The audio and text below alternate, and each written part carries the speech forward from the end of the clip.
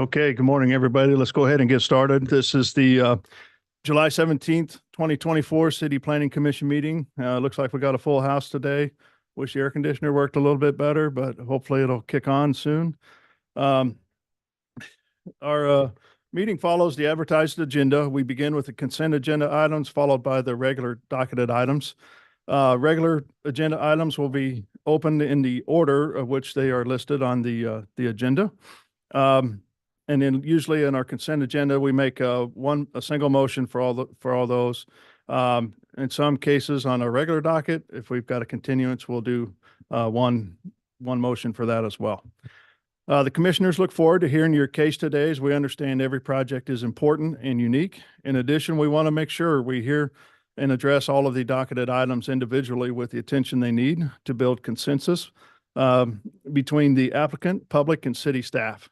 We also believe we can reach consensus by being brief yet heard.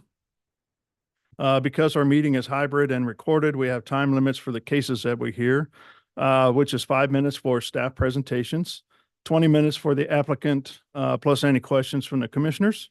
Then once we move to public comment, I will call on those who are joining us here live first, and then followed by those who are joining us virtually.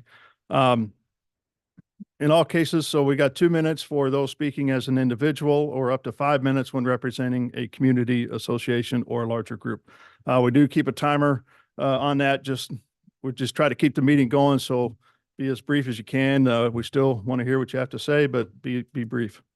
If you're joining us virtually, we ask that you are ready to go by having your camera turned on and your name correctly displayed down in the corner of your screen, so we can see who you are and make sure we've got that recorded correctly for the record.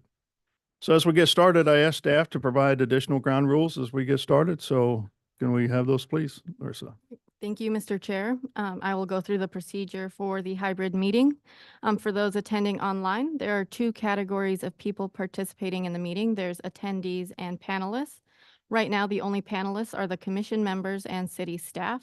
If you are an applicant or a citizen who is interested in a case, please use the raise hand function when the chair calls the case to let staff know that they should promote you to a panelist position.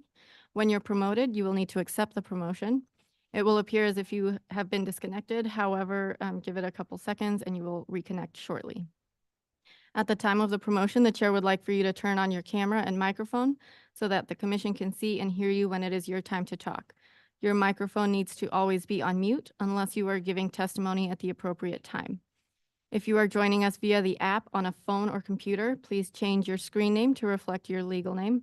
And understand that if you are calling in with a phone number, you cannot adjust your screen name and you will not be able to use the raise hand function in Zoom. You will therefore need to use the raise hand function by pressing star followed by the number 9. For those attending in person, please approach the podium when it is appropriate to give testimony. You need to have your exhibits, such as presentations, photos, and maps, ready on a jump drive and email those exhibits to your planner. If you are in person, there's no need for you to be on the Zoom meeting as well. And joining the meeting both ways will cause a lot of unnecessary feedback and audio disruptions. When the chair is ready to take public testimony, we'll begin with those in attendance in person and then move to those attending virtually. And as a reminder, the chat box is only for questions about the agenda. Merits of each case should not be discussed. And that is all, Mr. Chair. All right, thank you. Let's go ahead and get started with today's meeting, beginning with just docket item C1. I need to recuse, so Tyler's going to run that one. Okay. Docket item C1 is case number CLD, Final Plat 2024-16, a request to approve a final plat in District R-5, which is a residential zoning district, on about 29 acres, generally located on the west side of Grandview Road at Kings Highway, creating 2 lots and 3 tracks to allow for a residential and golf course development. Staff is recommending approval with conditions.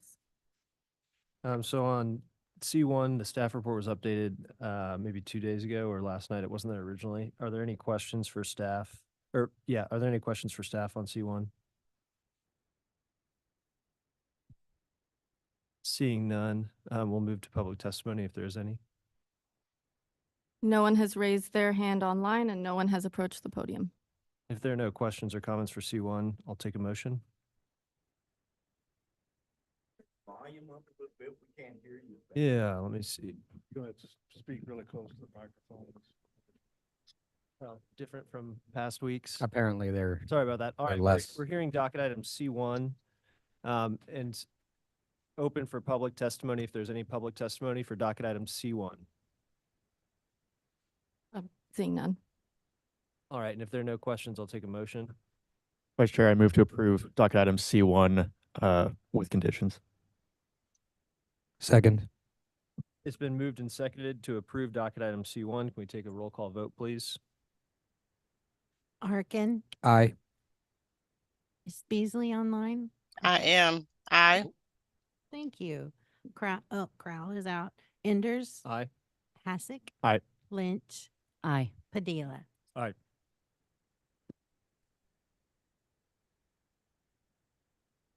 The motion passes. We'll welcome Chair Crowell back. Okay, let's go ahead and open up the rest of the consent agenda items, please. Okay. Consent item C2 is case number CD CPC 2024-79, a request to approve an MPD final plan for a data center campus in District MPD on about 500 acres generally located at the northeast corner of I-435 and Highway 169. Staff is recommending approval with conditions. C3 is case number CD CPC 2024-26, a request to consider approval of a project plan in districts UR/US, which is urban redevelopment and underground space, allowing for 307,000 square foot of office and warehouse development on about 42 acres, generally located at the southwest corner of Northeast 48th Street and North Arlington Avenue. Staff is recommending approval with conditions. Case C4 is case number CD CPC 2024-81, a request to approve a project plan to allow for retail sales and gasoline and fuel sales in District B2-2 on about 1.62 acres, generally located at North Indiana Avenue and Northeast Berry Road. Staff is recommending approval with conditions. And C5 is case number CLD Final Plat 2021-61, a request to approve a final plat in District UR, which is urban redevelopment, and creating one lot for mixed-use development on about 0.92 acres, generally located at the northeast corner of Gillum Road and East 31st Street. Staff is recommending approval with conditions. Okay, thank you. Any questions from the commissioners regarding docket items C2, C3, C4, or C5? No. Seeing none, I'm let's sorry, go Chair. I have ahead. Two questions. One on C5. I was just curious if we could get an explanation from staff, since I don't think we've seen anything like it, where the project was held in neighborhood planning and development for an extended amount of time.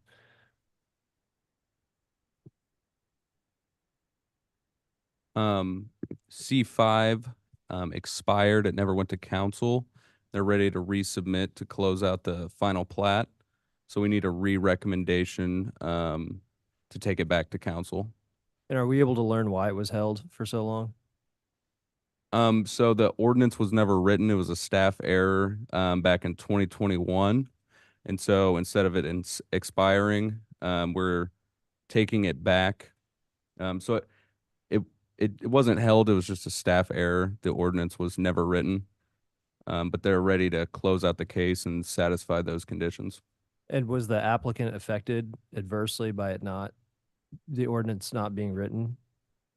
Well, they were affected because they can't proceed right now. So there is a little review period that got extended, but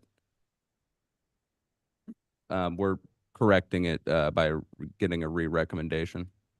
And was this more of a something more like tie up loose ends and create like or was it this more of like a paperwork type piece, and that's why the applicant didn't notice for multiple years and no one pushed it? Yeah, I think it was more of an error on our end. And so after final plat goes to council, there's a long wait period. They have to either build all the infrastructure, or if they bonded the project, they can come back and it goes a little faster. But this one, I think it was more an error on our end that neither of us caught. Okay, thanks. And then if Olafu or someone is around for C3, I was just curious as I was glancing through the case if I could get a better understanding of the underground portion of the project because I wasn't able to decipher it from the drawings very well. And Olafu Agbaji is online.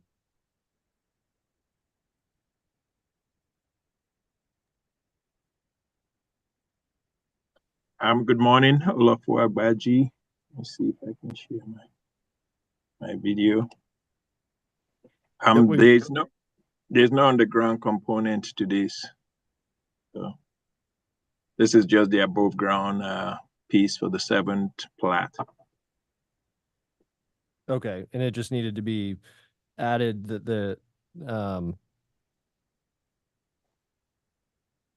so the entire plat includes the underground space, but the part that's being reviewed does not pertain to the underground space. Yes, it's just the zoning that is UR//US. The underground space occupancy is different from the above ground occupancy. Okay, thank you. Thanks, Chair. You bet. I do have one question on docket item C4. I know it's been around a little while, but can you just give us a reminder how this is not a part of the moratorium on fuel cells? Yep. Good morning, Andy Clark, City Planning and Development Management Division. C4 in the gas station moratorium, it states that any gasoline and fuel sales approved by council through a development plan prior to the moratorium can move forward. Okay. What's the status of the moratorium? Is that still going to expire here next month? It's set to expire on August 5th. Staff will be requesting a 1-month extension on that moratorium due to the 3-week outage that we experienced in May. And will there be a report or something prepared for that as part of that There review? is an update tomorrow at business session, but we could add it to our additional business to the next CPC docket to give you an update on staff's recommendations. Yeah, I think that'd be a good idea to have that. Okay. Any other questions from the commissioners on the consent agenda items? Orstein? No, I was just thinking the C5, I thought was originally a rehab and they've since tore that building down. Person on mute. So Okay. no, I'm fine. All right, thank you. So at this time, we'll go ahead and open it up for any public testimony. If there's anybody that would like to speak regarding docket items C2, C3, C4, or C5, please come forward or raise your hand using the Zoom feature and you will be called upon. No one has approached the podium and one person has raised their hand and I will promote them. Okay, Meredith, can you make me a host? you say there was one person? One person. Okay, Can you make me a host?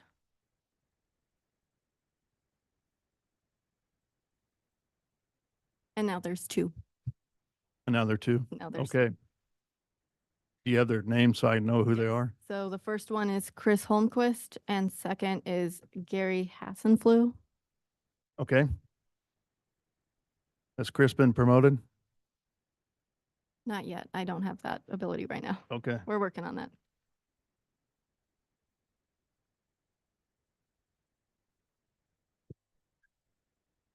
Okay, Chris and Gary have been promoted.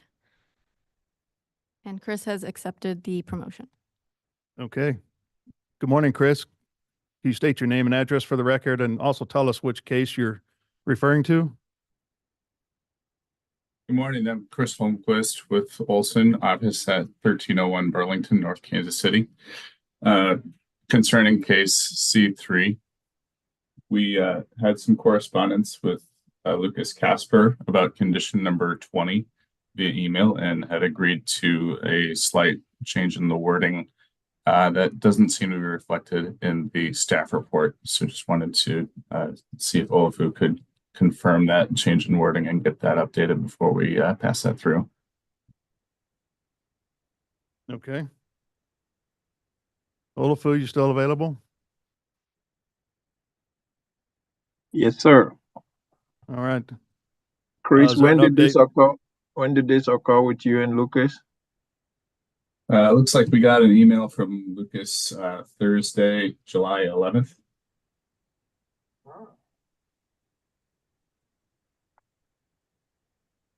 Okay, just give me a minute. I'm looking and searching. So is it just that one condition? What number is the condition? Number 20. Okay, give me.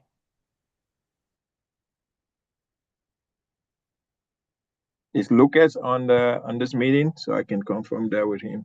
No, I'm on the call. Olafu, what is the condition? Number 20 says a developer must grant a BMP easement to the city as required by Casey Water prior to recording the plat or issue of any building permits. Yeah, whichever occurs first was the agreed to language. We can hardly hear those that are online. Is there a way to turn that up? Yep.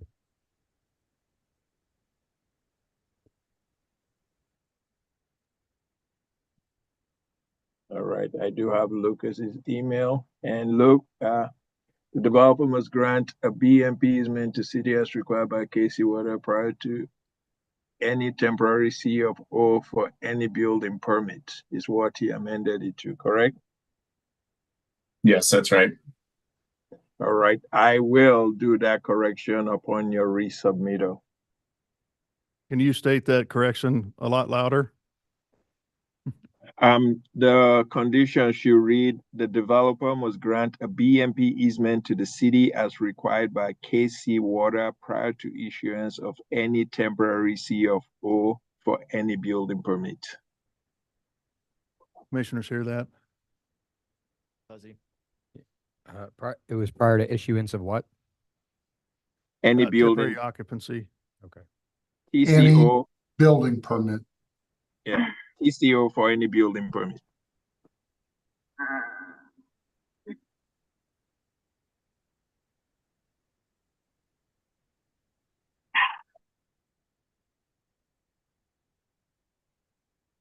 Okay, everybody hear that? I still can't hear it. I've let Alec know. Got it down? Or you're getting it turned up? I'm trying to get it turned up, yes. Okay. Can you hear me now? I'm speaking right into the microphone. Yeah, I think it's something on our end. The volume's lower. Okay. Yeah, say it again if you don't mind, Olafu. It says the developer must grant a BMP easement to the city as required by KC Water prior to issuance of any temporary certificate of occupancy for any building permit. Okay. Got that one. Or In your Any microphone other one, Chris? was it for before. or okay, before Before, any building permit? Because okay. correct. When do you get It's a actually temporary for. occupancy permit before a building permit? No, for any building permit. TCO for FOR, any building No? permit. Anyway, okay. Yeah. It's TCO Okay, for any anything building else? permit. Oh, we had one more person online. Yes, you have Gary is no longer on, Gary Hassenflew. Gary Hassenflew? Okay. Yes, I'm here. Can you hear me? Hi, Gary, can you say your name and address for the record and what case you're talking about? Sure. Gary Hassenflew, 2001 Shawnee Mission Gary, Park. we can't hear you. It's still on your end because I hear him fine online. Ornstein, too. Looks like Miss Beasley can hear them. Should I keep talking so we know Yeah, what, something. hear me? No, hold on. They can't hear you. Can you hear me, Mr. Hassenblum? Oh, yeah, loud and clear. Yeah, they can't hear in the room. Ornstein, we can just barely hear you. We're working on it. Yeah, I'm telling you, we're good online. It's actually the room that's having a problem. We need subtitles.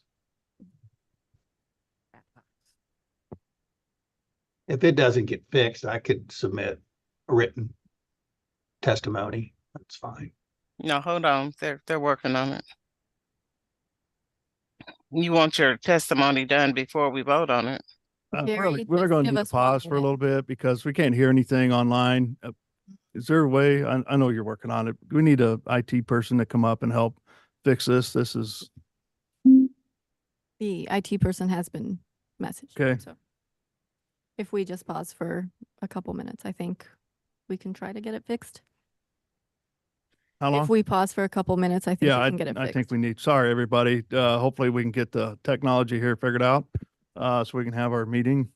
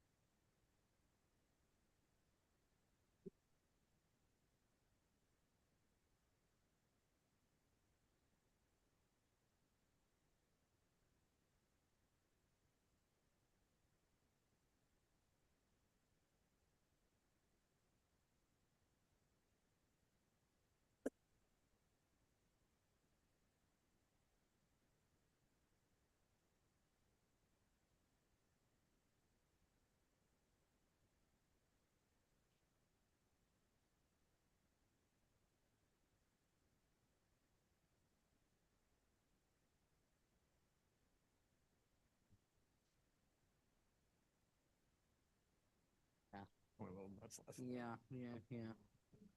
But.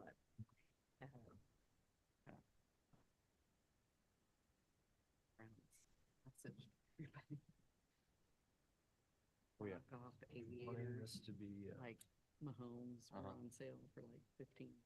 I mean, whichever comes first. Like every kid at the Every year, school. has got every year I their- build my wish list and I do all my Christmas gifts, like right around that time. Oh, really? I haven't thought about So, that. It sucks, you're like holding it for half a year, but rather than run around. After Easter, like any fun gift. Birthday present. Some of them are saved for Christmas, but That's got screwed. My birthday was on, in that time. So like it's Hanukkah is right there as well. Yeah. So everything kind of gets Much fun together. Yeah. My dad's birthday was on Christmas Day. Well, we did try to make it. Yeah. Yeah, I just. We have 5 birthdays in 9 weeks. Yeah, the end of July and the first of October. Father-in-law on the 23rd, and then my father's the 24th. Oh, So Yeah. that's, family weekend. yeah. Yeah. So we normally like.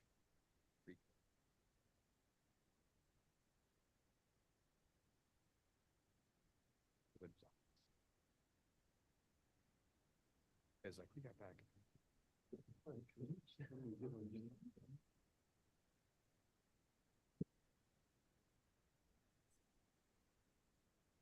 We were like.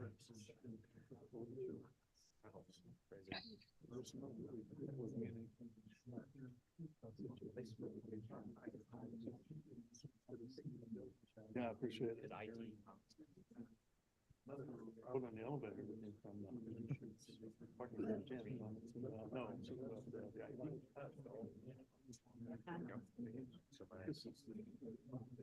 Every meeting we had. Well, I mean,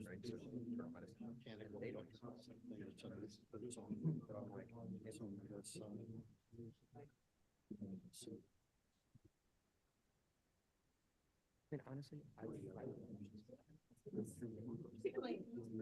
because like it's shitty all the dances, like I'll have 3.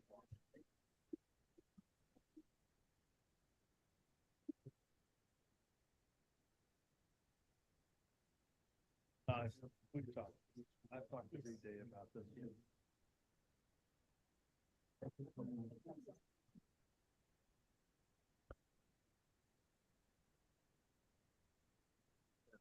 I asked for microphones attached to our head, kind of like this, that. I think we need possible problem solvers. You don't want that?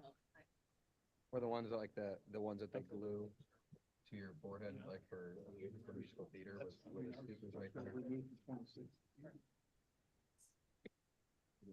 All right, I'm getting more copies. I'll give you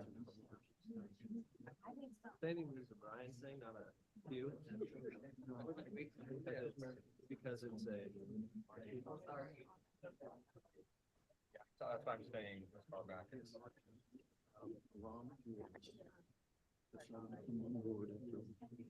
Years and years.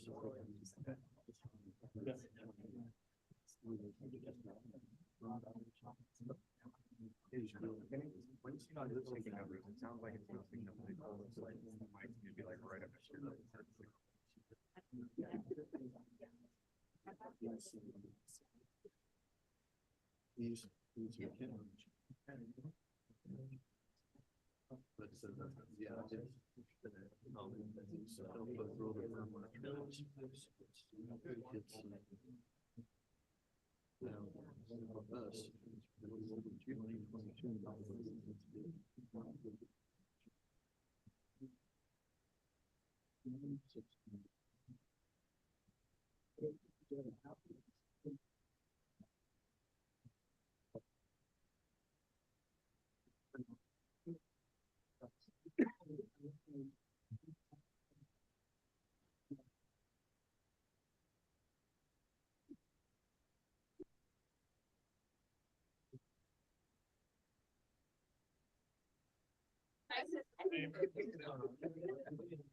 You know, but it's.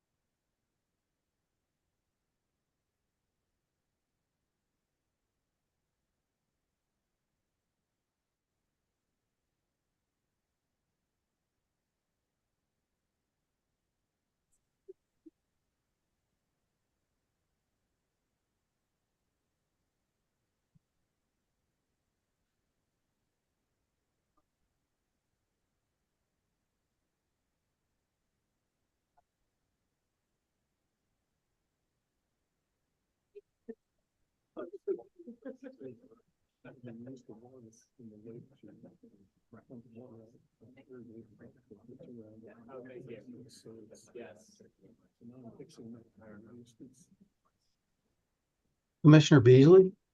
Yes. Yes, ma'am.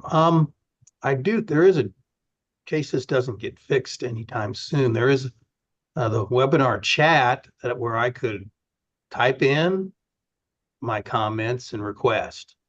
Hi, this is Anna Nanisky with staff. Merits of the case shouldn't be in the chat box. So you can either email the planner, even though you should be providing your own testimony, and they shouldn't really be reading the email for you. But the email can be attached to the case encompass PC for the CPC to review later. Yeah. So Anna, I think he was just trying to come up with a method to get his comments today, because That's correct. Yeah, understood. We just have to, follow certain protocol. So if you just want there's no guarantee that the CPC would review any emails that would be attached to the case today, like actively, since the hearing has already been. You cut off there, Anna.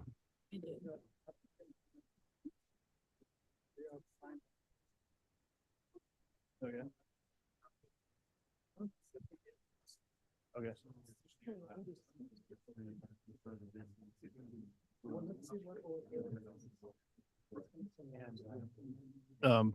Borstein, can you hear us now by chance?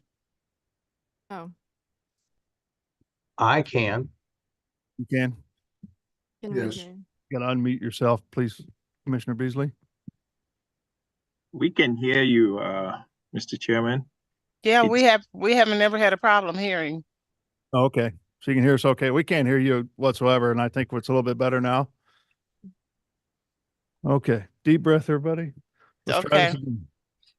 Okay, let's go back to Olafu, if you're still available. We couldn't hear what you're saying about the update to condition number 20 on docket item C3. Can you restate that, please? Hang on, if I can still pull it up. I think I closed it. Maybe? Just give me a minute.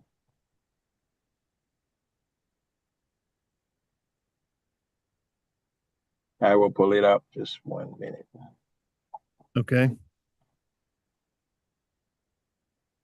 Mr. Casper.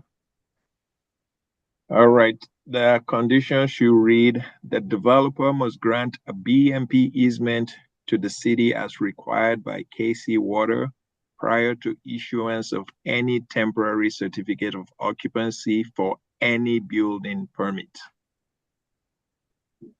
Did you get that, Commissioner? Okay, because I didn't. All right, so I think we got that, maybe.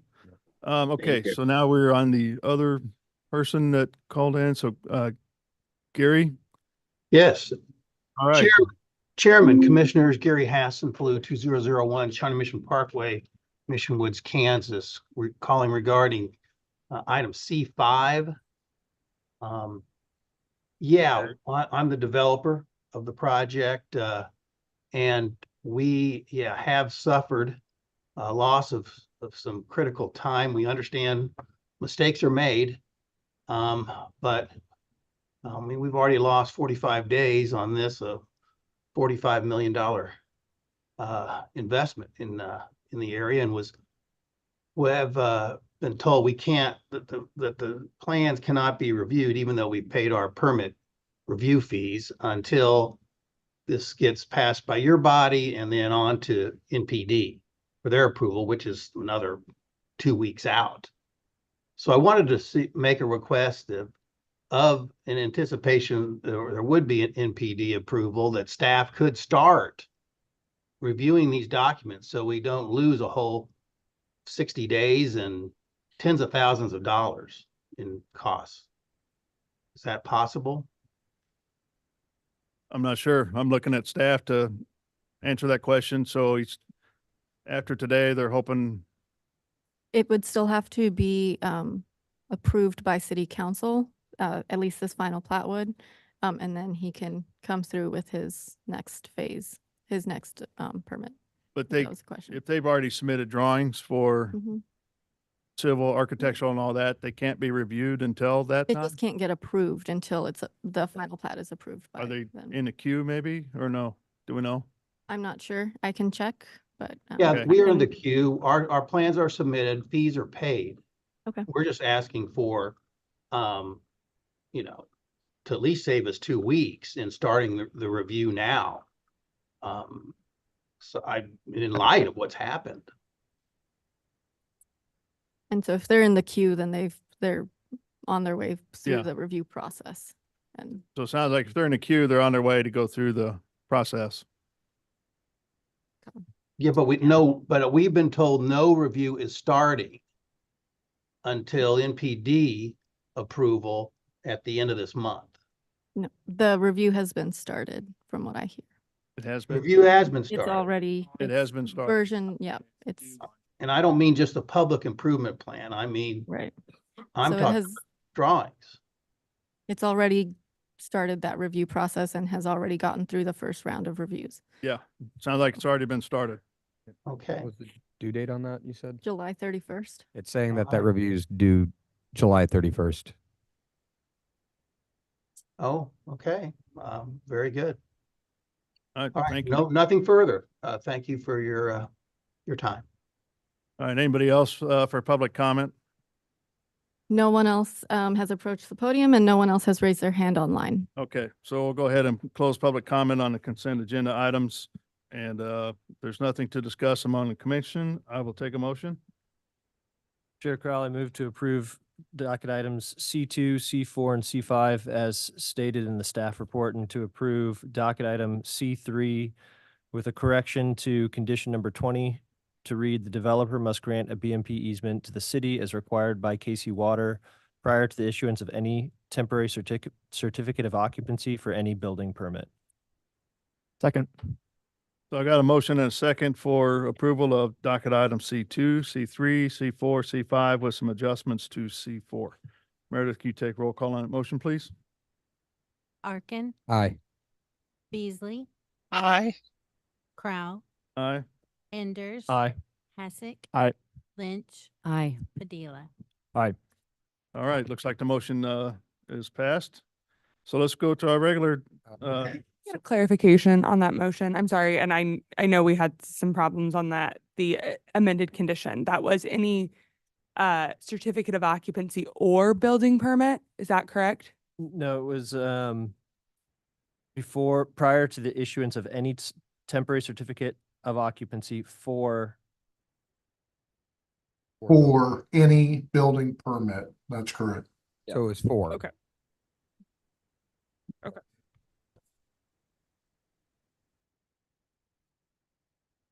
Okay, let's go to the regular agenda items, beginning with those that are looking to be continued to another date. Starting with regular docket item number 2 is case number CD CPC 2023-159, a request to approve a development plan which also serves as a preliminary plat in District R-5 to allow for 5 residential townhomes in 2 phases on 1 lot on about 0.73 acres, generally located at the southeast corner of West 49th Street and Sunset Drive. Staff is recommending continuance without fee to August 7th. And then docket items 9.1 and 9.2 are companion cases. 9.1 is case number CD CPC 2024-73, a request to approve an amendment to the slope area plan from residential medium high density to mixed use community on about 11.05 acres, generally located at 3427 East 59th Street. And 9.2, case number CD CPC 2024-72, a request to approve a rezoning from R-1.5 to MPD with associated development plan and preliminary plat for a health services campus on about 11.05 acres. And both of those are located at 3427 East 59th Street. Those are both continuance without fee to August 7th. Okay, any questions further from the commission regarding continuance of docket items 2, 9.1 or 9.2? Okay, seeing none, let's open it up for public testimony. If there's anybody that would like to speak regarding continuance of docket items 2, 9.1 or 9.2, please come forward or raise your hand using the Zoom feature and you will be called upon. No one has approached the podium and one person has raised their hand. Karen Calder is being promoted to a panelist. Karen, please accept the promotion. She has accepted the promotion. Okay.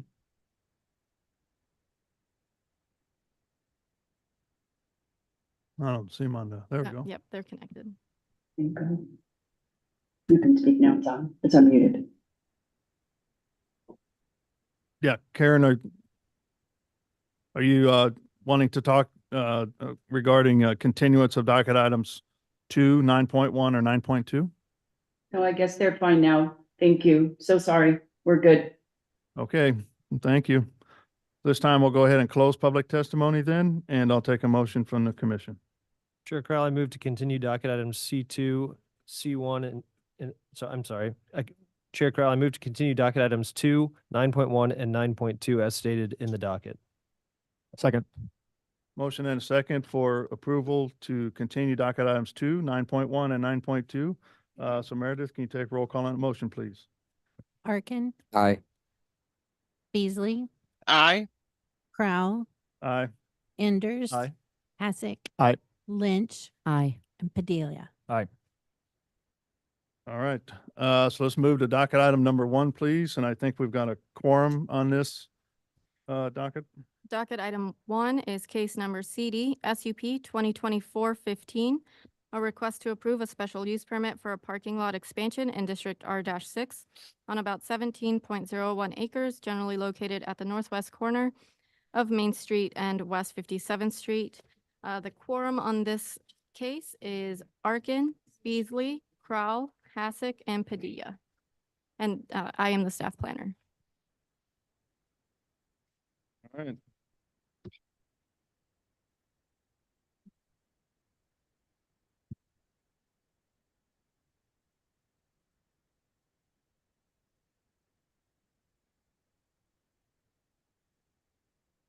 Yes.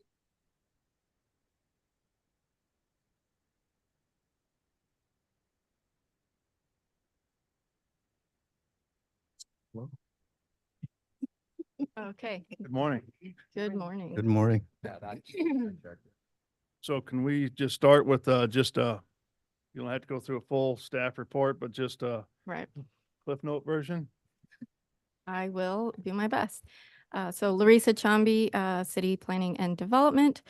Just a very quick recap of this application, and let me share my screen and we can start.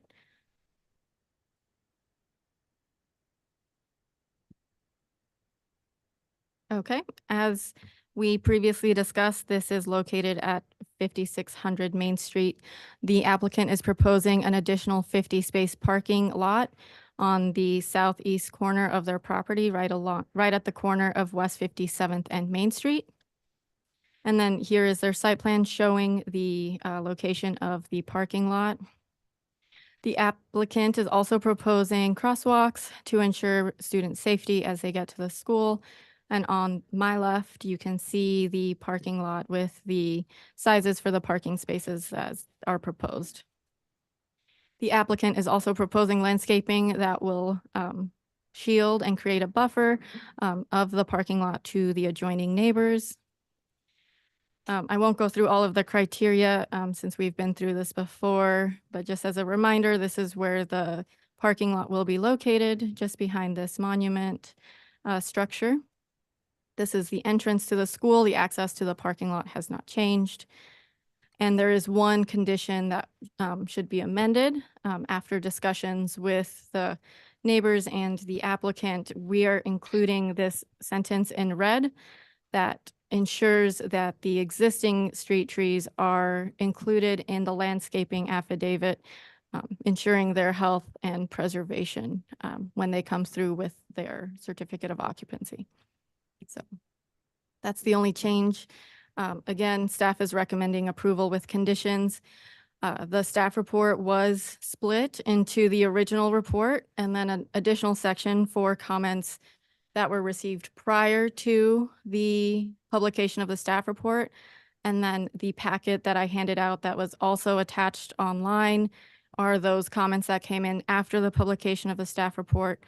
And there's a mix of support and opposition in those letters. So I can answer any questions if you have them. Okay, thank you. So any questions from the commission regarding docket item 1? And just to recap, we heard regarding the parking lot at St. Teresa's. So did they have additional meetings with the neighborhoods? They did have additional public meetings, and the applicant has a presentation that shows the timeline for their project if you would like to see that as well. Okay. All right, well, let's go ahead and welcome the applicant then. Good morning. Good morning, everybody. I'm hopefully not too loud or my name is Roger Barrett with SK Design Group Civil Engineers. We're the prime on the project. This morning, we have several St. Teresa's Academy people that are on our team, and I'd like to introduce them next. Thank you, Roger. Thank you to staff and thank you to the commission for consideration of our project. My name's Babette Macy and I've been engaged by St. Teresa's to help them through this process with building their parking lot. As Roger mentioned, he's our civil engineer for the project. We also have Multi-Studio as our landscape architect, and Robert Whitman is in the audience to testify with any questions regarding the landscape architecture.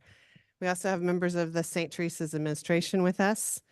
We have board members, I think, that may be in person and online on Zoom. We have members from the Order of the Sisters of St. Joseph. And for those of you that may not know, the Sisters of St. Joseph founded the school over 150 years ago. And about 115 years ago, they moved the school to this location. And while the members online that may be available to testify are not 115 years old, we really greatly appreciate their stewardship and support of our mission.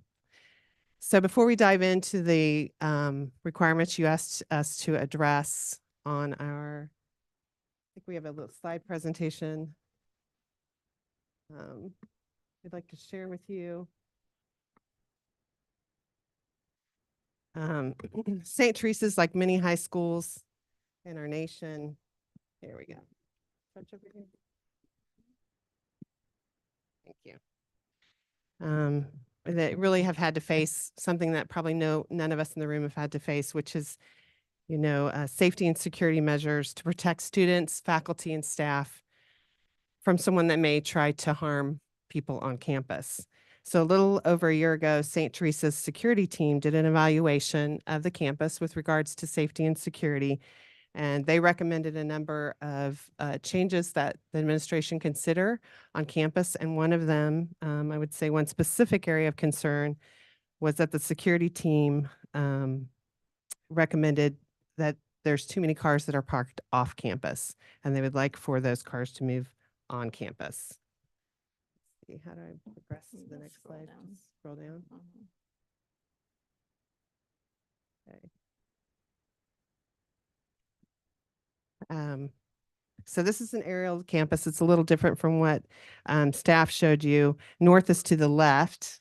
You'll note that the parking lot on the right of the screen, the larger parking lot on the south, and there's two other parking lots. One on the northeast side of the parking is oh, good. I'm not left-handed, so. Yeah, if you don't mind, Roger. One on the northeast side, kind of by the track, and then one south of there as well. So we have 3 areas of parking on campus. Great. This area there is where the parking lot. Yeah. So our security team emphasized the need to move as many cars as possible from the streets. Right now, students park along, students and faculty and staff. Wow, this microphone, I apologize. Park along Main Street and also to the south on Wyandotte Street. And then they also filter out into the neighborhood on some of the neighborhood streets. So when the security team inquired about possibly building another parking lot, the administration asked us to engage a civil engineer, a landscape architect, and come together with some suggestions on potential concepts for a parking lot.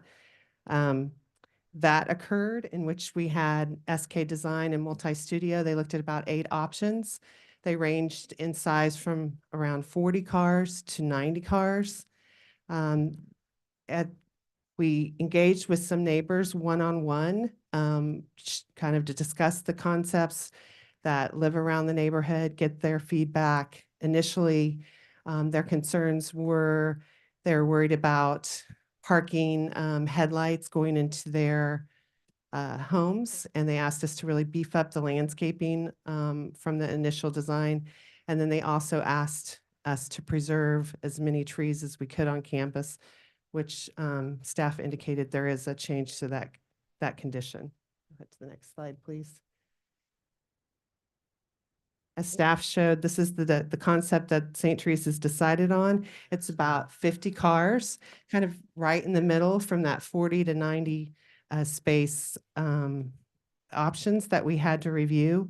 The reason St. Teresa's picked the 50 car option was we felt like it was a middle ground. It was still going to allow us to bring a significant number of cars off the surrounding streets onto campus, but also allowed us to preserve some mature trees on campus and preserve some green space on that southeast side of campus that Larissa showed behind the sign. So this is kind of middle ground for us, and that's the reasons why we selected the 50 space parking. We'll go ahead to the next slide, please. The design was modified with changes to enhance the landscaping and protect those tree-lined corridor along 57th Street. We submitted the application with the city, and then we held 2 neighborhood meetings, one with Countryside Homes Association and then one with the Warnell Homes Association members. The one with Countryside was their annual meeting. We came to their annual meeting, and we attended the meeting with them and presented the project to, it was a large group of homeowners at that time. We mentioned the timeline, and I thought it might be helpful for you to see kind of when our security team gave the evaluation, what the administration chose to do with respect to developing the concepts, taking in input from the neighbors. And after we had the input from the neighbors with the large meetings that I referenced with the 2 homes associations, we felt the need, it would be important to engage another design professional to look at the traffic, how we park, how we also do drop off and pick up based on the concerns of the neighbors. So we engaged Caw Valley engineers with a traffic study. And this is that study was not complete the last time we spoke with you all.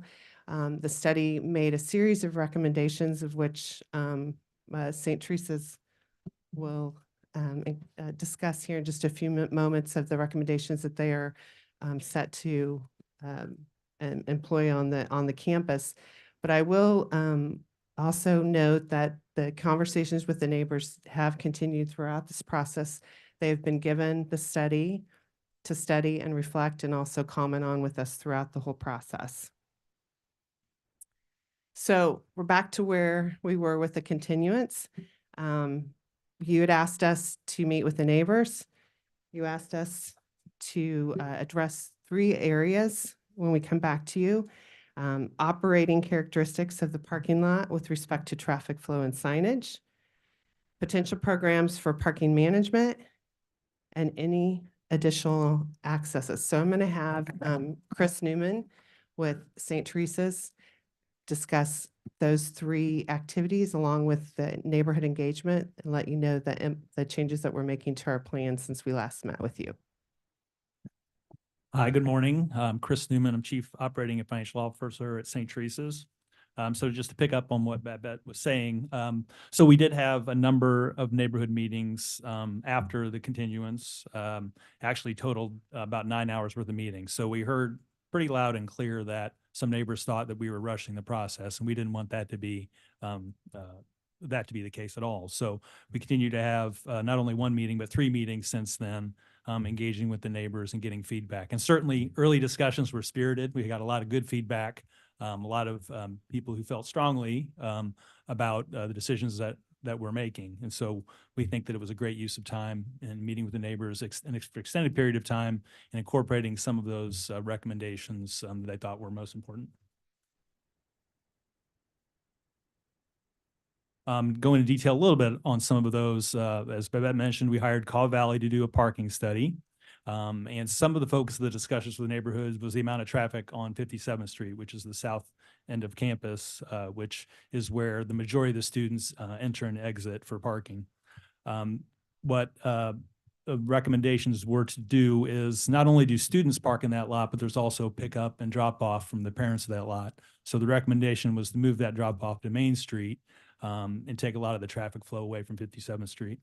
Additionally, as students come into the lot turning left, that holds up traffic as well. So recommended to do right turn in, right turn out of the lot to keep traffic flowing constantly instead of having people stop for left turns. Another thing that was identified was to not have all students. So where the study or the expansion adds 50 parking spots to the south lot.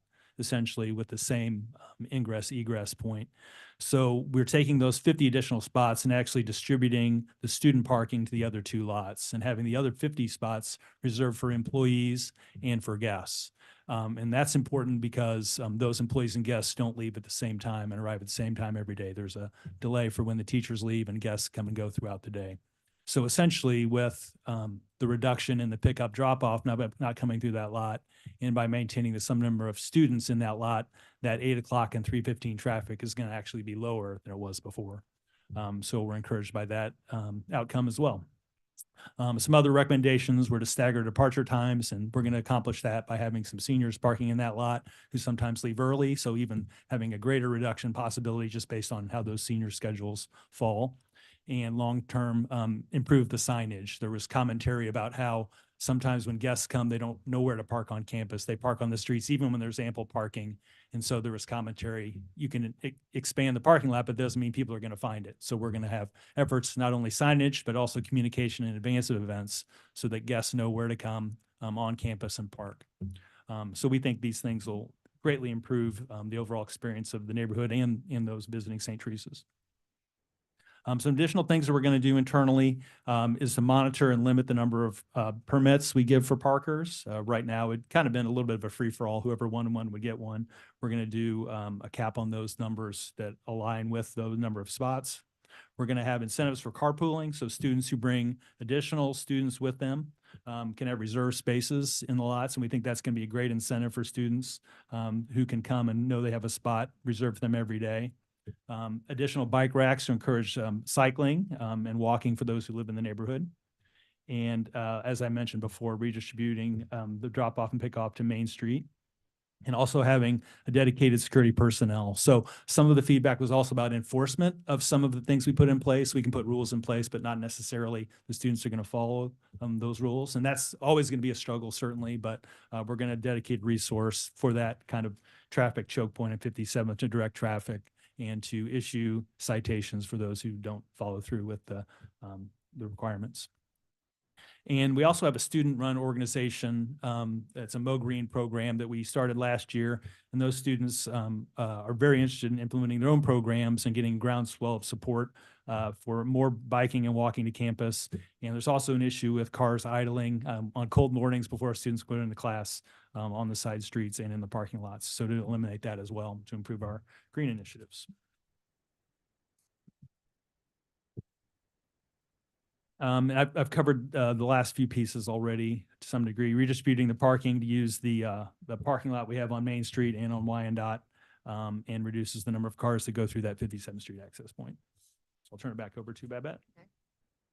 Thanks, Chris. So just in summary, we wanted to let you all know that we have had extensive neighborhood and community engagement on this project.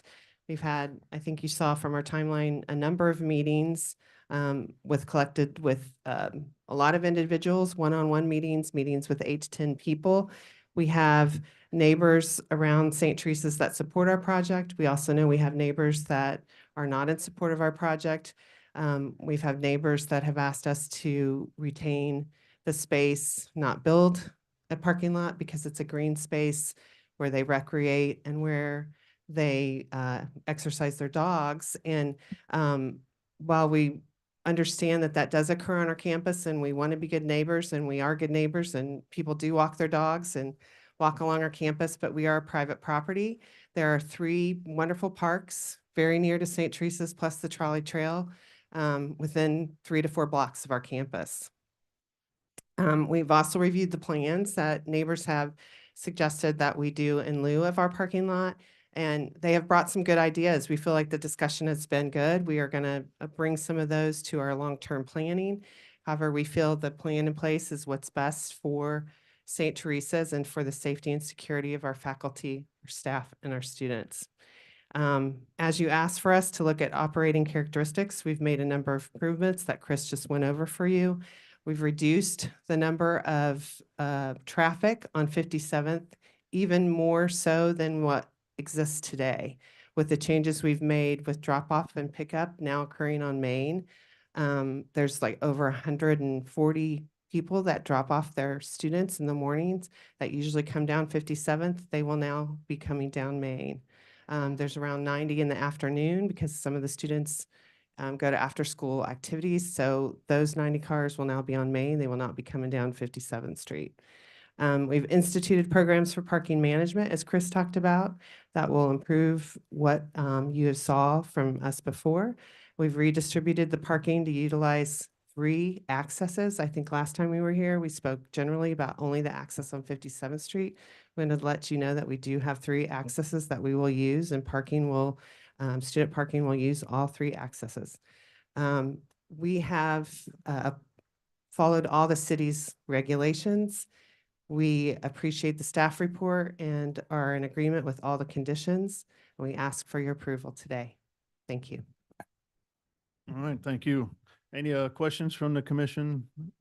Yeah, I've got a couple. First off, thank you for re-engaging with the community, kind of much more detail on this time. So I do appreciate all of that and all the measures that you guys went through. I had a couple of questions. One might have been a contradiction or not sure. You had mentioned that this additional lot is going to be employee and guest parking, and then mentioned something about seniors in the lot, or is that the seniors are going to be in a different lot? Sure. So the south lot now has 166 spaces, and the expansion is going to increase it to 216. Okay. So the concern was we're adding 50 more students to that lot, so it's going to be 200 students leaving, when in reality, we're going to keep those leaving at 166. And then that deep lot is going to be just teachers, staff and right. guest. Okay. Right. That was one question. I did see your, I guess, landscaping plan. I saw the trees next to it. I didn't see the height, like when they're mature, the ones that are blocking off the road. Do we know what maturity height those trees will be at? Sure. I might ask Robert to, if you don't mind, stand up to the podium. When we initially met with the neighbors, they did ask, all of our plantings were native, and they asked that we change out some of those plantings, and I'll let Robert address that for you. Yeah, Robert Whitman with Multi-Studio, a landscape architect, and the trees surrounding that generally are going to be larger height, more shade tree in heights. It's a mix. So some are ornamental, be in the 20-foot range. Some will be mature trees in the 50-foot range. Okay. And last question, or maybe one more after that.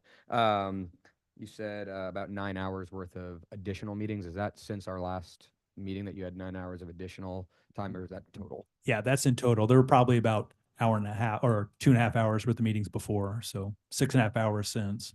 Okay, so more than double. Okay. I'm good for right now. I'll let anyone else have questions. I just first of all, thank you for the additional work that you guys have put into this. I think there's some good compromise solutions that are here. I just have one other question, and I apologize if this is a question I had asked previously. How many off-street cars do you anticipate that you have currently there?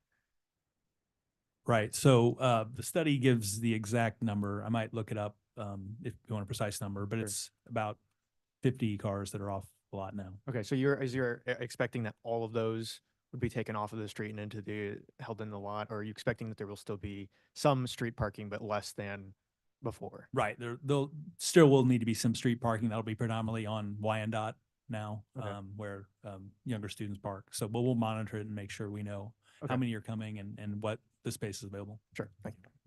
And I might add that the parking on Wyandotte and Main Street will be on the St. Teresa side. They park on the street side that abuts the campus. And while we had Call Valley come and do the traffic audit, it was, 1 to 2 days that they were there. It varies. So it could be more than 50 on some days. It could be less. It just varies. It also, we do have, visitors to campus 1 day a month. We have alumni that come and play bridge at campus. So it just varies. It So depends. correct me if I'm wrong, there is only parking on the St. Teresa side on Main Street, correct? Correct.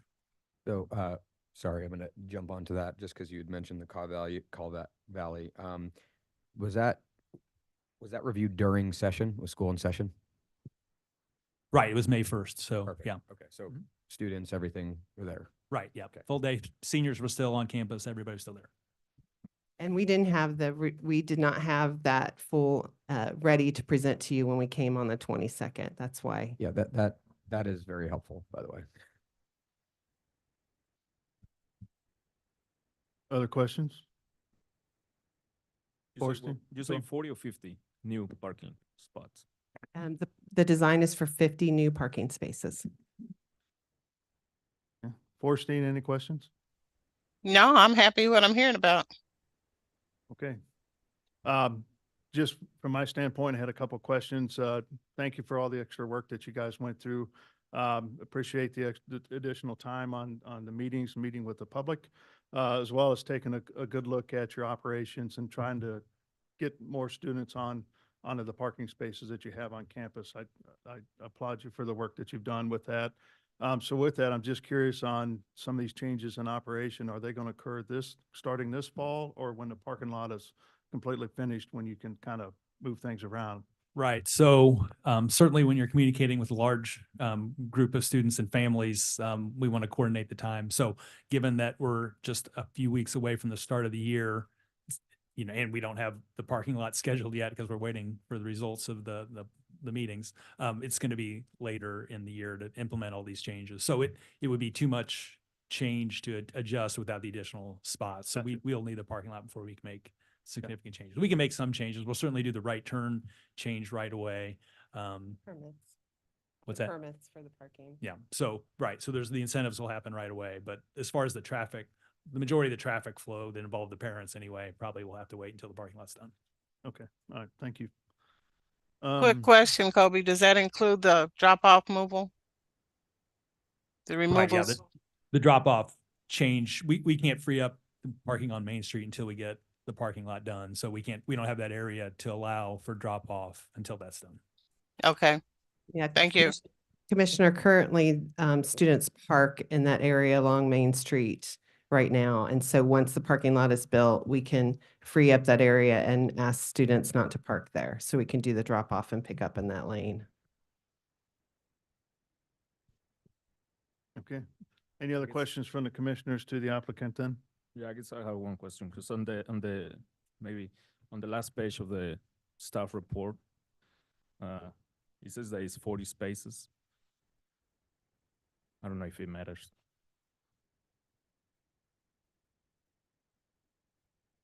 Page 103. Oh, no, I think that was a Was pretty- revised from one of the emails that what they're suggesting rather Okay, than, okay.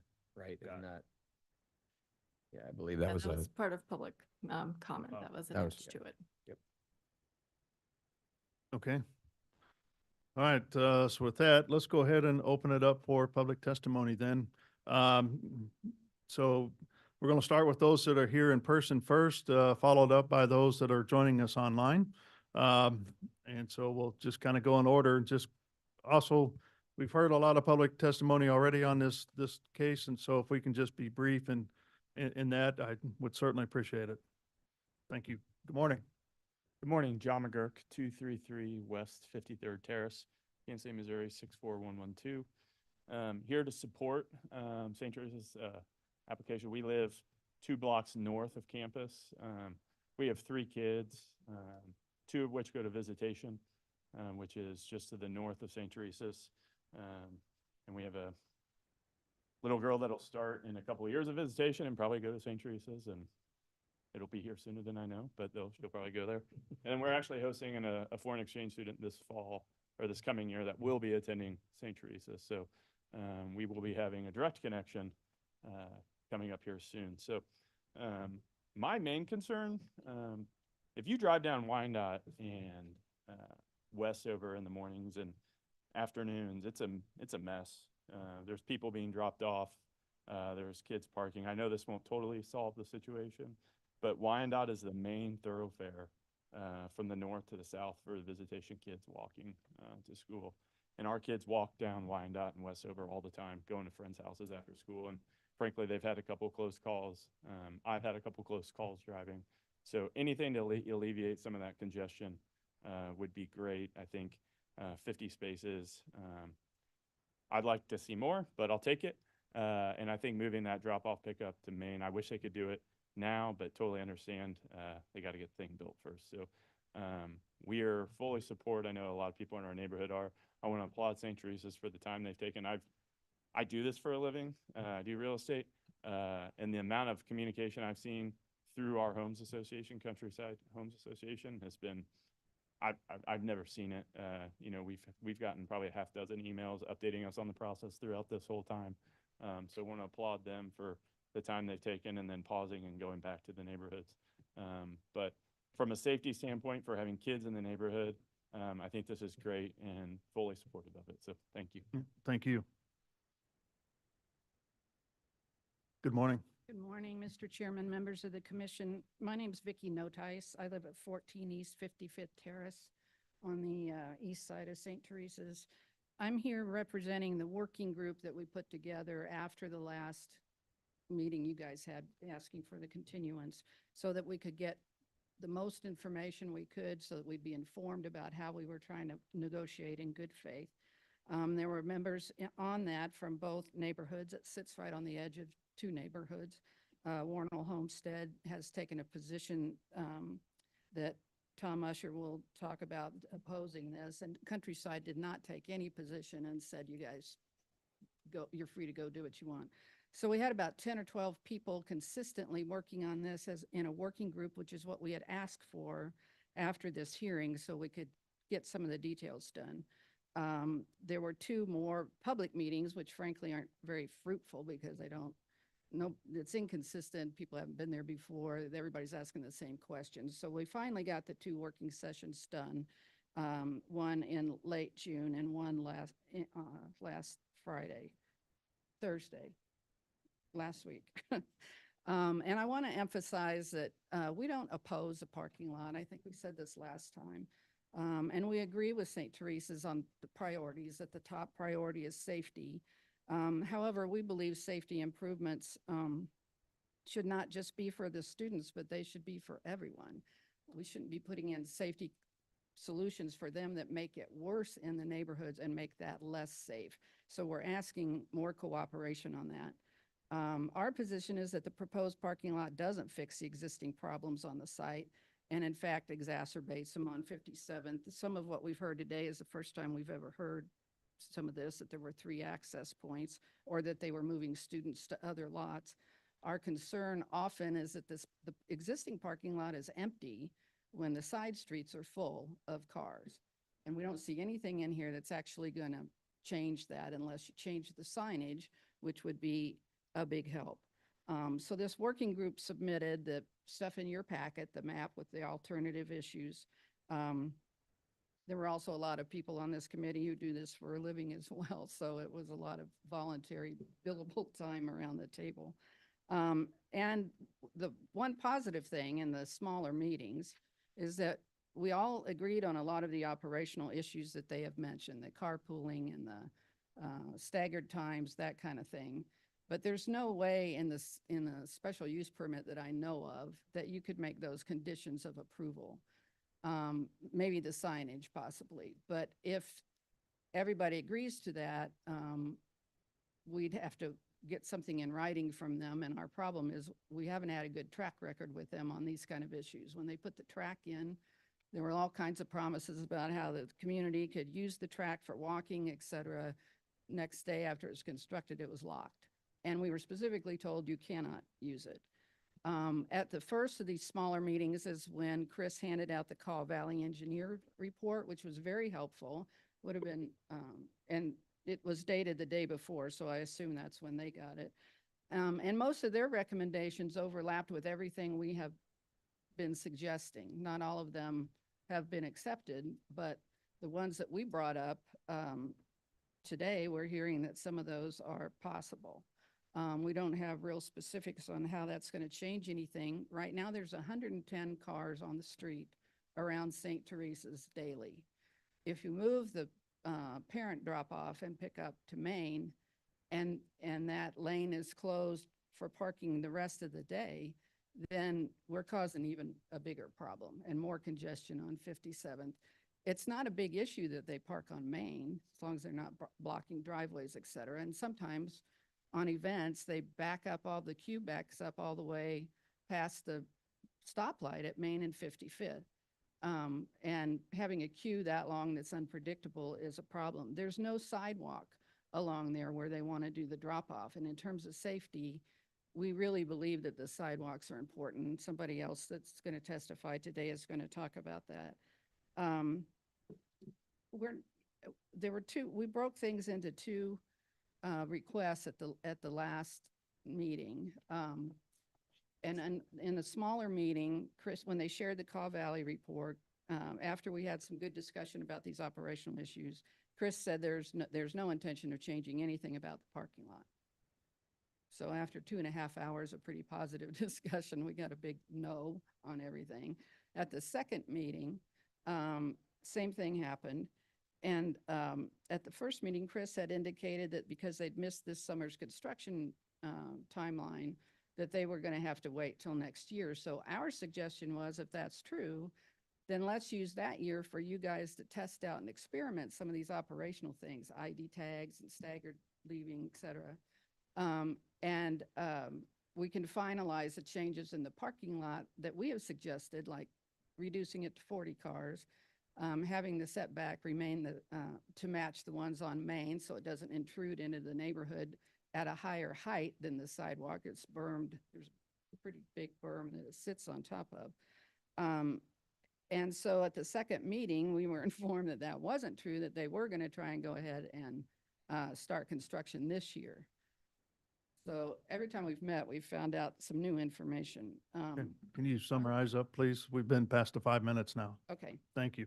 We're not asking for the moon. We're just asking for them to take responsibility for the situations that they cause by the use of their site and to work with us directly as people who live around here, live around the school, to mitigate the problems that are there now and the ones that are going to be caused again by the addition to the parking lot. Thank you. Okay, thank you. Good morning. Good morning. I am Dr. Siobhan May Washington. I have the honor of being the president of St. Teresa's Academy.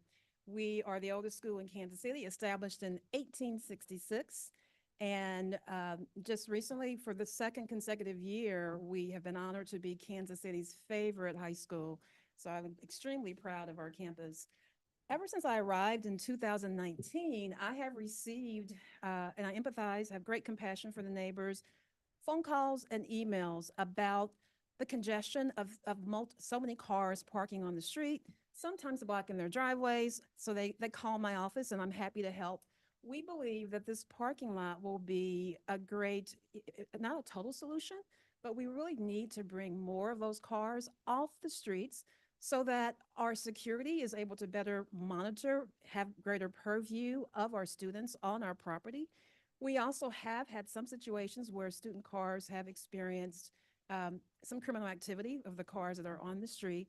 So we really do want greater purview, custody, the ability to monitor our students on our property. We do believe wholeheartedly that this will be a great benefit for the neighborhood to take many of those cars off the street and onto our parking lot. In addition, as my team has mentioned, we are happy that more parents, more alumni are coming to our school during the school day for masses and bridge and various campus events. And we want to be able to provide greater ease and parking. To be able to have this additional 50 spots will be a great blessing for us. So I wholeheartedly want you to know that we are good neighbors. We're working to the best of our ability to provide this compromise. And I humbly ask that you do approve us to be able to build these additional 50 spots on our private property so that we can better supervise and protect our students. Thank you. Thank you. Mr. Chair, Yes. my time is steadily dwindling away. Will you still have a quorum if I had to leave? Yes, we've got Oh, 4. okay, thank you. Thank you. Good morning. My name is Jason Orr. My wife, Catherine, and I, along with our 2 small children, live at 12 East 57th Street. I am part of the Committee of Directly Impacted Neighbors. The following are statements from STA administrators and agents from our meetings. Quote, "It's just a parking lot. What's the big deal?" This struck me as dismissive without an understanding of the issues and without any historical context. Additional parking capacity means more trips to an already overloaded street and will not bring cars off the street. It's simply more cars. This has a negative impact on neighborhood safety. I've been in the neighborhood for almost 20 years. Unmitigated traffic from STA has always been a safety issue. Quote, "We cannot control what happens outside of our property. This statement again is dismissive and not at all in harmony with the surrounding neighborhood. Traffic congestion is caused by activity in and out of STA campus. The same traffic goes through the neighborhood. With proper planning, STA can control their impact on the neighborhood. We had a traffic study done, but it's not a real traffic study. This came as a surprise to everyone as it was done after the permit application. When it was shared with the committee, we found it to address most of our traffic concerns, included actionable data, and has many recommendations we can support. Quote, the neighborhood doesn't have consensus, a consistent comment and a tactic used to diminish the good faith effort by our committee. We met many times as a committee and with STA to define problems and then provide our recommendations with plans. It should be noted that we are not aware of any support in the record from people who are directly impacted. Quote, we won't start construction until next year. When the continuance was granted, our committee was formed and we got to work. In subsequent meeting with STA, we asked about the timeline and we were told the project would be postponed to next year. We welcome the opportunity to use the time to work out any differences. In our final meeting, their intent to start as soon as possible was communicated and there would be no change to the plans. In the end, the only material information the STA provided was the Caw Valley traffic study, nothing to facilitate a way forward or any modifications to the plans. All conversations were driven by STA to only include operational solutions. When pressed about any opportunity to modify the plans, the response was also always, we are not changing the plans. Operational programs without modifications to the site plan are not acceptable compromises as there is no enforcement or remedy for breach or failed programs. Each meeting was a performative attempt to satisfy CPC requirements, nothing more. At first, I was opposed to the parking lot, but like everyone else, I kept the door open for discussion and to work with STA in good faith to find solutions that both parties can live with, which includes additional on-site parking. Our committee believes that there are other viable alternatives with positive outcomes for both parties and would like more time to work with STA. Thank you for your time. Thank you.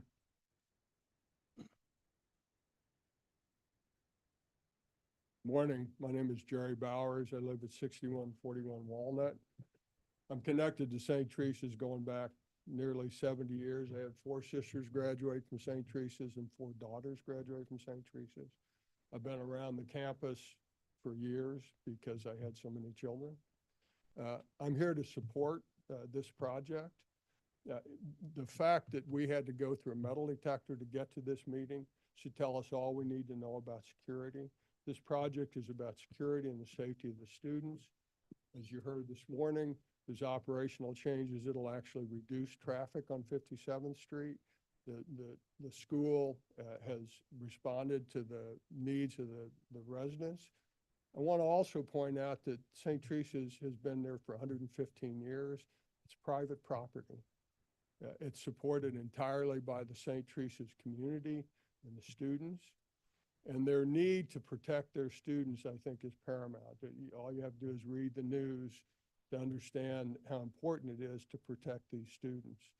The way we decide whether projects are acceptable to the community is by enforcing the codes and standards that are passed by the city council, and enforced by this commission.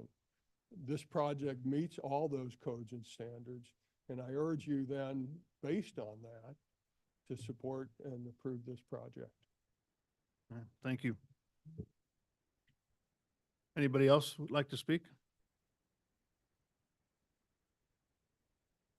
Good morning. My name is Tim Sachs. I live at 6101 Warnell. I am a member of the Warnell Homestead Association and a professional engineer with degrees in civil and architectural engineering and 25 years experience in the design and construction industry. I have 3 daughters who have each graduated from STA, and just last month, I was elected to the STA Board of Trustees. I am honored to volunteer my time and talents as a sign of gratitude for the impact that the institution has had on my family and tens of thousands of young women who come from all parts of our community. I also volunteered because I wholeheartedly believe in the leadership of Dr. May Washington, who I have found to be of great integrity, who communicates clearly and openly, and handles the very challenging responsibilities as caretaker of this historic institution with poise and grace. I believe in the noble mission of the school and in Siobhan's vision to ensure that it will continue to educate young women for many decades to come. and I will work hard to help her further develop and achieve that vision. For the last 10 years, I've had the professional honor and responsibility for the campus planning, design, and construction for Kansas City University, located, of course, in the historic Northeast neighborhood, as well as Joplin, Missouri. In that role, I've had the pleasure to come before this commission on numerous occasions. And while the experiences have not always been pleasant, I value the mission of this group and the processes by which you encourage institutions like KCU and STA to engage with our neighbors and work towards solutions that provide the greatest good. As a member of the surrounding neighborhood, I attended most of the meetings which STA has hosted regarding this project, and I believe STA demonstrated a genuine willingness and ability to listen and take positive action in response to the neighbors' concerns. I empathized with some of these concerns, and it was clear to me that the leadership of STA did as well. I appreciate that emotions usually run very high when any changes are proposed in a historic neighborhood, and it's worth noting that our neighborhood is blessed and/or burdened with a heavy concentration of both practicing and retired design professionals, myself included, who are especially impassioned when change comes to our front doors. I have a different recollection of some of those meetings, and I was frankly disheartened by the tone and rhetoric that was displayed by a number in the audience. And I commend the patience and the grace demonstrated by STA leadership, and also recognize that this is an unfamiliar process for them. So I think they demonstrated a lot of grace under fire. I believe Babette and Chris and others have already clearly demonstrated both the design and operational measures which STA has taken to reduce the traffic impacts on the surrounding streets and negate the negative impacts of this 50-spot expansion. I shared the hope with STA leadership that while we could never make everyone happy, we could find a middle ground to garner the formal support of the HOAs. Unfortunately, it does not appear a middle ground is available in the plan that was proposed by select individuals within these organizations. It is my professional opinion that executing all parts of their proposed plan would be neither fiscally responsible nor practical, and that it would severely limit the institution's future ability to modernize or expand its aged facilities. However, I still believe we have a common goal, and it was clear to me from that plan that we all recognize that both the young women and the community benefit by removing as many parked cars from the heavily trafficked streets.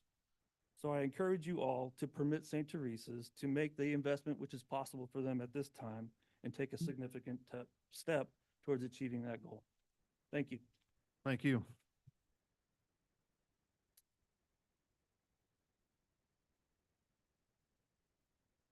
Hello, my name is Tom Usher. I live at 29 West 57th Street. I am one of the houses with the red X on it, as most of the folks here in opposition, frankly, are within the affected boundary. You've heard from some in support of the project, and I'm here to tell you that they aren't directly impacted by the project. So I'm also president of Warren Homestead Homes Association. Our Homes Association Board of Directors understands the importance of safety in the neighborhood as much as it is for the students. I think that's a shared concern that we both have. and that's my approach to this coming into this. The meetings that we've had, quite frankly, or as others have described it, I'm not gonna revisit that. I do want to particularly speak to the drop-off lane on Main Street killing 25 parking spaces. I question whether this is really about student safety if the new lot is for visitors and we're taking 25 spaces for parent pickup. We haven't done anything to move any of the students onto campus. I want to talk about the mid-block crosswalk, 8 feet wide, wheelchair accessible, that's right at the front entrance to 57th Street, or to the parking lot. I don't see that does anything. That seems like the craziest idea that I've heard, and I would ask that you save St. Teresa's that money and just don't do that. Crosswalks belong at the intersections where there are stop signs. I don't see anybody using it. the girls park on the St. Teresa side of the street. Why would they cross that street to the south? If this is not continued today as we would like to, we heard for the first time some concessions that we haven't heard in any of the meetings. Every time we've met, we've heard no changes to the parking lot. We have a list of concerns that whether if they can't be conditions, we've got to get them in writing somehow and enforceable somehow, or we've achieved nothing in terms of the neighborhood improvements of any neighborhood has gotten no benefit from this whatsoever. It's actually making things worse. Thank you. Thank you. Anybody else?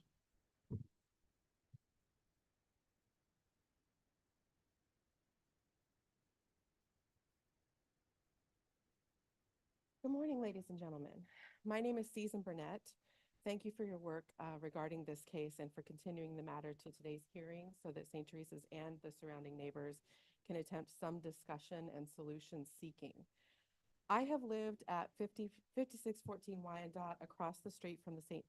Teresa's campus for 17 years, and I've watched it progress from a campus of 3 buildings surrounded by acres of green space through the addition of 1 building, expansion of another, parking lot expansions and reworkings, the building of the track and field facilities, which now cover the entire north end of St. Teresa's campus.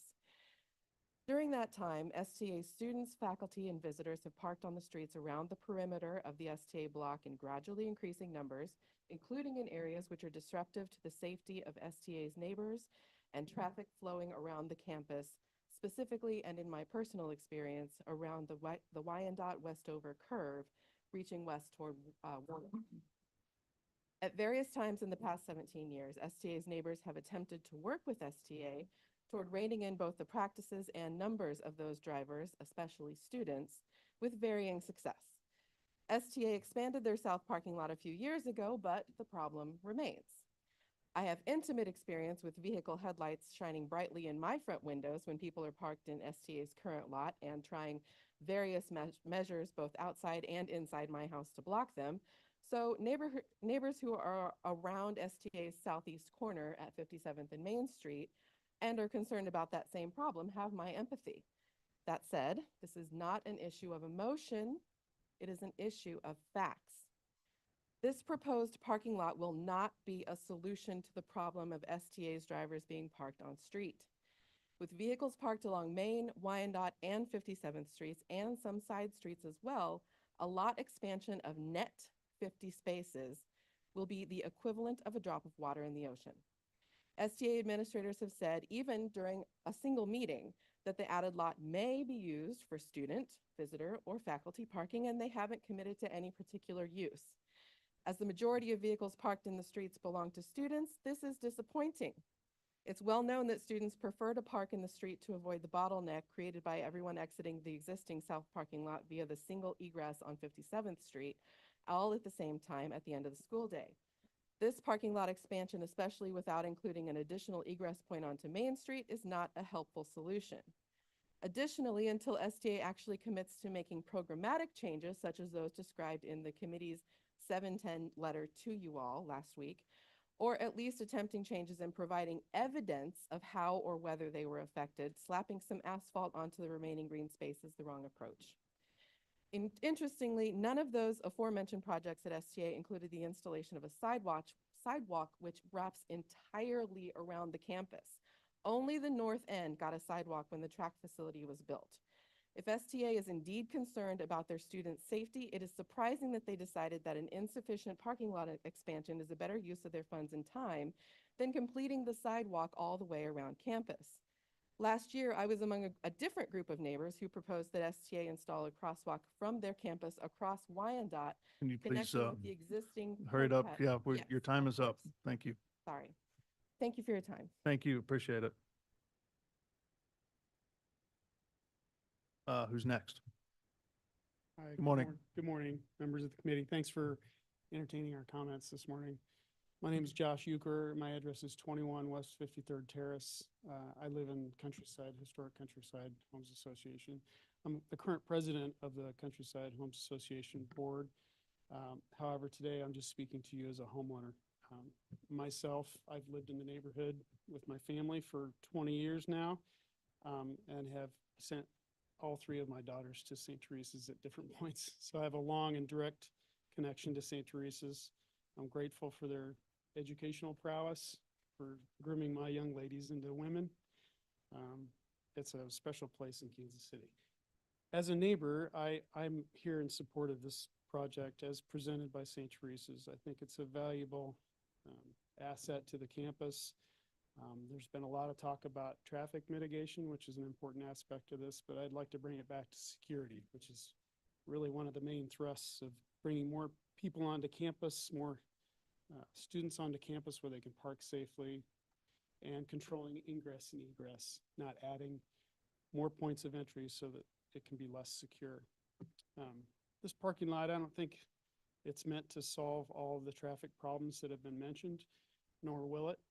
I think some of the concerns that are absolutely valid about traffic in our neighborhood in general. However, I wouldn't place the blame on St. Teresa's students solely for all those incidences or traffic. I would commend St. Teresa's for their willingness to dialogue with the neighborhood. Those meetings have been extensive and numerous. However, I think as presented today, this project is a really valuable asset, keeps the campus looking pastoral and beautiful. I think the addition of layers of landscaping hopefully is really meant to mitigate some of the headlight concerns of the neighbors. I appreciate your time. Hopefully I ask for your approval of this wonderful project. Thank you. Appreciate it. Thank you.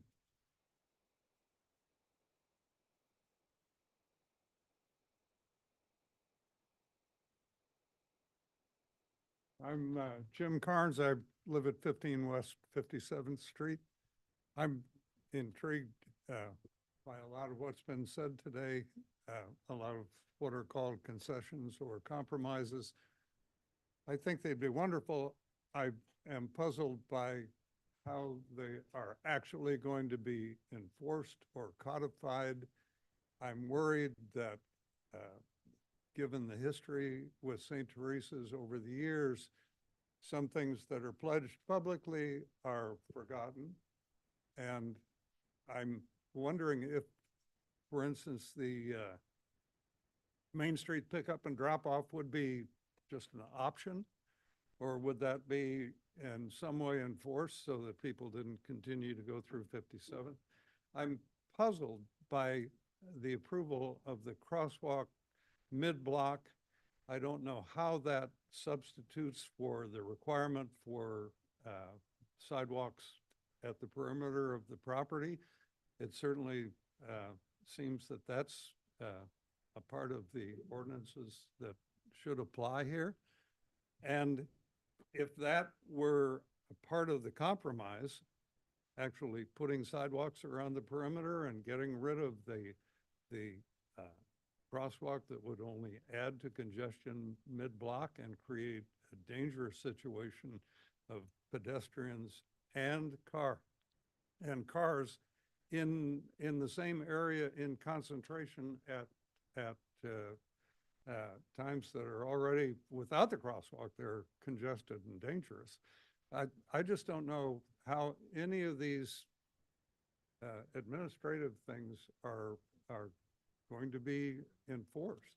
And most of what is talked of as compromise seems to be in the administrative area and frankly outside the area of enforcement by the city. I wonder if we can get some answers on that here.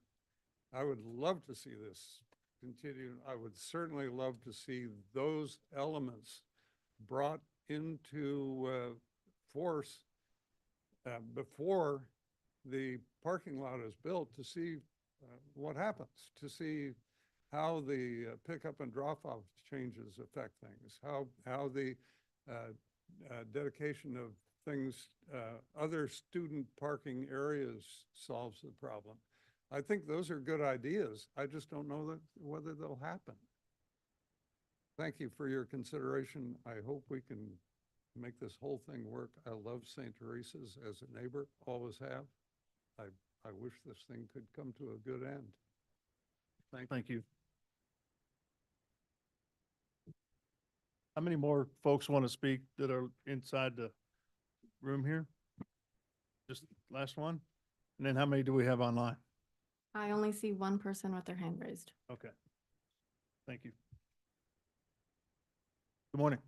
Morning. My name is Mark Palmer. My wife and I, Cecily, live at 5 West 57th Street, which is at the corner of 57th and Main, which, again, I know it impacts the entire neighborhood, but physically and visually, it has a big impact on my house and its location. So the extension of this parking lot to the south, again, if it's at the same level and elevation that the existing one at, which is what we see from the plans that are presented, there's going to be a 12 to 14 foot grass berm basically in my front yard across the street from my property, plus the amount of surface runoff from the new paved area.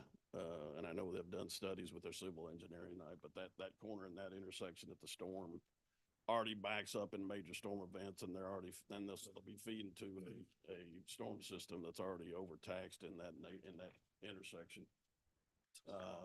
Also the grading and the stuff that they've shown that extends to the south, because they have to build it up. The existing grading slopes to the south to the 57th Street, north side of 57th Street. The overfill that they're going to have on the existing trees that they're trying to save, which there's not many large scale trees on that edge. A lot of them have died over the years. If they do overfill the root zone on that past the drip line of those trees, the large trees that exist now will probably be gone in a few years from that. And we've also looked at the landscape plans that they're proposed. It's all small scale stuff that may be some screen to the parking lot, at least from my house, and others along the south side of 57th Street in the next 20 years. But again, I just don't believe that the statement of adding the parking spots, as other people have said on the site, like I said, I had 2 daughters go there, been there for 31 years, but I don't think the safety concern is really being addressed by adding additional cars on the St. Teresa's property. But again, I've always been good neighbors with them, but I think this ought to be discussed further. They haven't really listened to the meetings that I've sat in on over the last 3 or 4 months. That they talk a good game, but then they don't follow through on things that are discussed in this meeting. So again, that's all I've got. We Okay. do have, if this is approved today, we have a list of 10 items that we'd like attached to that approval.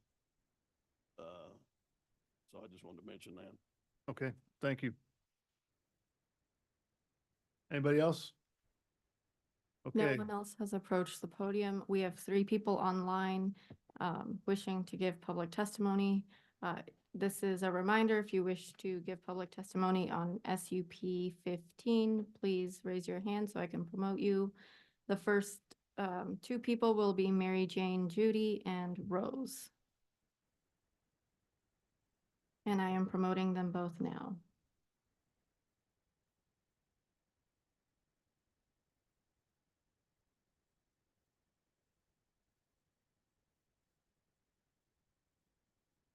okay. Mary Jane, as you take yourself off mute, please state your name. Yep, got and it, address. got it.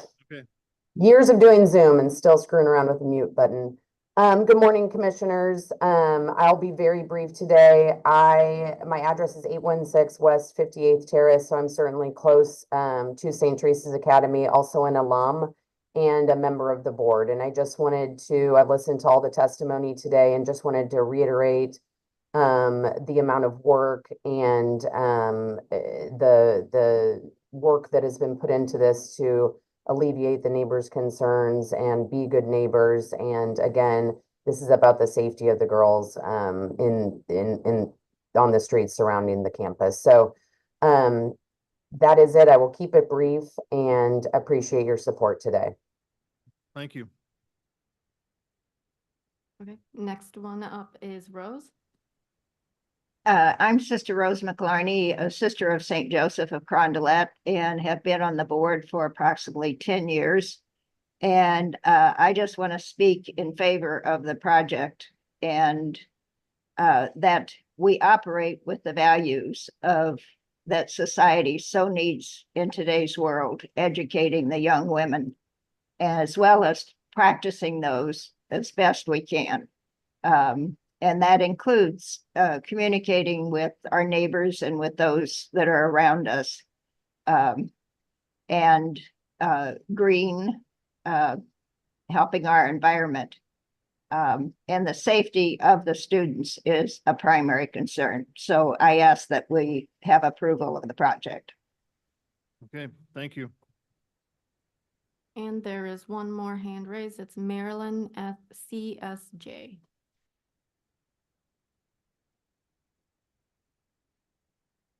They have been promoted.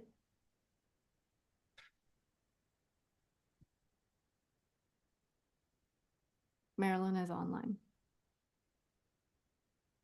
I'm Sister Marilyn Lott, and I'm also in favor of putting the parking lot in.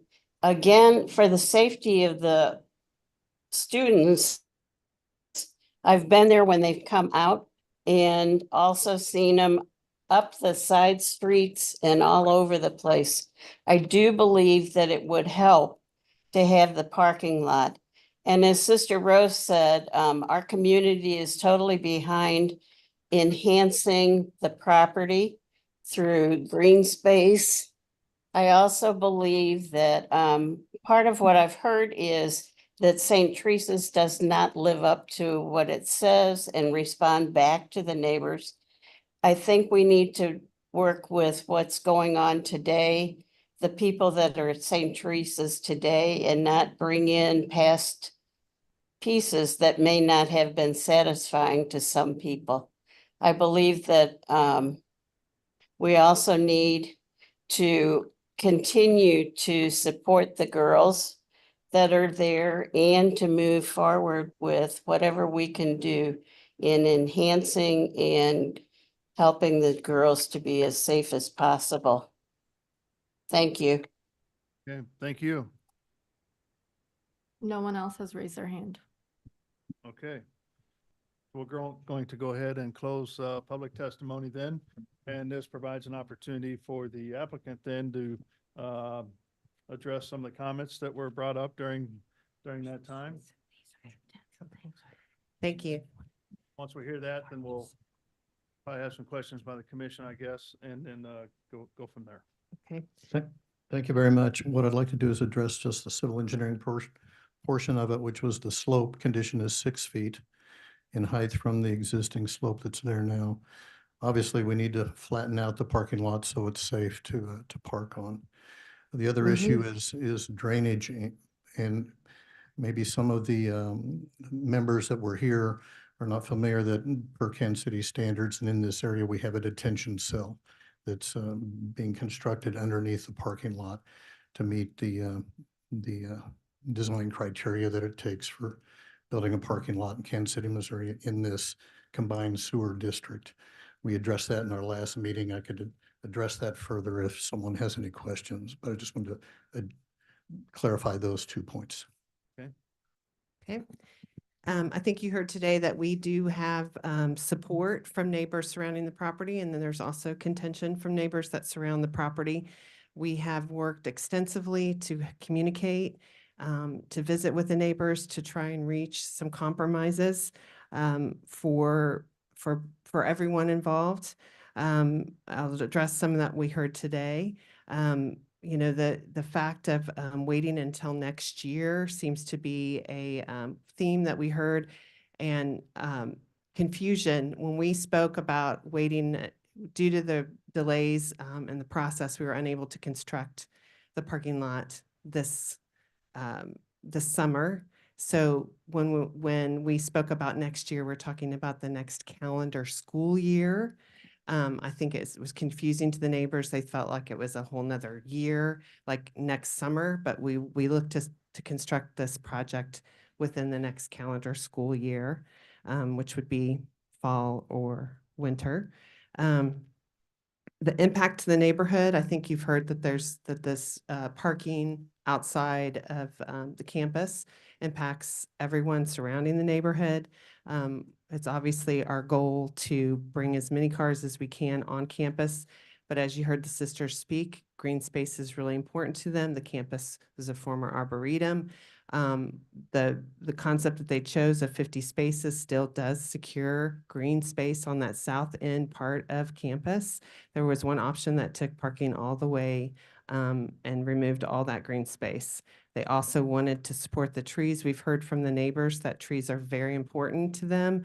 Existing trees, there's an additional condition that was written into the staff report today dealing with trees. The placing of the sidewalks along 57th Street. We can have our landscape architect speak to if needed, but that would require the removal of a number of established trees to satisfy that. That is why we agreed with the staff to put the crosswalk as part of our conditions.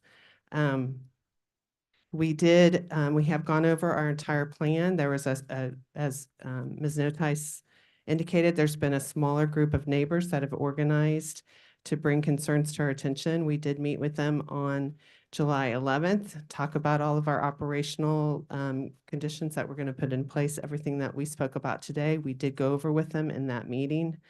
And in regards to the 50 spaces, I think hopefully you've heard that in order to implement the changes that we need the parking lot built before we can implement the drop off and pick up along Main Street. Chris, did I miss anything from the testimony? No, I guess I'd emphasize that the traffic study obviously was a big turning point in the discussions. And when some of those changes became clear and there was some consensus on a lot of those, I think that we moved in a very positive direction. And our implementation of those will be a big benefit, I think, not only for St. Teresa's, but for the neighborhood. One last thing, I'm looking over my notes, enforcement. Neighbors have asked for enforcement. We realize that's been an issue. St. Teresa's is committed to providing enforcement. Obviously, change is hard for some and it will take some time for that to occur, but St. Teresa's is committed to providing the enforcement, to work with the students, the faculty, the staff for this plan to be implemented. I also like to address the landscaping portion of the interior design of the parking lot. Per Kansas City, Missouri code, we only needed to meet the 2,030 square feet of interior landscaping for the parking lot. And we've increased that landscape area to over 3,200 square feet. So we're trying to add some landscaping with this design. Okay. Okay. So at this time, is there any questions from the commission, kind of back to the applicant or anything like that? I think one thing that I maybe missed as far as addressing, and that's the implementation of the other changes beyond the parking lot. There's the neighbors are looking for some kind of assurance that that will actually occur. How do you propose that? I think it's going to be staggered. Some of the changes, such as requiring the permits for parking, staggered dismissal, things like that can happen with this new school year. But as we indicated, the new drop off and pickup will have to wait until the parking lot is built. St. Teresa's is hiring additional security staff. That's part of the other overall recommendations that the security personnel made when they did their evaluation. It's St. Teresa's intent to provide a security person out at that egress at 57th. We talked about redirecting some of our parking, juniors parking and other parking lots. So utilizing those other access points where in the past that's faculty and staff parking and visitor parking. So redistributing that parking, we think a natural progression will also occur. But at that 57th access point, we will have a security member there for enforcement. They serve as like an crossing guard while they're, during the. Yeah, essentially they'll be directing traffic to use the properly right turn and right out and to redirect those who are trying to pick up in the lot into the proper pickup area. Okay. Did you get the concerns that did they just give you a list? Yes, they I received a list of 10 additional conditions that that the committee that was formed after last CPC's hearing. I only have the one copy. We'll just pass it around. Okay. Yeah. I don't think we can condition administrative processes or what parking lots are used for. No. And I think that was one of the concerns that the neighborhood had is, you do that and then switch it without interacting with the neighborhood.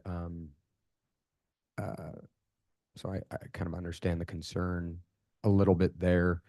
I guess my question is rather than, I don't even think conditioning it the way that you presented it is adequate, because it wouldn't even make any sense, because it should be a continued study. There's not going to be one study that fixes everything. I think as you guys develop and things happen, there'll probably have to be additional traffic studies as, neighborhoods grow.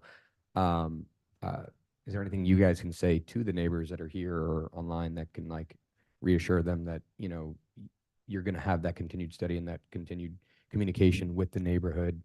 Again, we can't put it in writing, but is there something you guys can say that would help alleviate some of that Sure. concern? I think that probably what would have helped to mitigate a lot of this early on, and, it was been mentioned a little bit, but, there's been a lot of folks involved in the administration of St. Teresa's over the years, and you have to take us for our word for what we are. We're going to have, this isn't going to be the last time. We're going to have something that we need to work with the neighbors on. So we need something more formal to hold us accountable and to have a dialogue. And I would promote that's the best methodology.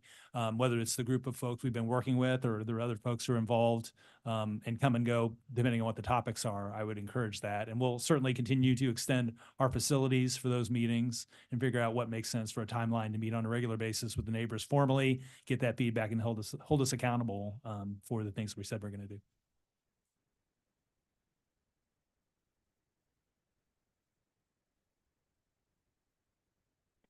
Could we potentially put this is for staff, could we potentially put a condition that it requires a study every 3 years or something, or can we not? So A traffic study? In the special use permit, it is a 5-year. Oh, it's 5 years. So, they can, there's opportunity to come back. Okay. With something that's not working at that time. Okay. Oh, you got a copy of that? Yeah. Yeah, okay. Great. As the applicant, we have not seen those conditions. If we could have an opportunity to review, if there's any that you plan to include, we'd appreciate seeing them. Yeah,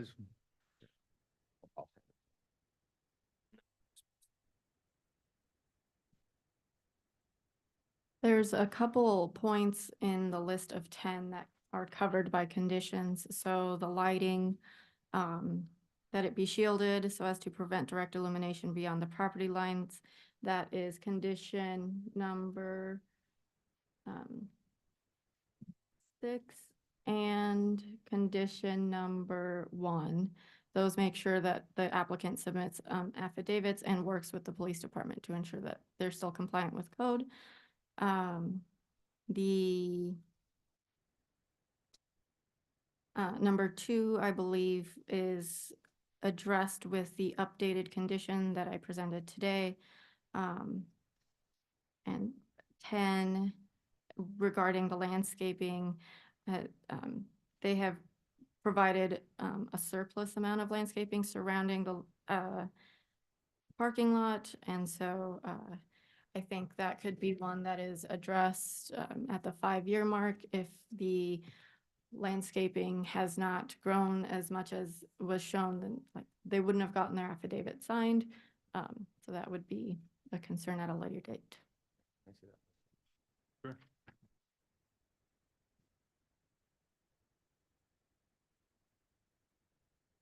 What's the reason for not building the sidewalk? So when we met with neighbors, and I think you've heard some neighbors testify today, their concern was that there's mature trees along the area where the sidewalk would be constructed. and they did not want the removal of those trees. There, along 57th Street, there is a whole row. We could pull up the picture and you could probably see it from the aerial. That happened initially with the conversation with the neighbors. It's continued throughout the whole process. It was just recently, as of our meeting on July 11th, that the smaller group of neighbors, the working group, asked us to place the sidewalks. So the neighbors that we've had all the conversations with in the past where we have told them we're protecting those trees, we're not going to build a sidewalk. We feel that would be not fair to them to all of a sudden have that happen, because they've been pretty clear with us. And as you noted in the condition, that we are to go through and look at the trees and the condition of the trees. How far are those trees set back from the street? Have our landscape architect comment to that. Well, they vary. There's a number of trees that are recently planted that are 5 feet from back of curb, and there's other mature trees that are closer to 10 to 15 feet back of curb.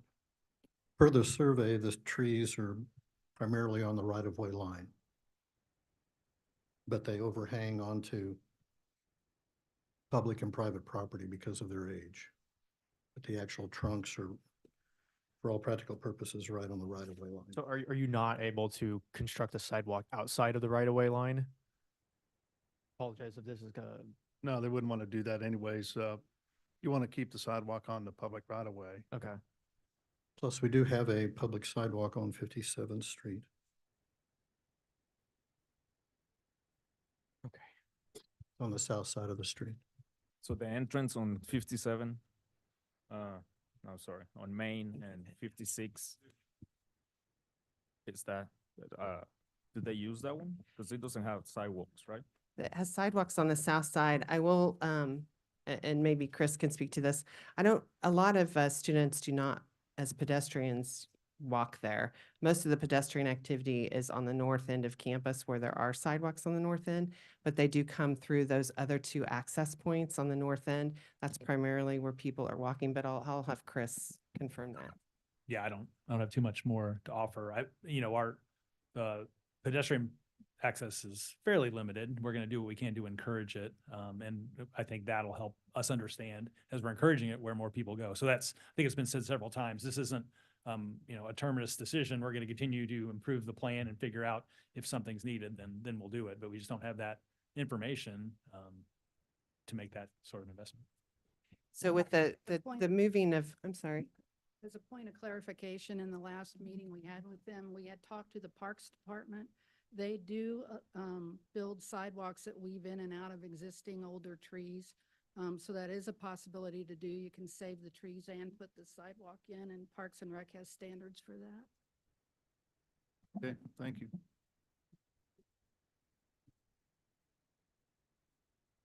Any other questions? You got any? No, not additional. Anything else? Anything else you'd like to add? We'd just like to ask for your approval. Thank you. Okay. And you saw the conditions on the staff report? We are in agreement with all the conditions. Yes. Okay, at this time, we're going to close all testimony and speak amongst the commission, and then kind of go from there. So any thoughts? I'm gonna let you go first. Well, I appreciate the what you did and engaging with the community and everything that you did after our first meeting. I don't know, my concern, and I guess I have one more question then, since the president is here. Is there plans to grow the student body of the school in the next years? Because my concern is that we're gonna go back to square one in a few years. Sure. If that happens. Well, God willing, we actually are very proud of our, the fact that we are educating, empowering, and encouraging young women. And so we certainly do not disparage, or we want to provide our educational experience to as many young women as we can. And if our student body does grow, we will certainly make additional accommodations to, more carpooling and things of that nature. But as a president, I would love our mission to extend beyond what we're doing now. And I'm just asking because, you know, like, and my concern is that in a few years, we're gonna go back to this. That's why I wanna make sure that we work with the neighborhood.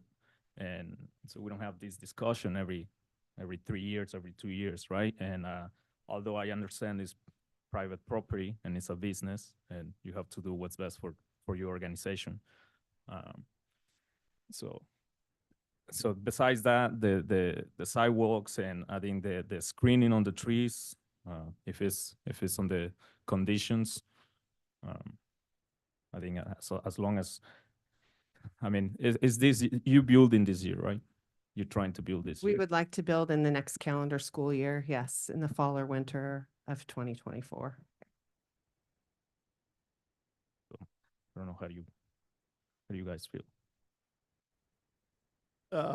So I'll go ahead and speak because probably got a lot to say here. First of all, I appreciate all the work that you guys have done since the last meeting we had. This is a much more thorough and report that we've seen. It seems to me like there's been a lot of time spent with the neighborhood around, and we're not going to get 100% approval from the neighbors. I mean, that's the way every project is. And sometimes it happens, but it sure seems like you've done a lot of work to accommodate them as best as possible.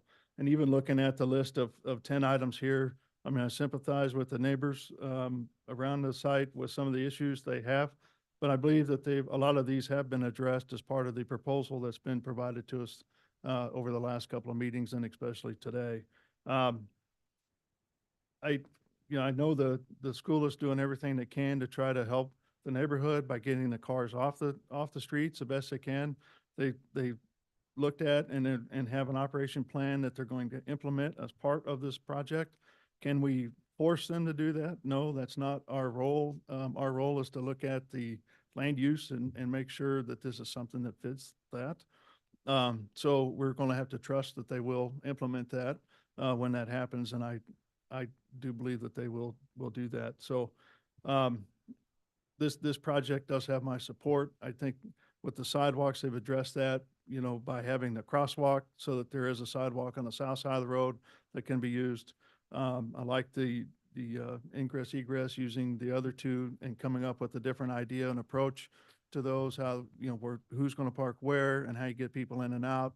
They've got somebody that's going to be on site on 57th to get cars in and out to help protect the walkers as well.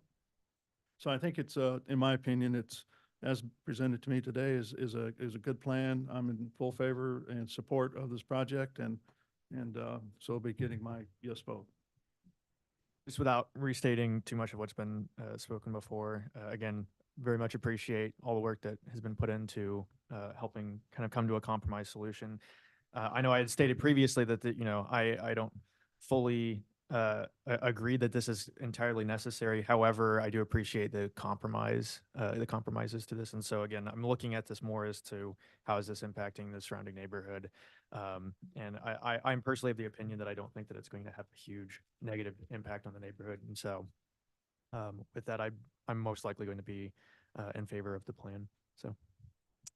Yeah, again, I'm not going to restate. I've kind of said some of these things already. In fact, while I don't believe that the physical parking lot is going to have a negative impact on the neighborhood, I do believe all the traffic calming things that have been suggested and kind of brought up, I think, are going to have huge benefit to the neighborhood.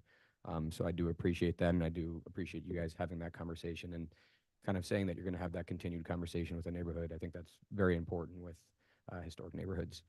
Outside of that, yeah, I think the landscaping plan and a lot of other stuff kind of highlight that there are quite a bit of visual, landscape blocking that's going to help out this project.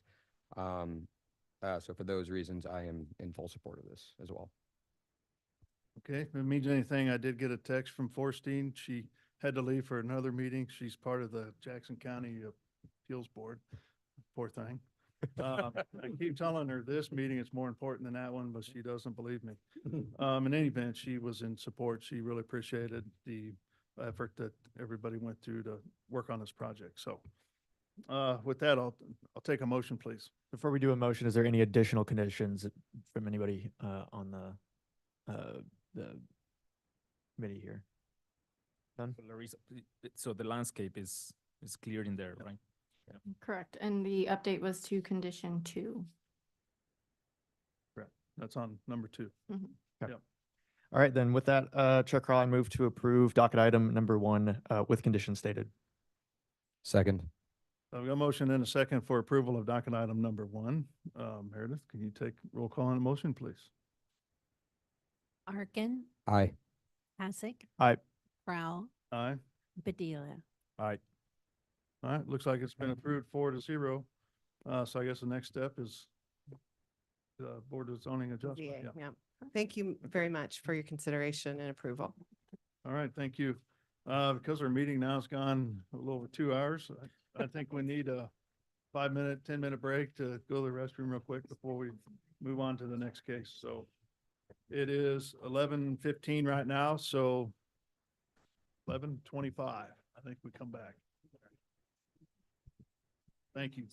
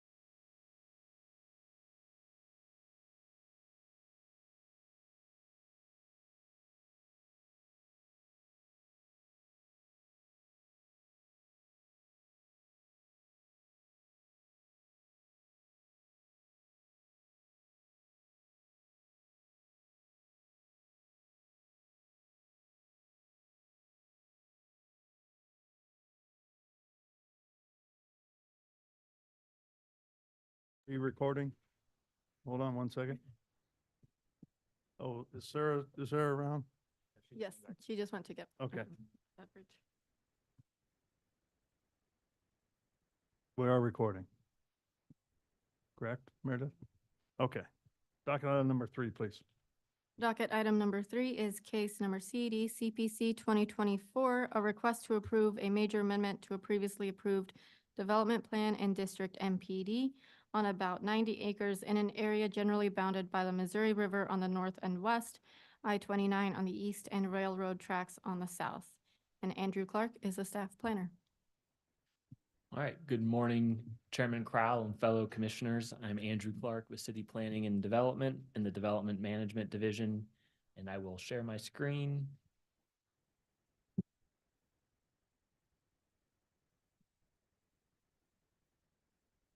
Before you today is docket number 3. This is CD CPC 2024-74. This is a rezoning to MPD, also known as a major amendment to an existing MPD preliminary development plan.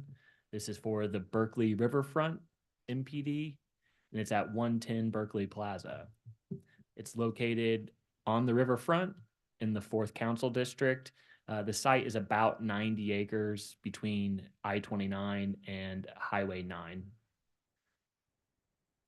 What you're seeing today is related to the next phase of the Berkeley Riverfront, which includes 2 residential developments on the east side of the project area. But the reason why this is before you today is there are some small changes that trigger a major amendment for the realignment of the street network for the Berkeley Riverfront. And also with these 2 buildings, when it comes to KC Water standards, the applicant is seeking waivers to the city standards, which can only be approved by the city council through a preliminary plat. The applicant has been working with city planning, KC Water, and Public Works. There are some outstanding corrections related not necessarily to the 2 buildings being proposed at this point, but to the overall MPD district itself. The applicant has meetings set up with staff between now and before ordinance requests to resolve the conditions and corrections. City staff's recommendation for this major amendment is approval with conditions, and that concludes my short presentation. Okay, thank you. Any questions from the commissioners to city staff? Okay, seeing none, let's welcome the applicant. Is the applicant available?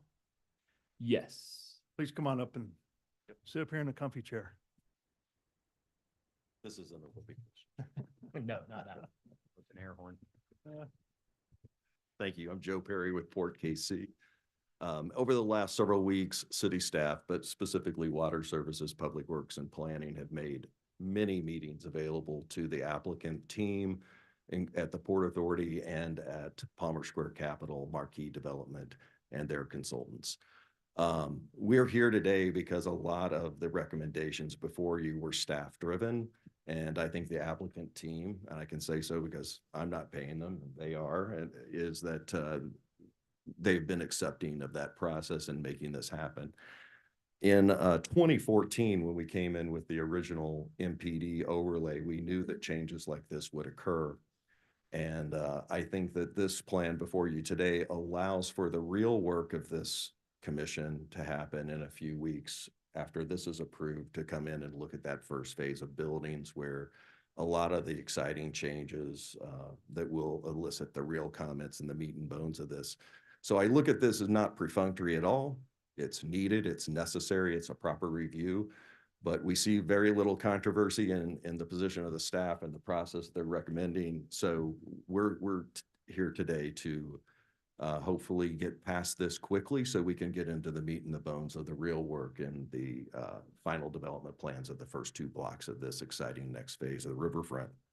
So with that, I would just not continue talking and allow you to ask questions of us, and that we have many members of Palmer Square and Marquee's consultant team and their executives here. Okay, Thank you. Any questions from the commission to the applicant? Does either applicant or staff have a simple before and after we can see of the proposed changes to the street layout?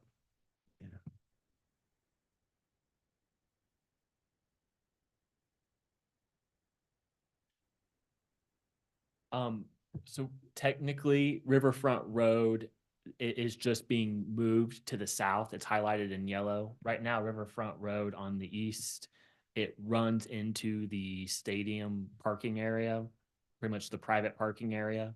The applicant with this next phase that's highlighted in yellow on the right, they are adding a riverfront promenade.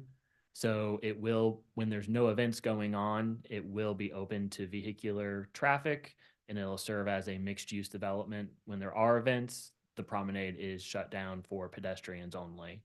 So trying to increase that separation of the vehicular and pedestrian. So what was it? What was the alignment before?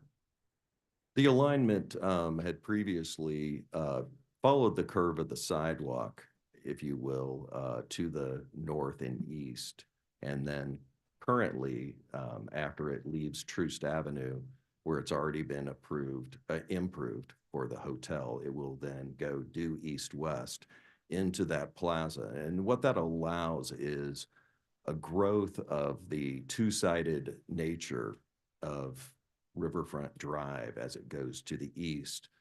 And what we hope to happen is there was always development on parcel 7 to the north of the street.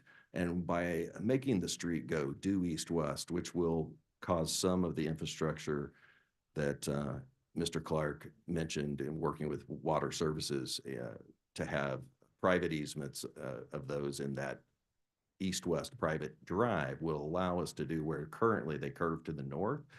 That'll allow them to have a buildable parcel of a bigger scale north of this, and it will greatly enhance the exciting entry of a double-sided street into that plaza. Got it. Thank you. And you can see on the preliminary plat, we're just trying to reestablish the grid formation. Yep, thanks. Okay, any other questions? I also have Angie Laurie here with Public Works, who's been fundamental on the review and coordinating with MoDOT due to the break in access on Berkeley Parkway, where it gets into MoDOT territory. So if you have any questions for Public Works Department, Miss Laurie is available today. I don't have any questions. You? Okay, and water services, they're on board with everything that's being proposed as well? Travis Kiefer is online, but we have had several meetings with them. Last was Friday, I believe. That is correct. Short and sweet statement. Thank you. All right, so with that, let's go ahead and open it up for public testimony. If there's anybody from the public that would like to speak regarding, what are we, docket item 3, please come forward or raise your hand using the Zoom feature and you'll be called upon. Good morning. Hi, good morning. My name is Mukul Sharma. I'm a partner and managing director at Palmer Square Capital Management. I've also been working with the Kansas City Current on all aspects of our stadium development and this mixed-use project. The structure is a little weird because for this particular item, Port KC is the applicant, which is why you see Joe Perry setting up next to city staff. We are really the impetus and the developer behind this first phase of our project. You know, again, the structure is a little weird because we, for this particular item, are just considering the realignment of Riverfront Road, which is essentially just straightening it out. Right now it curves for about 100 feet and we're just straightening it out. But I thought it was important for the commission to hear a couple of points from us. The first is we want to thank city staff and MoDOT and really all aspects of Kansas City, Missouri. CPKC Stadium was a really complicated project, and it's a multimodal transportation plan that really would only be possible and was only possible with close collaboration with the city and of course Port KC. This project will require an equal level of collaboration, and in our conversations with the city staff and Port KC, we're well on our way. So this is the first of what we expect to be 1,000 more conversations around this project. The second is it's important for the commission to hear the 30-second vision of what this project is and what we hope it can be for Kansas City. Our entire development thesis is to reimagine what the riverfront can be and to bring activity, multimodal activity, pedestrian, bicycles, and vehicles back to the waterfront. We want to drive economic activity there, and the best way to do that is to look to other world-class precedents that have successfully revitalized waterfronts around the country and attempt to mirror the best elements of that. Our design team is Perkins Eastman as our lead design architect. They redeveloped the wharf in Washington, D.C., and a lot of the design principles of mixed-use streets, curbless environments, finding a way to bring density in a safe, measured way to the waterfront are what we're utilizing for this project. So again, I welcome any questions. I know it's kind of a weird, it's public testimony, but kind of not. Welcome any questions, either directly or indirectly, but we thank the city and the commission for your time and for your close collaboration. Well, thank you for your investment in Kansas City as well. I didn't have any questions for them. Anybody else? No one has approached the podium and no one has raised their hand on Zoom. Okay. So with that, we'll go ahead and close public testimony then. Anything else you'd like to add, Mr. Perry? No, just thank you. Okay. Well, thank you. And we look forward to seeing the next plans as they come through and what you have there. So, but again, thank you for the investment in Kansas City and the work that you're doing here. So with that, we'll close testimony. If there's nothing to discuss, I'll take a motion, please. Chair Crowell, I move to approve docket item number 3 with conditions. Second. I've got a motion and a second for approval of docket item number 3 with conditions. Meredith, can you take roll call on that motion, please? Arkin, Aye. Brown, Aye. Enders. Aye. Hasek, Aye. Lynch. Aye. And Padilla. Aye. All right. Looks like the motion passes 6-0. Thank you very Thank you much. so much. Yep. Yep. See you later.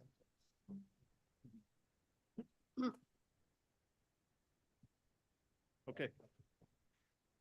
All right, so I think we're on docket item number 4, and I need to recuse myself from that one, or there's a quorum, more or less. There is a So, quorum. can you read the quorum real quick?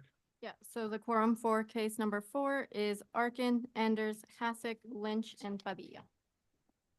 All right, so I'm the only one, huh? Good luck, Commissioner Anders. See you later. You have a presentation? I do. One's gonna be fast. I'm sure city staff and the applicant figured it all out. Yep. Right? All right, can we go ahead and open up docket item number 4? Docket item number 4, case CD CPC 2024-55, a request to approve an amendment to the major street plan to change the street typology designation of Northwest Tiffany Springs Parkway from Parkway to local link between I-29 Highway on the east and Northampton Avenue on the west. Olafu Agbaji is the staff planner.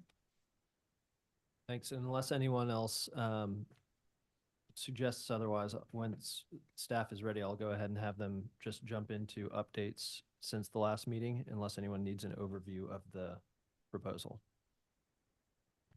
Great. He also has a PowerPoint, right? Notes. Yep. Does he have to do with the update or? Yeah. Old stuff? Okay. And he's his password protected. Mine is not. Those darn tech people tell me.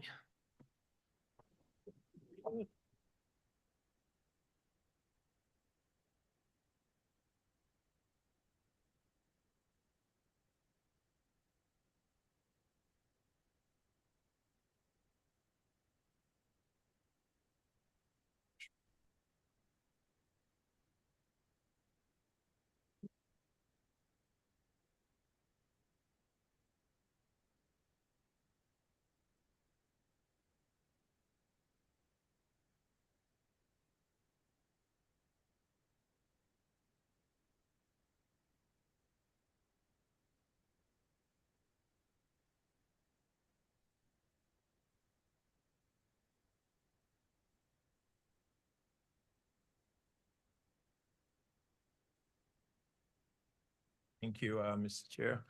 Olafo Agbaji, City Planning and Development. So as a result of your request, I'm going to just page on through to the new slides and new information.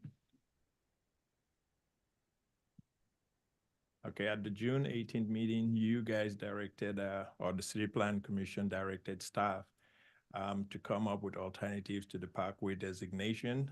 And you also wanted to understand what the setback requirement would be if the typology changed.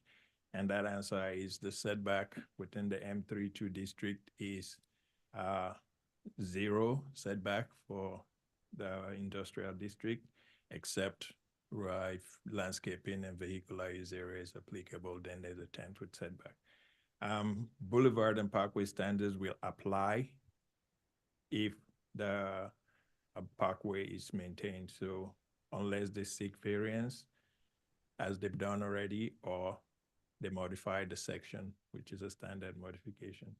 And due to the holidays, it took staff extensive time to meet, and we had to meet with the applicant, which we eventually did on July 10th. Then I'll skip most of my presentation and go to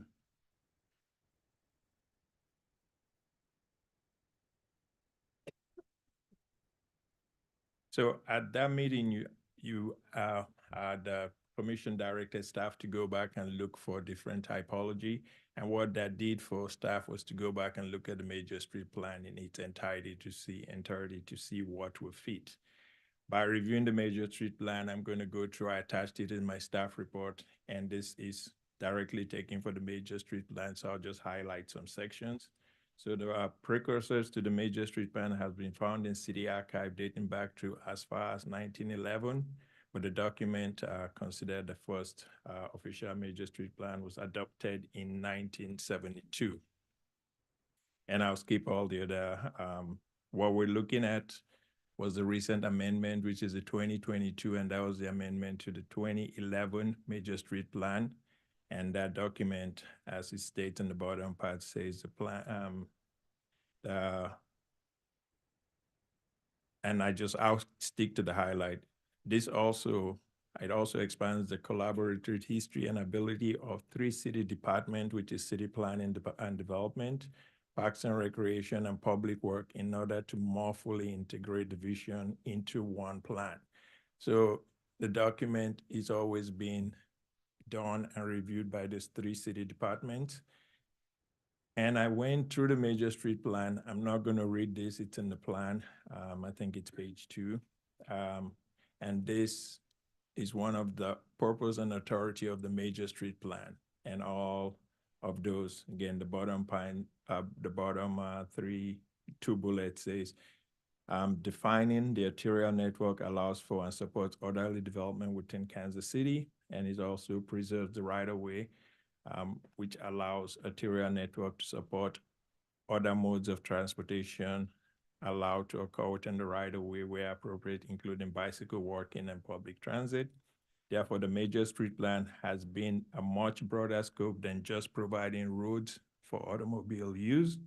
It is integral to the cultural and economic development of the city, and it is vital to basic mobility for all citizens. And there is an update and review process that is within the major street plan. It is now within my staff report, and as I went through it completely, I am able to find this. And these are the criteria or set. The plan may be amended, added to, or otherwise redefined by the subdivision planning process or by the City Plan Commission and City Council. So the major street plan should be updated under the following circumstances, and it lists all the circumstances. And here, when an area plan is adopted, which makes any material changes, when the proposed constructed realignment of a major street plan changes materially from the conceptual alignment before shown in the major street plan, which is what we did with Tiffany Springs Parkway last year by realigning it. When subdivision plan, which is our standard process for amending the major street plan, When proposed major land changes result in forecasted traffic volume changes of significant magnitude to affect lane requirement on. So all this is there. And then when Parks adds a park, it will have to be amended. And a major street plan update every 10 years, which you saw was done 2011 and then 2022. And I'm going to go to the typology because I went through just two typologies. The one that was existing typology was Parkway, and the proposed amendment was local link. So I'll use this to just explain the typology. Each of the street typologies has a unique context and intent.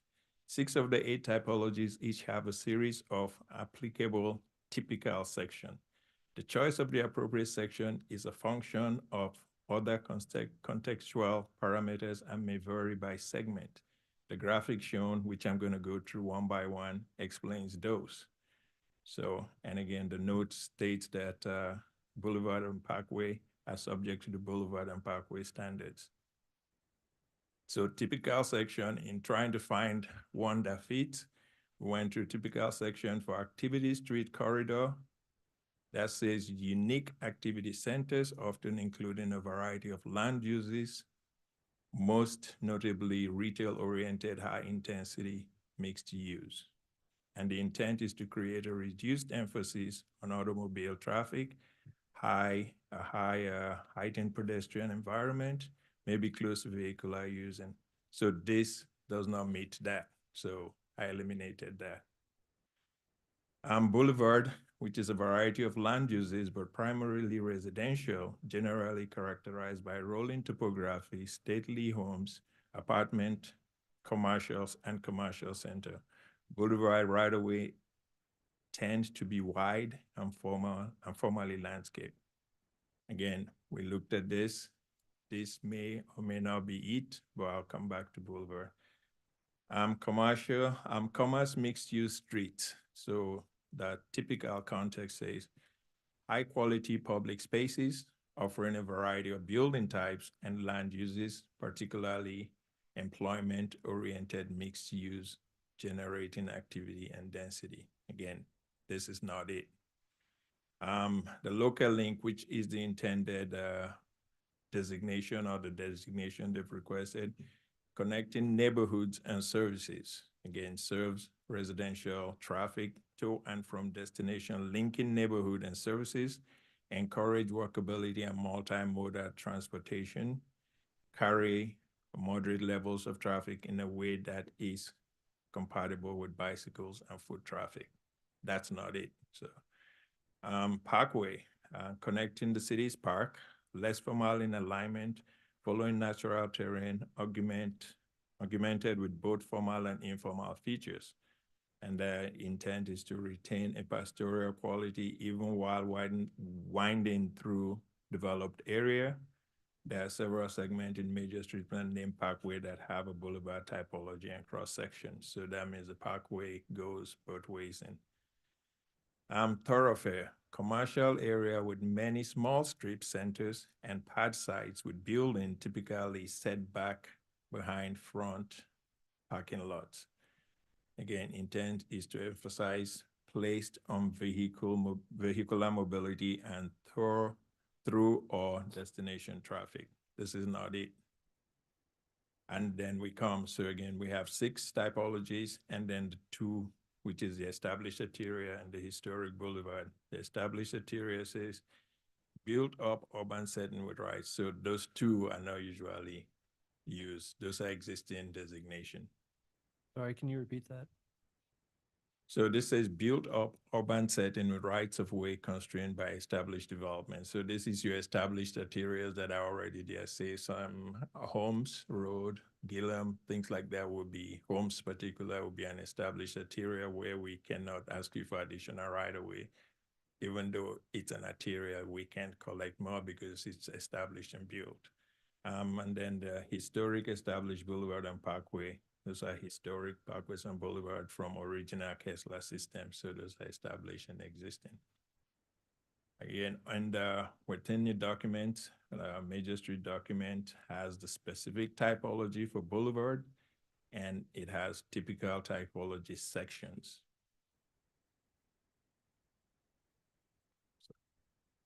And this is the typical cross section selection process for each. So you go to the typology, you go to the through lanes, median type parking, and bike lanes to then arrive at what your use is.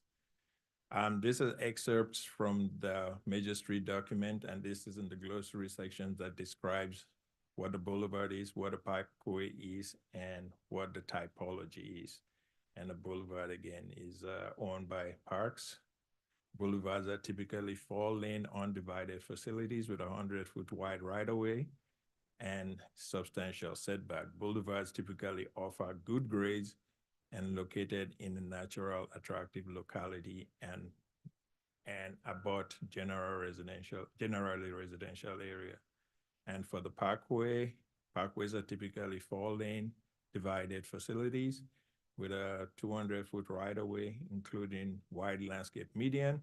Functionalities are much the same as for boulevard, with the additional purpose of connecting the city's parks and the recreational facilities. Typology, again, as described, is a methodology of roadway classification that is based on the roadway surrounding uses as well as the types of uses traveling on it. I then went in and see where existing industrial zoning and industrial uses about Parkway and Boulevard in the city. So, and I'll just go through a few examples. Again, in purple is the M zoning, hashed is industrial uses that exist. So this is a 210 Highway and Shoto, the Buckeye Industrial Park on the north side of 210 Highway. On both sides is an existing industrial park, Shoto, and further west on this side goes down to North Kansas City. The next one is Belmont Boulevard and Shoto Traffic Way. So if you take Shoto down, and this is at the intersection, kind of St. John's, through the northeast side all the way down to Wilson, the old CS building. And at this location, we're going down from Benton Boulevard to Van Brunt over I-70, and then just across East Truman Road. So these are all existing industrial zoning, industrial uses on M1 that butt up to existing Parkway and Boulevard. Next one is Broadway Boulevard, which is the crossroads. So we have industrial zoning. And then Broadway Boulevard goes through, traverses the crossroad down to the south. Last one is Emmanuel, no, this is one, second to the last. Cleaver Boulevard by 45th Street. Again, this is an existing industrial zoning in use next to a boulevard. And the one that I had to add is Kearns Boulevard at Roanoke, across just north of Roanoke Park. So those are existing boulevards in the city that have industrial zoning that has been functioning. With that, staff's recommendation will still remain denial. Would like to maintain the connectivity with the parkway and work on seeing how we can make this fit within that parkway. That ends my presentation. Thanks for the thorough update. Could you go back to either a slide on local link or thoroughfare and just explain one more time, but with a little bit more detail as to why you feel as though this is not the right fit? Okay, I'll start with the local link. Local link is supposed to connect to neighborhood and services. Although there are services at this location, there's no existing neighborhood, and this being a parkway is connecting the parks. And the intent is to serve residential traffic to and from destination, linking neighborhoods and services. It's supposed to encourage walkability and multimodal transportation, carry moderate levels of traffic in a way that is compatible with bicycle and foot traffic.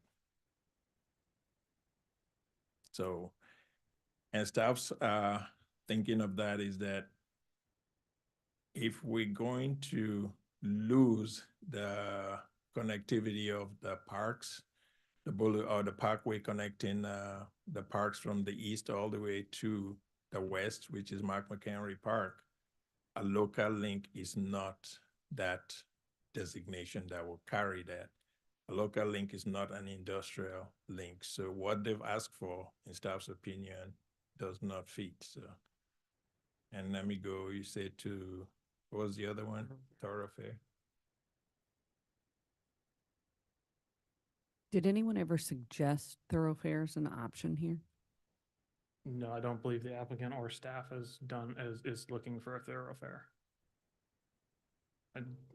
I'll get to it in my presentation as well, but really there really isn't a industrial zoned typology that's presented, but I'll leave the further for my presentation. So again, thoroughfare, typical context, commercial areas with many small strip centers and pad sites with building typically set back behind front parking lots.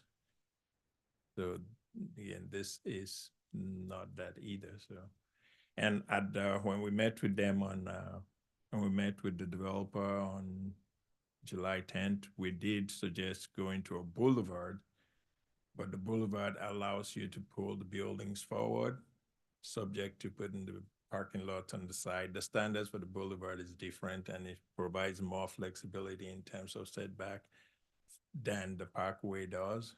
So reading thoroughfare, I'm kind of, while I appreciate the typical context for each of these, intent almost feels more impactful for me because the typical context is just that. It's typical, but it's not necessarily every context. Do you feel as though intent here is at least more aligned with what we're trying to do? Emphasis placed on vehicular mobility and This is an industrial site, correct? Yeah. Yes. yeah. I agree the typical context does not align at all, but I do think that the intent is there. Are there any other questions for staff? Okay, then we'll go ahead and hear from the applicant. And thanks again, Olafu, for providing that. That was super helpful and educational. Thank you. Stop share.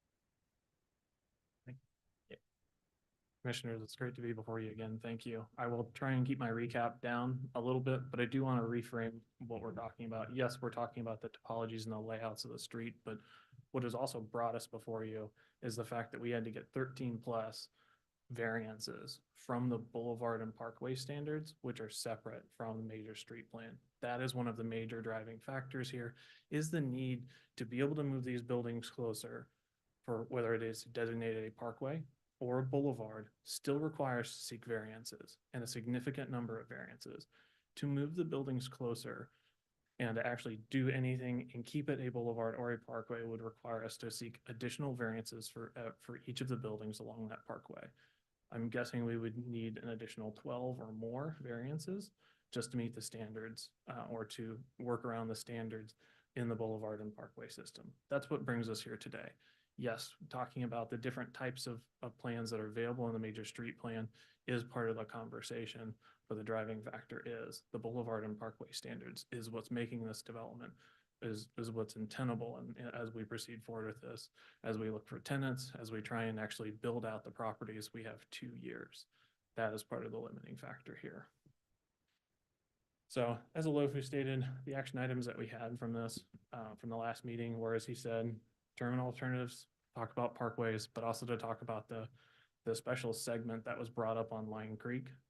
I think staff and the applicant have gotten together to discuss. It does not and cannot adjust the boulevard and parkway standards that are causing the issues and the need for the variances.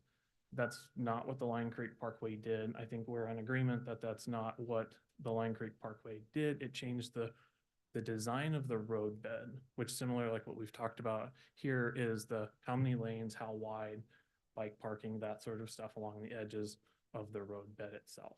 So that's more of what Lion Creek is. If you'd like me to go through, I have a whole presentation to step through it, or I'm more than happy to meander through it as well. I know it's been a long day. So if any questions, otherwise I'll move through Lion Creek. Kind of think it's pertinent to hear a little bit of it, maybe run through it high level, and we can kind of. Absolutely. I just So think it makes sense to hear that. yeah, I'll try and move through it fairly quickly so we don't go through. But long story short, the Lion Creek was a residential development that was going in and was located in, not too far away from this site in the Northland, and was running along some fairly good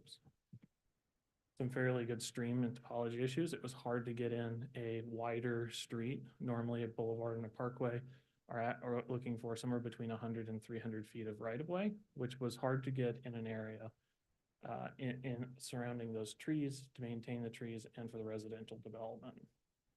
You can see this is about where it was located. Instead of coming straight through the property, it came off and arced and was going to come down this portion. So it did move it to adjust for the topology.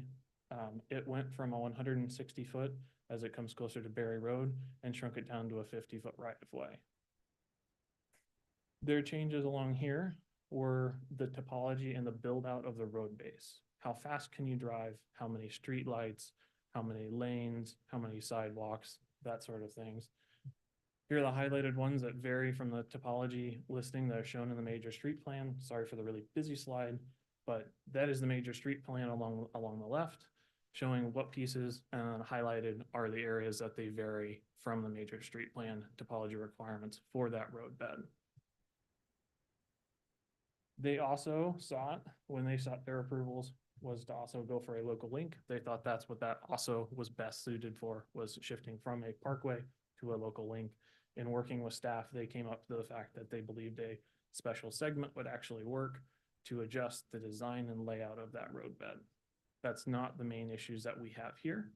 The main issues we have here are with the actual applicability of the boulevard and parkway standards, which is that 150-foot swaths on either side of the parkway. So you may have a 5-acre property with only that 150-foot sliver along the parkway that are subject to the boulevard and parkway standards. That is what's at issue here. The Lion Creek did not address that element of the restrictions that we're facing here. So happy to address or go into a little bit further detail if you'd like on Lion Creek. Okay. So jumping through, so again, we agree that we're talking about what the typology is, and for the most part, several of the ones that Lofu stated he didn't believe worked, I agree with. Some of them I don't agree with. So here's our general street layout as it currently sits and approved by city, by this body and by city council. We've got one lane in each direction with a center turn lane, sorry. We have a sidewalk on the south side, and we have a 10-foot trail on the north side. So we've got 8 different topologies, like Alofu stated. I will try and go through quickly, I promise. 8 different topologies that are available in the major street plan.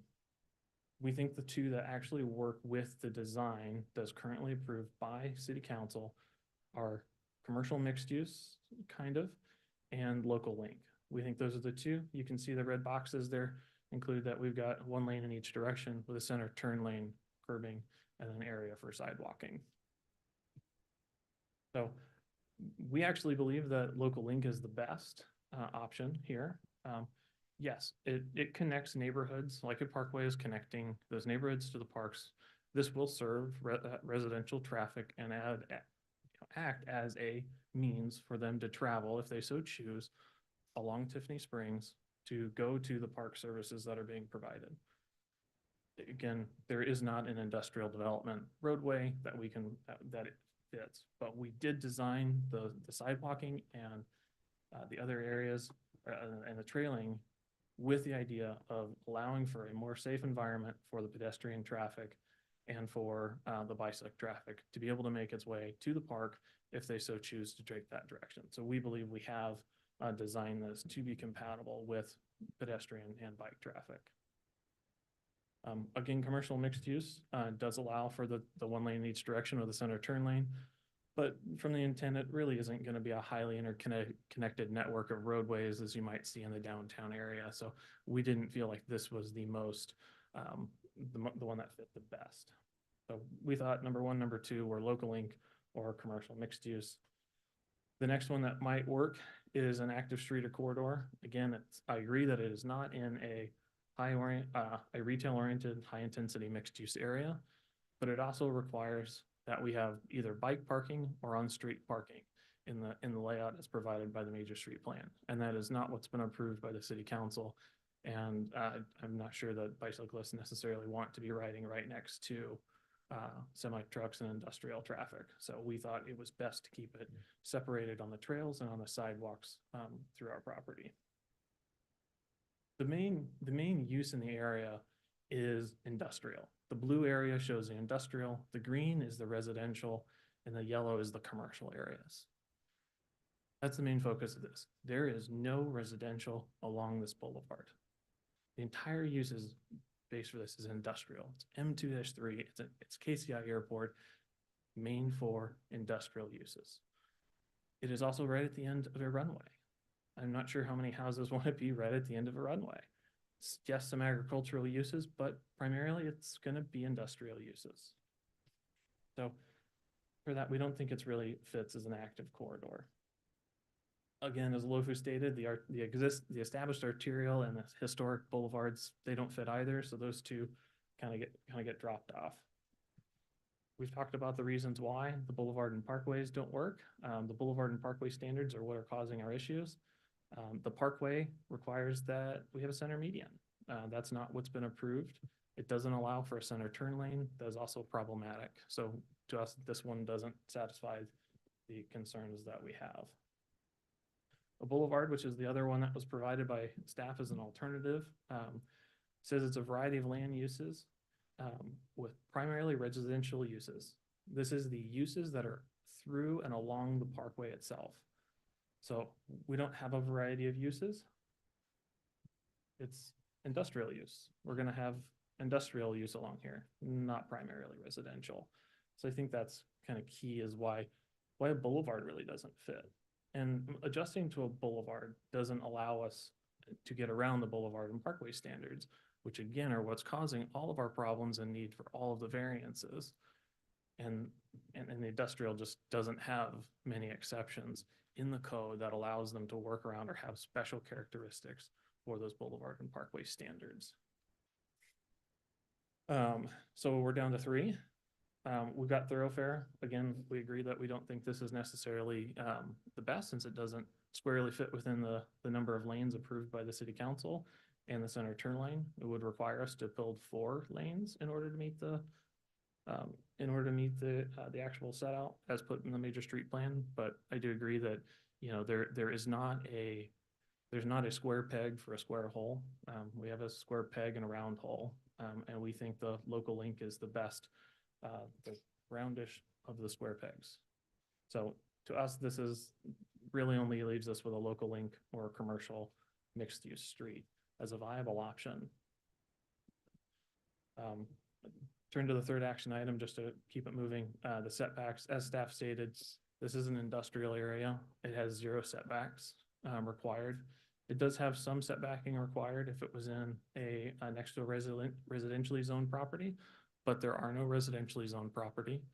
If there were any changes to this plan, we would be back before this council. And as Alofu stated, there are landscaping and screening requirements that are substantial or that are sufficient to cover the parking for the vehicular use areas. And depending on the level of parking, require even more substantial landscaping to be covered, up to I think 25 feet, depending on the number of parking spaces covered.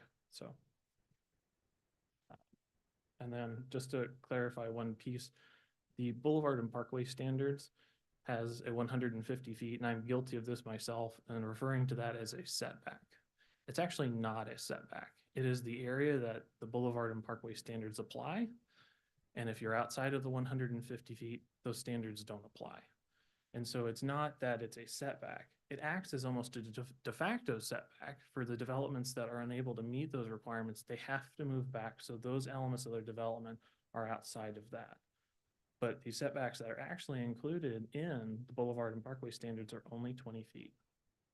Industrial, I think, is 75 feet, but the generally, any other development coming along this is gonna have a 20-foot setback right next to a parkway. So we're, the amounts that we're different here is not too terrible on the setback areas. So I'm happy to take any questions. Tried to keep it a little quicker for you guys since I know it's been a long day. Thanks. Can you, do you have readily available the 13 variances that were requested and approved from the previous project? I can pull them up. They're not part of my presentation, but I can talk through each one of them. I just don't have them, the slides up for Yeah, I you. think that'd be helpful. Yeah, so let's see.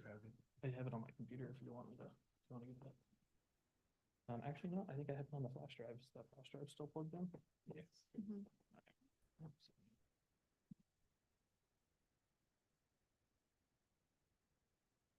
Chairman, while we're here, I think we have the Deputy Director from Parks, Richard Allen, and Ricky.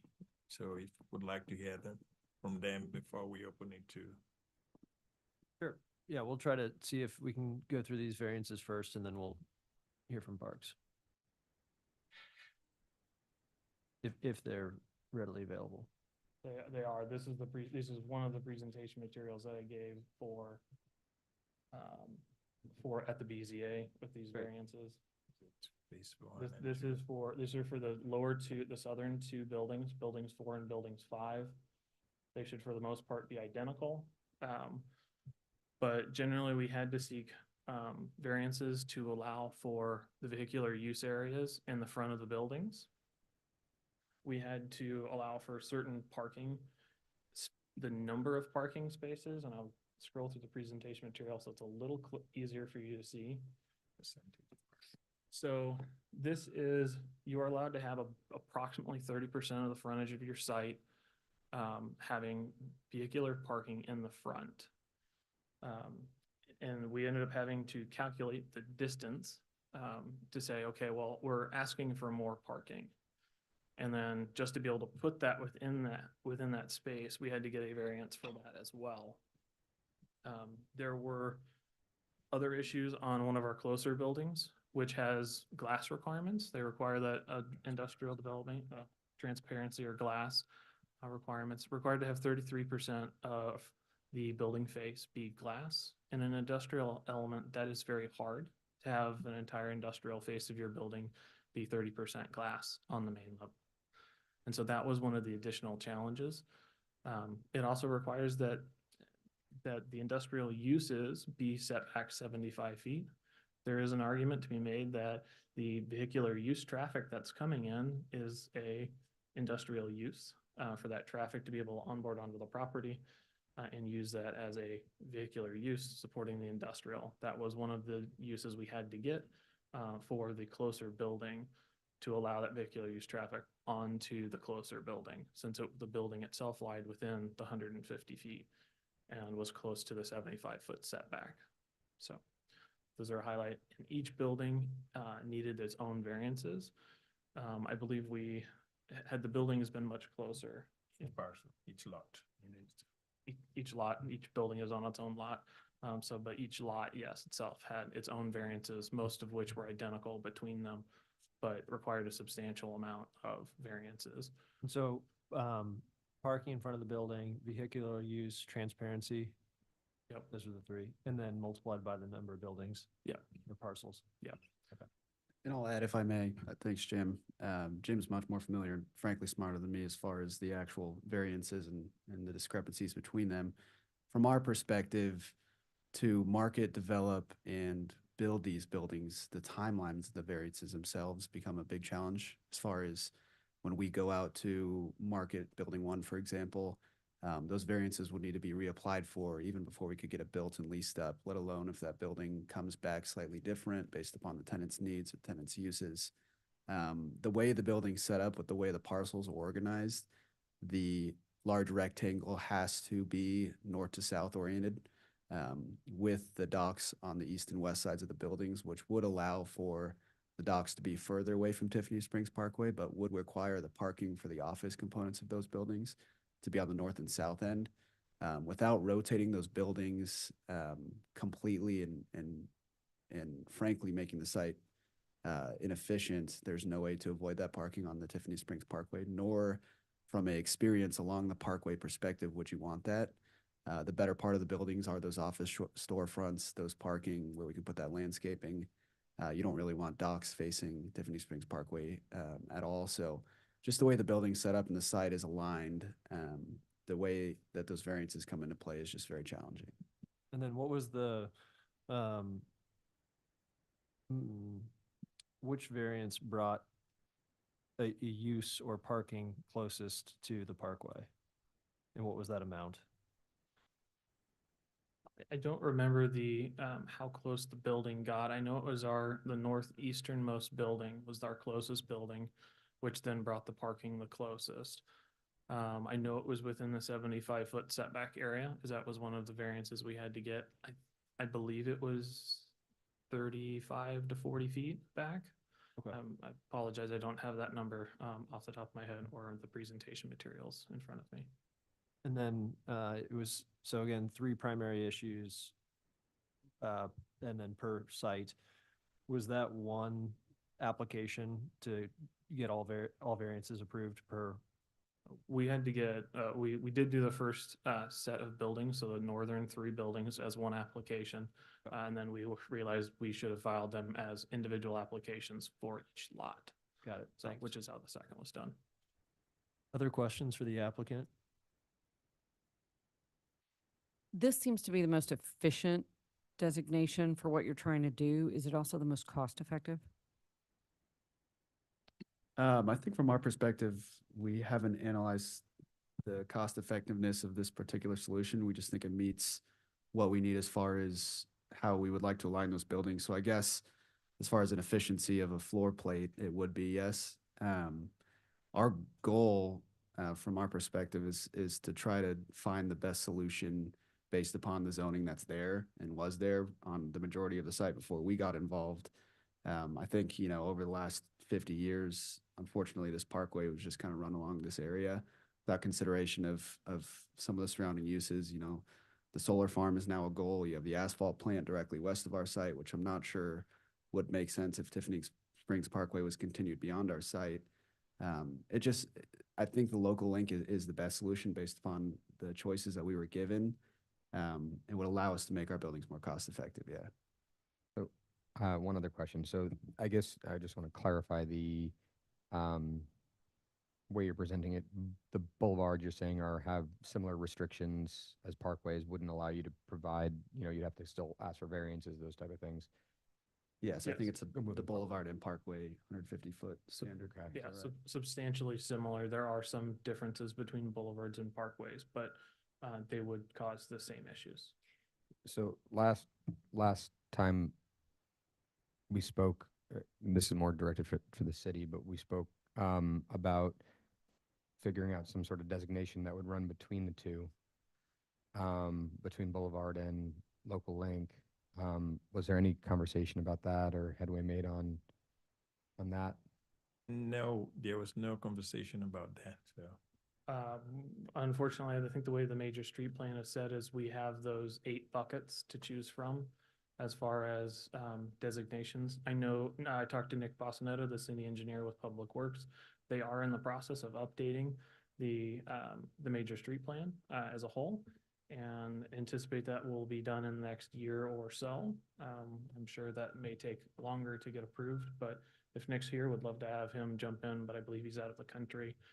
We did work with Public Works to determine and say, this is why we want a local link.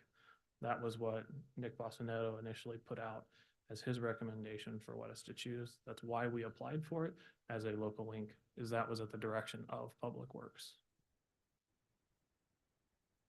I have one more question probably for staff, but, and this may be a really stupid question. But it sounds to me like the reason you're recommending denial is because it's not connecting the parks. That is a major reason. But isn't the purpose of connecting the parks so people can get back and forth between the parks? And there's nobody really living in this area, so I'm confused as to why that's such a I'll let- substantial factor. I'll let Parks and Rec handle that. But again, if this major street plan amendment occurs or the update to the major street plan will come before City Plan Commission. So it's not a public work document, it's a City Plan Commission and City Council document. So that's part of the other issue we have. They're working with Public Works without working with us. When we work together, we're able to get a special segment to allow the development to occur. So he just said that they've been working with Public Works and Public Works supports the local link. Planning does not, Parks and Rec does not for those reasons. So we're not against the development. They did receive all their variances. They did receive approval. We recommended everything. He showed you a special segment for that parkway that Parks approved and worked with them to get it through. But removing that connectivity now just deciphers or cuts off the parkway. So as I guess, are they actually cutting off the connection though? They're not closing down the end, right? So it's still. Oh, no, it's just the parkway designation. So as you see, when you see the parkway, what's on here, this is his presentation. So it goes all the way from, again, Hodge Park, Show Creek Park, Yep. and takes you up to Angurney Park, put on and takes you down through Plateau Chest Park. And this comes down through Twin Creeks and takes you down to Line Creek, which we modified to make sure that and then this then goes through Tiffany Greens, and then brings you all the way to Mark McHenry Park, and then goes down. So The connection isn't lost either, just for one. Is the clarification designation there point. that's It's lost? yeah. Here's- So here's Tiffany Springs. Yep. It turns into a local link as it connects up with this parkway here. So just because the parkway isn't a parkway doesn't mean that it still doesn't connect those through traffic people from one residential area to another residential area. That area is has a lot of residential buildings along that local link area. That if the goal is Sorry to solely interrupt, but I beg to differ. I did not go down here. I went up here, I know, through I here, understand. and down here.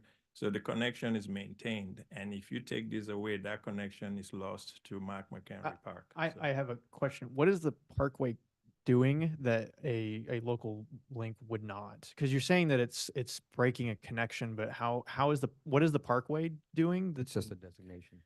Just the designation. But I mean, Just like what you functionally, what is it doing that? It's still doing its function of moving people from one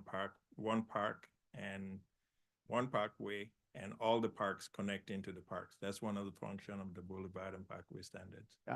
I'm just confused because people are still able to move between them regardless of what that designation is.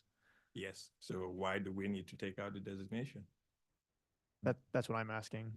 That would be up to the Parks and Well, Boulevard. and because that's- going back to your comment about special segment, right? You know, where we could make this a segment. Mhm. Why can't that happen? Where it's still a local link, just a. They've not had that conversation. But that is absolutely not true.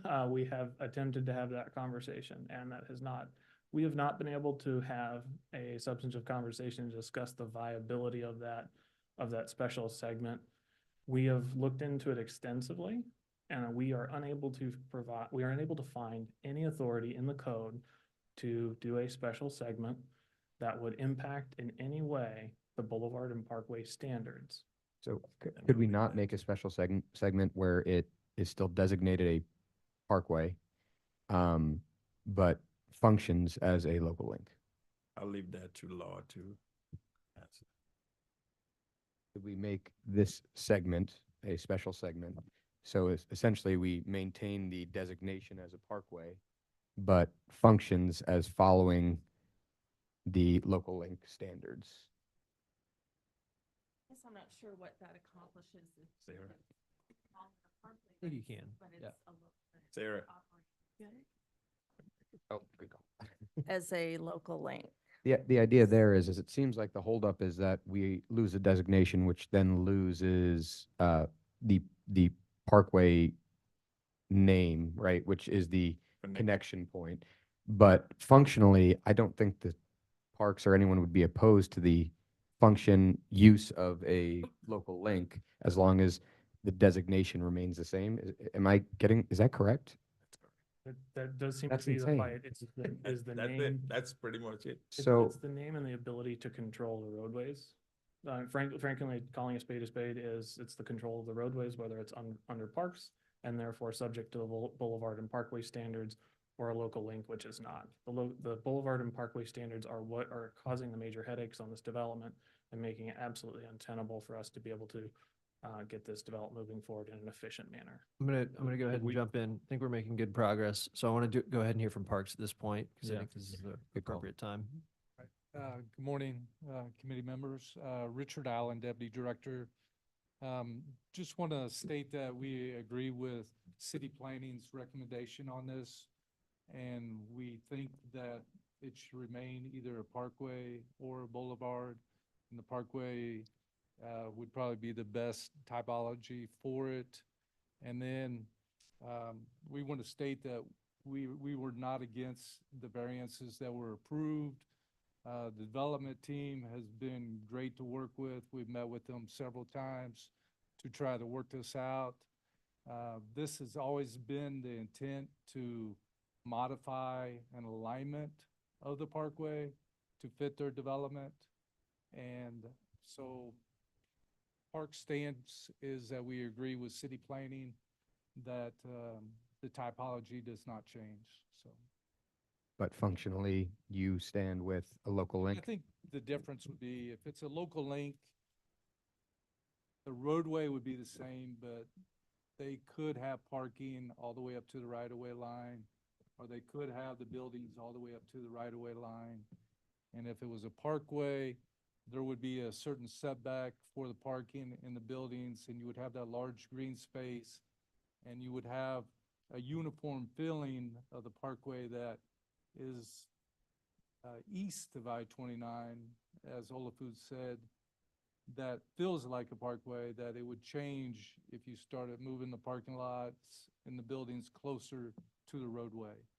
We agree that the roadway itself is not going to change, but again, the development team has been great to work with, but it's been our opinion that this started off as alignment to a parkway, and we were supportive of that.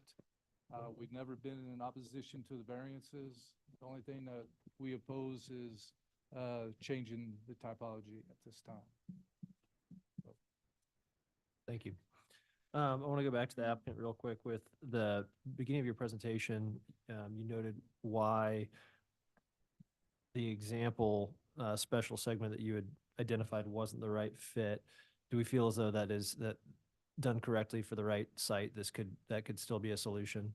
And we've essentially accomplished that already. Again, that changed the road bed. Currently, our road bed is one lane in each direction with a center turn lane. We've essentially accomplished everything that the Line Creek special segment did, is to get an agreement as to what that roadway is supposed to be built out as. That was worked through with parks, with city planning, with public works, everything agreed to. It is now down to the functionality of the impact of the boulevard and parkway standards on the development and whether or not that really fits for the area. And the segment of that parkway did not adjust and cannot adjust the applicability of the boulevard and parkway standards. If it remains on the boulevard or on the major street plan as a boulevard, as a parkway, it is subject to the boulevard and parkway standards under the code. And Sarah, do you think that there's an opportunity for a special segment to be made that does not have the same applicability in terms of setback for boulevard and parkway standards? I would need some time to look into that, but I agree with the developers council. There's no mention of that designation anywhere in the code. It's not in the major street plan. So that would take some time for me to research.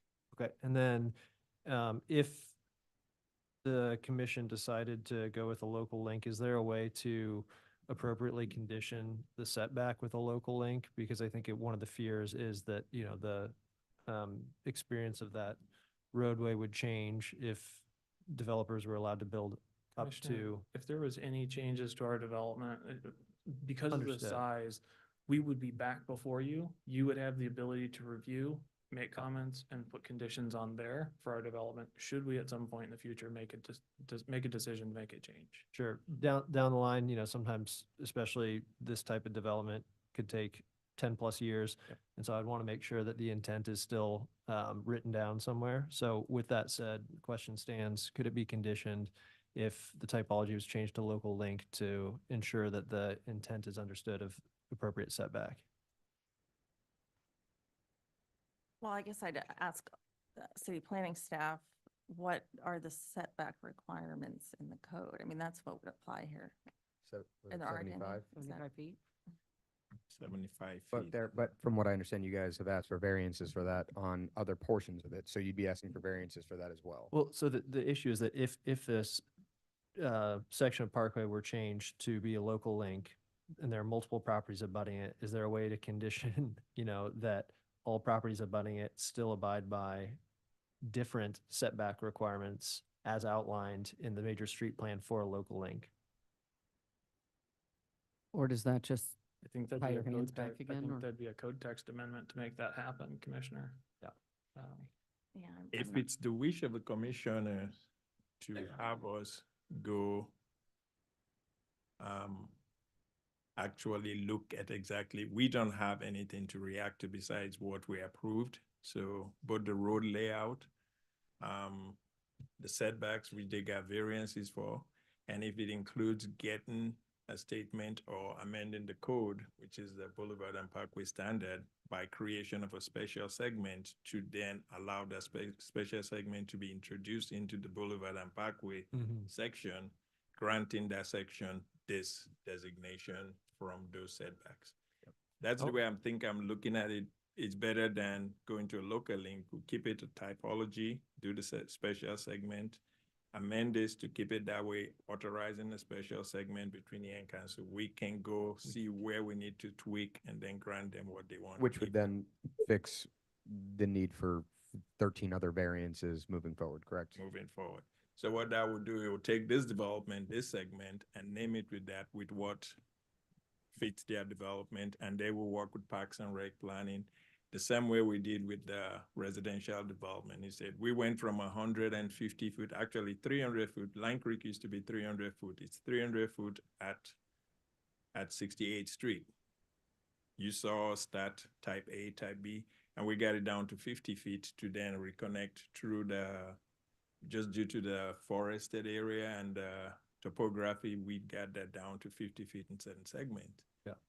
So now, because again, that did not affect the setbacks, because there's nothing that's going to be setback within those. So that's why they did not ask for those. I'm going to go ahead and move to public testimony to see if there's any additional information to add to this conversation. Otherwise, then we can continue. So if we could open it up for public testimony. No one has approached the podium, and Roxanne Coke was promoted to a panelist, but I believe she's part of the applicant team.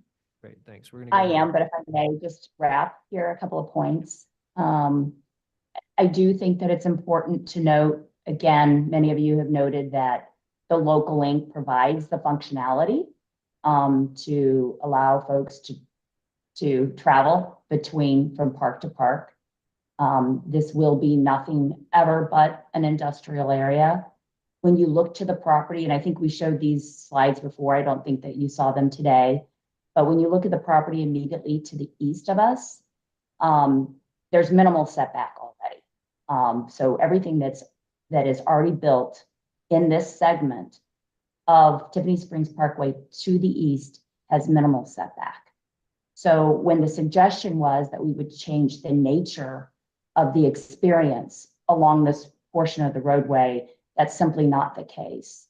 And I would like to reemphasize, and it's been said, I would just like to reemphasize that should there be any changes going forward with the development, and very likely there would be, we would be coming forward with a major development plan amendment. Again, you would be able to review the landscaping the setback that is being proposed by the applicant, and condition the development on those things to make sure that the experience is there.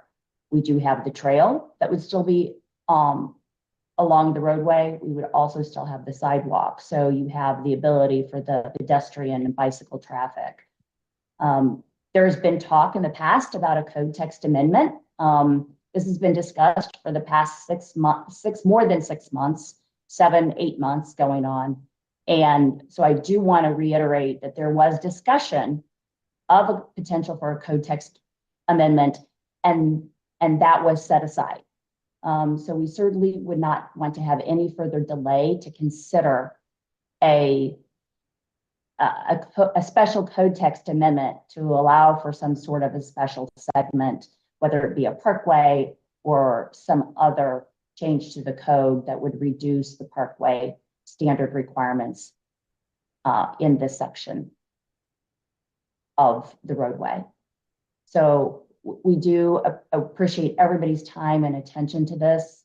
We know that it's been a long discussion. We have appreciated all of the staff's comments that they've made and the time that they spent with us trying to work this through to find the most efficient and cost-effective way to cause this development to move forward in the most timely manner possible, and to allow us to respond quickly to any, as industrial development needs come along. Many of you do recognize that time is of the essence if we're going to capture those users. So we need to have something in place where we feel that we can maximize the development here. And we asked that we respectfully ask for your recommendation of approval so we can move forward to the city council as quickly as possible. Thank you. Thank you. Larissa, is there anyone else? No one else has raised their hand. Okay, great. I'm going to go ahead and try to summarize to the best of my ability, and then we'll pass it back to the applicant if they want to add anything, and then we'll go ahead and discuss. So to try to level set, my understanding is that, applicant wants to be able to conduct business as they see fit and to build out as they see fit. Functionally, the city is on the same page with the way that the street would act or would be used. Kansas City is built on parks and boulevards. It's a very important part of the city. If we are to change this to local link, one of the major issues is just that we've permanently removed that designation, although the functionality of the road might not actually change. While the applicant has suggested that we would see any project making a permanent change, such as changing the designation of the street, does have a much larger impact than a variance could for a particular project site. The applicant's not interested in the code text amendment, primarily based upon the timeliness of how that might come about, and the problem that and they're not interested in a local link designate or a special segment, because the one that was recently approved would not have the same impact and wouldn't achieve what you're trying to achieve because it doesn't affect setbacks. So we're looking at either, approving the local link, which is a very permanent decision, which does not impact the street experience, but would impact for a long time, the connectivity of the parkway designation, and it could impact development in the future. The workarounds are keeping the parkway as is, allowing the applicant to go through the variance process, which has proved to be workable. It's just not their ideal scenario. And then the third option would be a code text amendment. So that's my summary, because I want to kind of level set, since there's a lot of things that are not typical to what we see. And so with that, I want to pass it back to the applicant and to city staff to, add any additional comments, make any amendments to what I just stated. Just want to clarify on the special segment, that would not, again, the importance there with regard to it in a parkway is not that it impacts or would change the setback. It's that it does not eliminate the parkway standards that would be applicable. So all of that property within 150 feet, that's where I make that same mistake often. I refer to that 150 feet as a setback, but it is just an applicability area for all of the standards.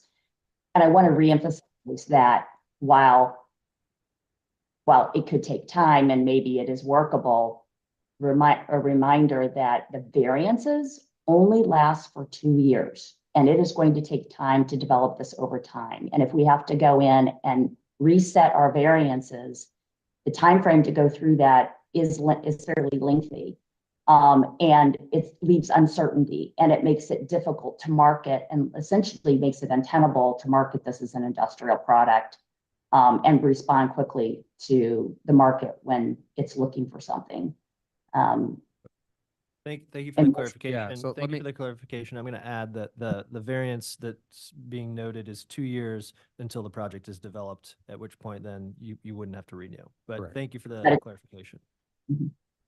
But again, remember that's on a lot by lot basis. So just Correct. because we start development of one lot doesn't mean that we perfected and secured our variances that previously granted for each and every of those lots. Understood. Thanks. Commissioner Arkin? Yeah, I'd like to kind of echo what Commissioner Ender said, that, and add to it a little bit there, is that if we were to approve this, we're setting a precedent for a larger picture that now opens up that door for other areas, not just this area, which is why there's a larger conversation rather than your functionality, the way you guys held yourself and has been obviously very well, but that's kind of what we are dealing with here. That being said, I think maybe I have some confusion on the special segment. The special segment is segment-specific guidelines, right? So just because yours don't fit into the previous one doesn't mean that it wouldn't fit into a new one, correct? Yes, and I think that city attorney was Yeah. saying that a case could be made that it doesn't really have teeth because it's a somewhat made-up solution, and that there's nothing to reference in the code. If I may, just to add to, sorry. It's not a typology in this major street plan, and it's not in the code either. So. And that's why my recommendation of amending and referencing that in the code also has more teeth.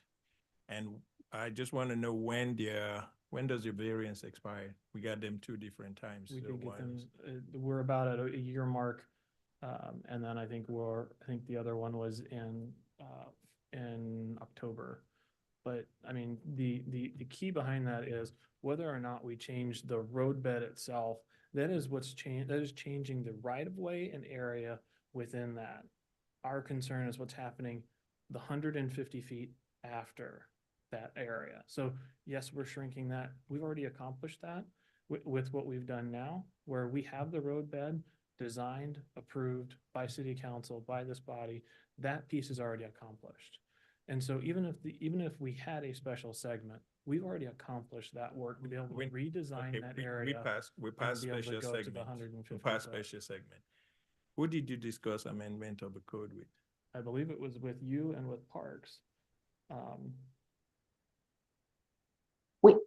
We had the conversation with the Parks Department at a meeting back in January. And frankly, that was then when that was suggested. There was discussion with others among staff. We discussed it with the council members from the district and other council members, and they agreed that it was not, they did not want to come through with a code text amendment. So, I mean, we often talk to our council people ahead of time on these things as well. So. And I do stand corrected. I do not believe Alofa was at Can the we- meeting. can I we believe it was just Get with someone Parks. that was at that meeting, was that said that we didn't want to do that code amendment? Is Richard Allen still here? He's Or right there. Ricky Sanchez? To Roxanne's point, that discussion did occur, and that was an option, but that's not the option that they moved forward with. Yeah, it might not have been appropriate at the time and Yeah. could be worth considering now. All right, Yeah. are there any further comments from the applicant? Otherwise, we're gonna then Let me close just- things. Let me conclude. So the special segment needs to be bolstered by the code amendment that grants those specific variants to that special segment, even if we write it specific for, and that's when I was talking about an industrial segment. So we say with industrial segment, you can do something. That's when I tried to bring that up at the last meeting, but again, they've not had this discussion with me. So, and I'm the one that brings this before you. And there's no ability in the code for the staff to write and create new rules along, well, the parkway and to accept We'll out have- certain we'll have to pieces sit down of. with law and then tag that. We've not had that. Sure. Yeah. I've not had that on the table, and that's why I did not come back with any special segment Yeah. discussion for you, because law informed us that it's not there. So we need to explore how we can do that to then bolster that segment, and we need to do it before their variance expires. So in terms of time, we have time, because this development can be built today. They can pull a building permit today. Applicant, any With all due further- respect, with regard to the time is of the essence. And we would rather have a decision come out of the recommendation, whether it be a recommendation of denial, a recommendation, no recommendation, or a recommendation with a suggestion to the council so that we can move forward. Time is of the essence, and this is holding up the development. Understood. Thank you. Anything further from the applicant then? Thank you, commissioners, for your time and your consideration on this matter. I know it's a long one and you've had a long day, so thank you guys for your time and attention. Agreed. Thank you. All right, what are y'all thinking? I think kind of looking back at all of it, while I think that the use for this segment makes sense, the local link makes sense. I have to look at it at a larger scale, right? The whole city. And my concern is setting precedents. I'm still kind of on the fence here. I wonder if we open the door for someone to take advantage of it in another way. I don't know. I feel a little differently. I don't understand, and maybe this is just my lack of understanding of what this is doing, but I don't understand the huge benefit the city is getting by denying the variance, or by denying the request. I don't see it. Yeah. Well, I understand both points. So I understand the development, and you want to start as soon as possible. And but I feel like the same as the city, like if we change something that is gonna be permanent and opening the doors for someone else to do the same. And I see for what I hear, there's a solution. You guys just didn't meet before, right? Is that there's a solution? Well, I that mean, they it sounds can like be- there's multiple solutions. One solution is unfortunately 13 additional variances, right? Which is, I understand there's a level of annoyance there, and I get that, but the other solution is a larger scale solution. Yeah, that's my understanding. I get that time is of the essence, and you want to start and you want to be done with it, but Well, a concern too, Commissioner, is not only that a change to code to address these issues will alight a lot more on a citywide basis, the potential for those changes to have an impact. That timing will probably take a lot longer than it would for us to have come through this process to bring these changes. The reason we did the segment that we did is because it is all industrial. That's what made sense in that area. There are other areas of Tiffany Springs Parkway that are designated a local link that connect up Parkway to Parkway, and so that's why we brought those. Well, a code section to me is going to have a wider and more permanent impact than granting one request for one But maybe road. maybe this is highlighting a larger issue, right? That there needs to be a spot for that. So a code section might allow future. And I think the city appreciates the circular connectivity of the parkway, even if it is more of a theoretical concept. I think there is something about that connectivity. Commissioner Hasek, do you have any thoughts you'd like to add? I mean, yeah, I personally with this, in this specific instance, I don't think that I don't fully understand what the connectivity is with the parkways in this situation, especially given that it's functionally the same either way. However, I do want to echo Arkin's concerns that, we have denied things in the past that in that specific instance might have been a good idea. But because of the implications that could have with other scenarios outside of that, we ended up denying that. So I'm sort of on the fence with it, but maybe leaning towards the denial specifically because of implications outside of outside of this. And we'll go ahead and recognize the Well, deputy director. You got a question about, the parkway. The way I would describe the parkway is it connects parks to parks, and then the wider green space gives the appearance of a park, of a linear park. And along the linear park, you would have more trees, and then you do have the walkway that's planned within the development, so that's not going to change either way with the typology. But it's more that a parkway is a park, a linear park that connects several parks together. And so without, the wider green space, it's just going to look like any other road. I guess my thing is, I don't understand is the key word there is linear park, and it's not really a park. It's not inhabitable space that people can use. It's just there for show, essentially, right? Which we're also, I mean, their variances are cutting into that anyway. Right. So that's why earlier I said designation of parkway, functionality as local link, just to get the designation of parkway, as a, yeah, Right. But I'm looking at it also just from the historic context, because I get trying to uphold the tradition of Kansas City, urban planning, and I respect that. But the way that these so far have been built is that they're not program spaces like the historic linear parks are. They're not inhabitable spaces, and there's no intention for them to ever be that. And so that's where it may look and quack like one, but it doesn't function like one. And I think, the benefits in today's time is with the heat island effect, you're going to have more trees, more green spaces. With increased rainfalls, you got the grass or the plantings that can absorb more water.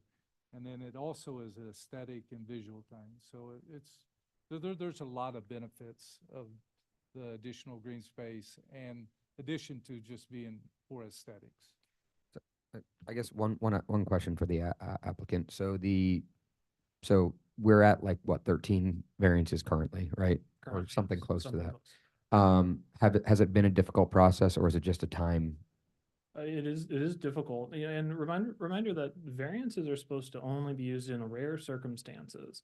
And to say that an industrial development to be put along a parkway has to get variances no matter what, that doesn't speak to the rarity of needing a variance.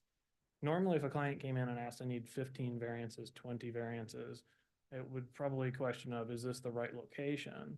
And the need, or can this be worked around? Is there some way to work with the code to make that accomplished? And Anna Naniski is online if you want to direct that question about the variances and the process. Sure. Yeah, one thing I'm going to say, I understand that variances are supposed to be not, but with adoptions of new plans and things like this kind of, it's a growing pain, right? So I just want to point that out.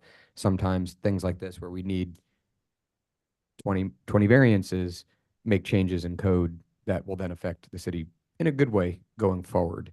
It's unfortunate that you guys are in the process of this right now, but I just want to explain how we're looking at this holistically for the future of Kansas City and all that kind of stuff. But Anna, if you would kind of maybe shed a little light on their current process. Have we, recommended approval with conditions or whatever through all of them, or have there been a kind of a back and forth with those? Hi, yep, Anna Naniski here.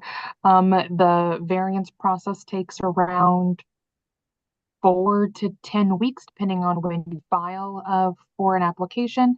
It is more streamlined than a major amendment to a development plan or a rezoning, et cetera. The applicant is correct. You do have to prove a hardship when you petition the BZA for a variance. This is usually some sort of physical constraint for a reason why you can't meet the code, not why you want to vary from the code. The first application that they're referring to for the multiple different sites that was processed under one case, it was not caught until much later that there were individual lots. So as a courtesy, we just processed them underneath that one case. We do require that variances are attached to each address or each lot. That is because once the variances are vested, they run with the land. So it is key for them to be with each lot or each building that is receiving those variances. In the case of the 5, I believe, lots that they have pursued forward. They have received their variances with approval. Thank you. Okay, so I think regardless, we probably should ask staff to go ahead and look into a code text amendment allowing for special segments to, the consideration of special segments to be added so that in the future this is a tool. But regardless of whether that happens in the future, we have this case in front of us. So does anyone want to go ahead and make a motion one way or the other? I'll go ahead and make a motion for denial, and we'll make another motion if the commission feels otherwise. So that motion would be to align with the staff's recommendation. Yes, of per okay. maintaining parkway status. So Vice Chair, I move to deny the project per staff's recommendation for docket item number 4. Is there a second? I second that. Okay, it's been moved and seconded to recommend denial for case number 4, so it can be moved along. Could we please have a roll call vote? Arkin, Aye. Lynch, Nay. Hasek, Aye. Enders, Nay. and Padilla. Nay. Okay, do we need another motion or does that suffice? Why don't you go ahead? The motion technically failed. Yeah. So why Okay, don't so the motion fails. I Anyone like to move make it? to approve the applicant's request. Is there a second? Second. It's been moved and seconded to approve docket item number 4. Could we please take a roll call vote? Arkin, Nay. Lynch, Aye. Hasek, Nay. Enders. Aye. Padilla. Aye. All right. Docket item number 4 has been approved against the staff recommendation, 3-2. Good luck. Thank you, Commissioners. All right. Thank you all. We will welcome Chair Carl back, and I imagine we'll be taking a break, but we'll bring Chair Carl back first so that he can make that decision.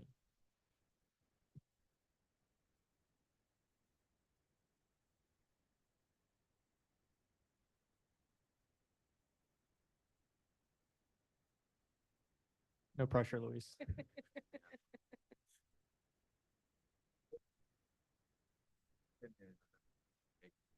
is potentially a code amendment to it. Then this is kind of the case study for that. Okay with that.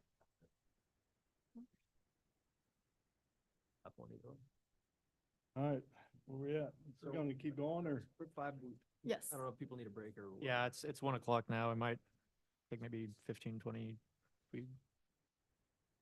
Okay, Don't believe the next one will take very long, just as a What's heads that? up. I do not believe the next one will take very long. all right, let's Okay, do the well- next one and then take a break. So let's welcome docket item number 5. Okay. And then we'll wrap up after a short break with 6, 7, and 8. Okay, docket item number 5 is case number CD ROW 2024-4, a request to approve a vacation of right-of-way in District M3-5 on about 1.07 acres generally located at the corner of Prospect Avenue and East 87th Terrace. I am the staff planner, so just give me one moment.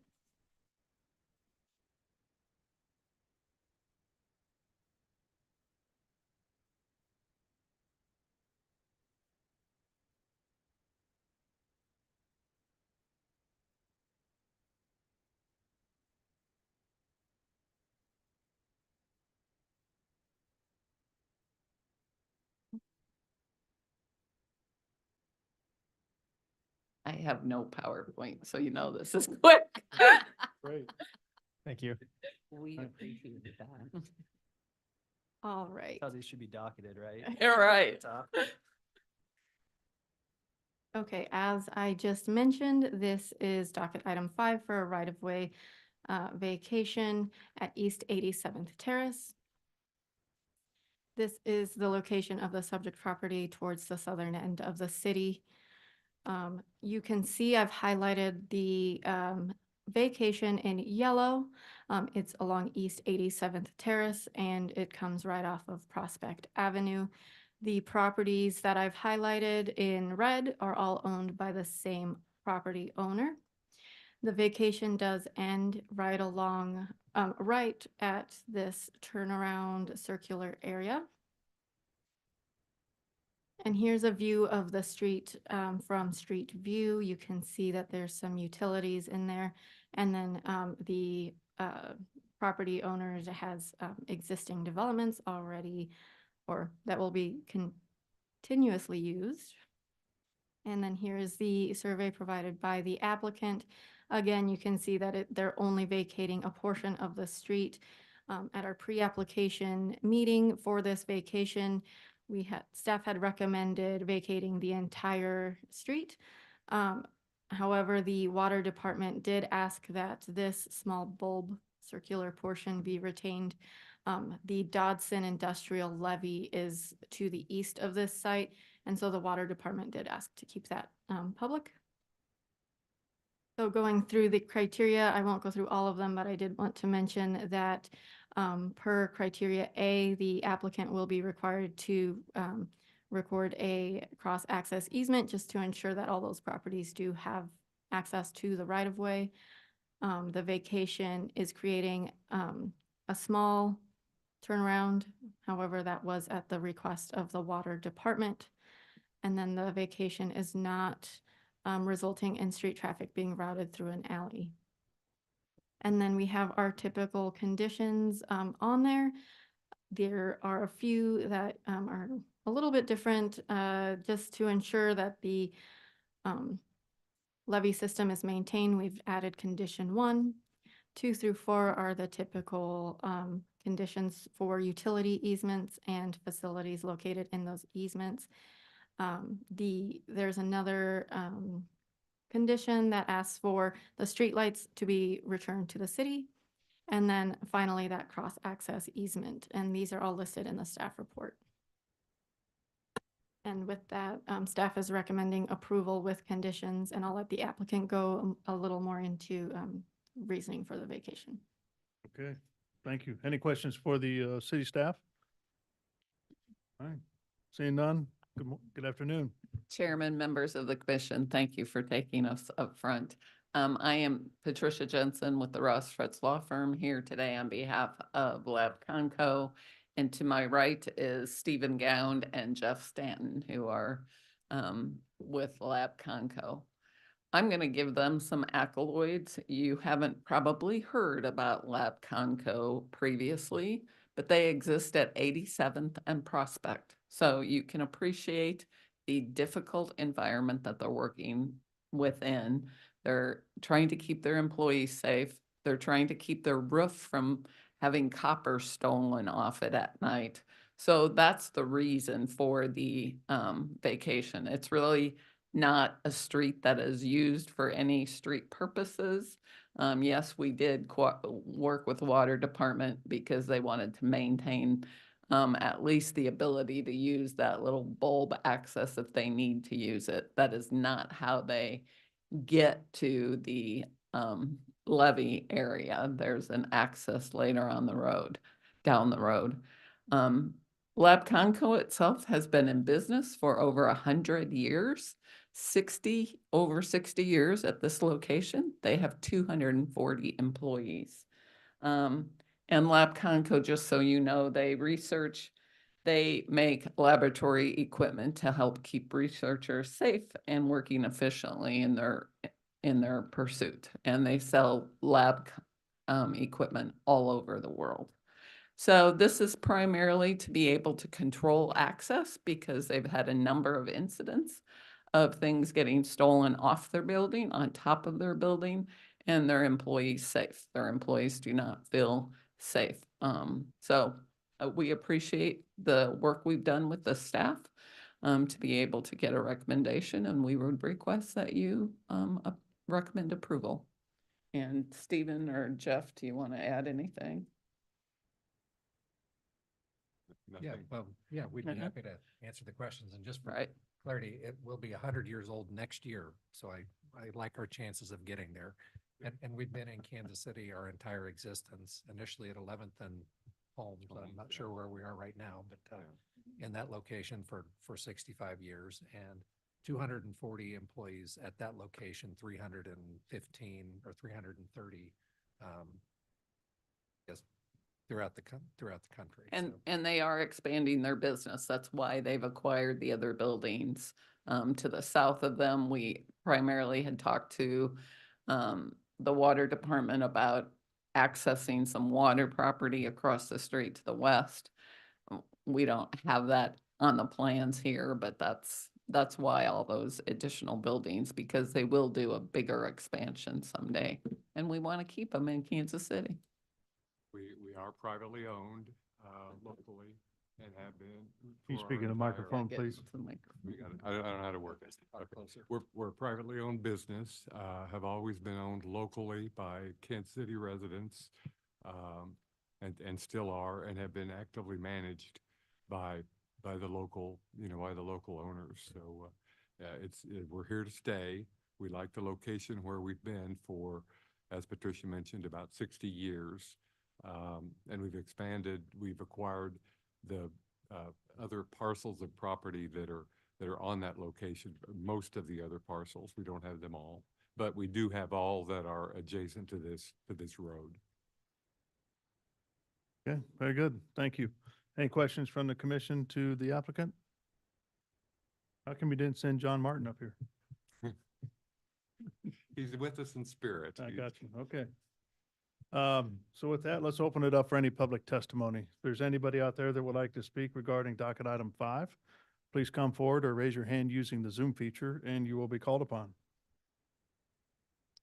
No one has approached the podium and no one has raised their hand online. Okay, so we'll close public testimony then. Anything else to add on this? No. Okay. So with that, we'll close testimony and I'll take a motion, please. Chair Carl, I move to approve docket item number 5 with conditions. Second. I've got a motion and a second for approval of docket item number 5 with conditions. Meredith, can you take a roll call on that, please? Arkin, Aye. Prow, Aye. Enders. Aye. Hassick, Aye. Lynch, Aye. and Padilla. Aye. Okay, it looks like the motion passes 6-0. Thank you very much. for Thank you bringing very it up. much. Good luck. All right. I mean, we'll take a little lunch break here. So it's 10 after 1 and come back in about 15 minutes. Does that work? Everybody get a slice of pizza down on that quick? Yep. Okay. So 1:25 we'll be back to finish out the rest of the docketed items. Thank you. I can find my notes. I don't know.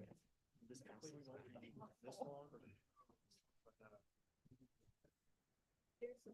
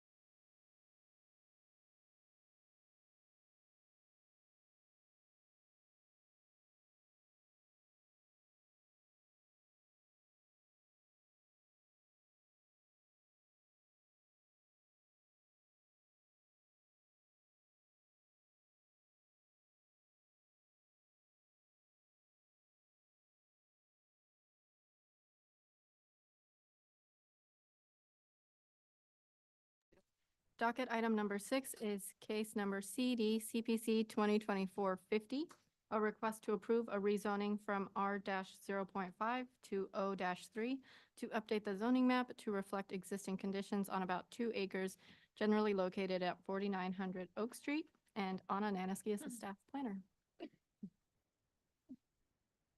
Okay.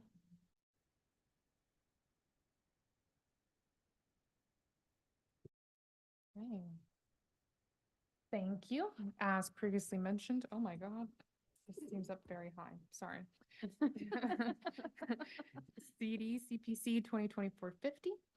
This is, the property in question is 4900 Oak Street. The current zoning is R.5 and the applicant is seeking to rezone to O3 so that the zoning district can reflect existing conditions. The site in question is located in the Midtown portion of Kansas City, Missouri, specifically adjacent to the Country Club Plaza. This is the Russell Stover's Candies headquarters at the intersection of Oak Street and Dr. Martin Luther King Jr. Boulevard. The site is highlighted in yellow. The Brookside Boulevard and the right-of-way for the future streetcar extension is to the rear. And then UMKC is also in the surrounding area. This is a street view of the existing structure on the site. Again, it's Russell Stover. So to add some history, zoning history, because this will shed light on their request. The site has been zoned R5 since at least 1951. In 1951, the R5 zoning district permitted medical offices and clinics, and it has stayed that designation to today. In 2011, we renamed a lot of zoning districts. We consolidated them. So what was R5 is now R.5. And so I don't know how the existing use got cited there. However, an office currently requires an SUP for the R.5 zoning district, but of course the property rights for this use is vested here since it has existed prior to this change. The property and the applicant has gone through the process of receiving several sign variances because of this R designation, this residential zoning district. That includes the big wall sign that you see on the site right now, as well as some debates over signs that were related to their 100-year anniversary, a monument sign and a temporary sign, all which was resolved, but then that posed the question of, well, is this residential zoning district appropriate? Since it's an office and it's functioning very commercially. So they petitioned for the site to be rezoned to office so that it can, continue to operate as it is and not run into other issues like it did with the sign requirements. So here's the review criteria associated with a rezoning case. I'm not going to go over all of them, but the 3 that are most applicable to my recommendation.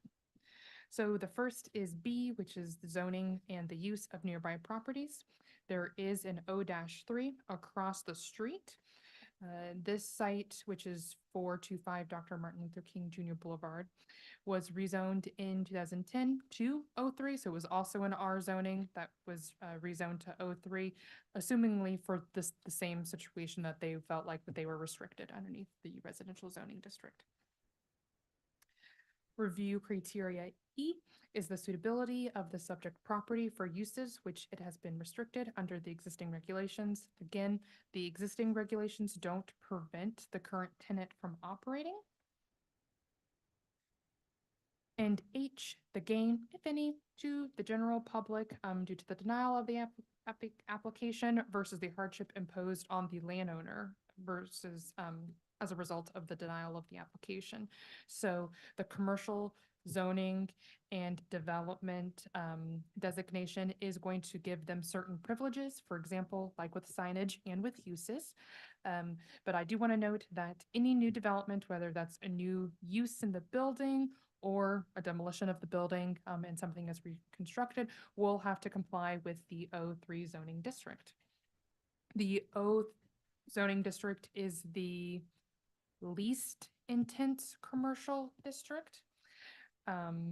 we can see that it has a lot of similarities from its current zoning district, which is the R.5, except for allowing things like restaurants, a bank with a special use permit, the offices with a special, that would be permitted now, and the signage regulations can now conform with the commercial standards.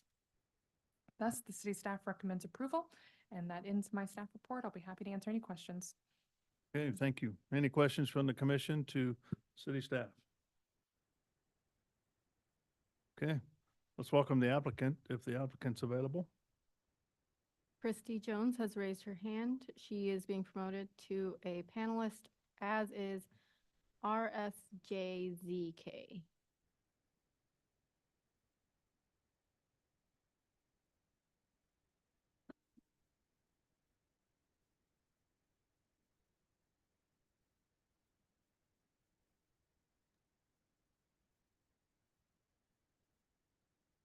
Okay. Good afternoon. Thank you for taking the time. Just wanting to reiterate what was already said. Basically, our intention is that there's no change in how we're currently using the property. The only difference would be that we would have the zoning that is applicable to how we're currently set up. Okay. All right, any questions for the applicant? All right, seeing none, let's open it up for public testimony. If there's anybody out there that would like to speak regarding docket item number 6, please come forward or raise your hand using the Zoom feature, and you'll be called upon. No one has approached the podium and no one has raised their hand online. Okay, so we'll go ahead and close public testimony then. Anything else to add from the applicant's standpoint? I don't believe so. Thank you. Listen, I appreciate the fact last year we requested and you approved the variances at the committee's request. We pursued the rezoning, and that's why we're here today. So no change in purpose for the building or use of the building, and we hope this is just cleaning up issues that frankly no one knew about for years, maybe since this building was built. So thank you for the time. Okay, can you tell me your name for the record? This is Jim Kissinger. Kissinger. Okay, thank you.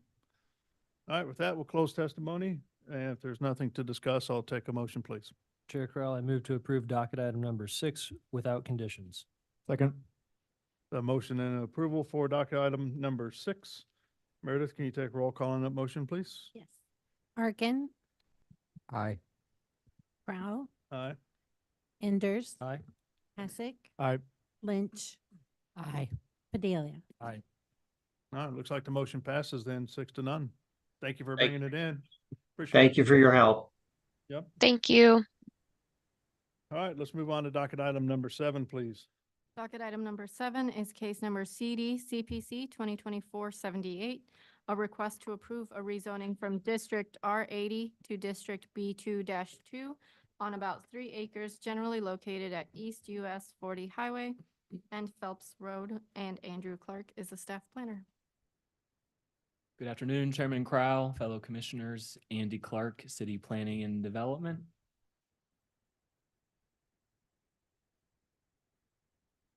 And for the afternoon session, we have docket number 7. It is CPC 2024-78. This is a rezoning without plan at 14901 East US 40 Highway. This is right on the border with Independence, on your way out towards Lee Summit. It's in the 5th Council District. And you can see here on the site, it is split zoned. The front third roughly is zone B3-2 and has been commercially zoned for many years and used that way. On the south side, it is zoned R-80. A lot of this area used to be orchards and agricultural in use. Here's a view of the existing site looking south from 40 Highway. And the proposed rezoning matches what the future land use recommendation is in the Little Blue Valley area plan. B2 zoning correlates to mixed use neighborhood. When the applicant first reached out to city staff, They had questions of what zoning district would staff be comfortable supporting. The first thing that staff was concerned about is the adjacency to a residential neighborhood and the lower intensity R75 zoning. And staff recommended that the applicant at least provide a 75-foot buffer between their property and the residential uses to the south. That 75 feet, instead of doing a deed restriction, which is very difficult for the city to enforce, if a planner leaves, another planner is not going to know to go to the county recorder of deeds and look up that information. Same with our compliance team, or it just makes it very, very unsustainable. So staff's recommendation is for the applicant to revise the legal description for this rezoning to leave the back 75 feet as R80. The R80 is very limited in uses, and that irregular shape would force someone to come back through the development plan process or rezoning to ever develop that back 80 or that back R80. So staff thought this was a protection for the residential neighborhood to the south. The applicant did hold a public engagement meeting as required by code on rezonings. It was well attended, and I just included some of the information that was attached to the staff report. And I'm sure some of the neighbors are here today. And I spoke to the applicant and the neighbors that they need to continue dialogue as this follows the process.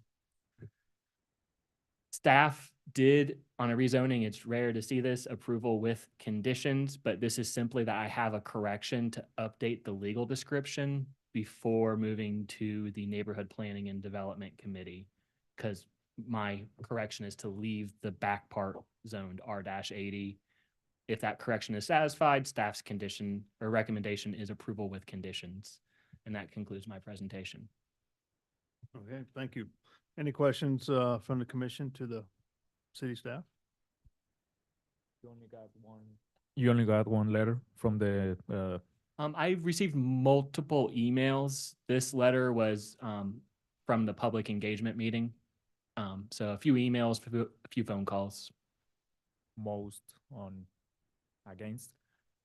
I would say concerned. Okay. All right, with that, let's welcome the applicant then. Good morning. Thanks for giving us the opportunity to come here and to ask for approval for this rezoning. My name is Brock Exposito. I'm an attorney. I work at Hera Law LLC. I'm also related to the property owners here. The property itself is owned jointly by my grandfather with his brother, and my father, Paul Exposito, is currently in charge of the day-to-day management of the business that operates on the property, which is a used car lot. It has been there for over 10 years. All told, the Expositos have been in the used car business in Kansas City for close to 80 years, starting back at the outbreak of World War II. Essentially, what we're trying to do here is ultimately market the car lot, or rather the property, for resale, so that somebody can come in and develop it. During the process of preparing that, it was discovered that there's this discrepancy in the zoning. We reached out to city officials to ask them how we should proceed. I want to give a shout out to Mr. Clark. He's been very receptive to working with us. He's been very responsive, so we've had a great experience there. But I also want to just iterate that really we I think have been equally as receptive to him at trying to work out what we can do to get this uniformly zoned. Really, the desire here is just consistency. Much easier to market a property that is consistently zoned for one purpose rather than split down, 2/3, with the front half next to other businesses and operating as a business, and then the back half being residential in an area that I think most would agree is not really sufficient for future residential development. And it sounds like the city's plan envisions mixed use in the future. So when we were approached about, okay, well, let's talk about a buffer zone at the back. There's a bit of a hill that is wooded. between the property and the residences that are back there. We said, that's fine. We'll do a buffer zone then.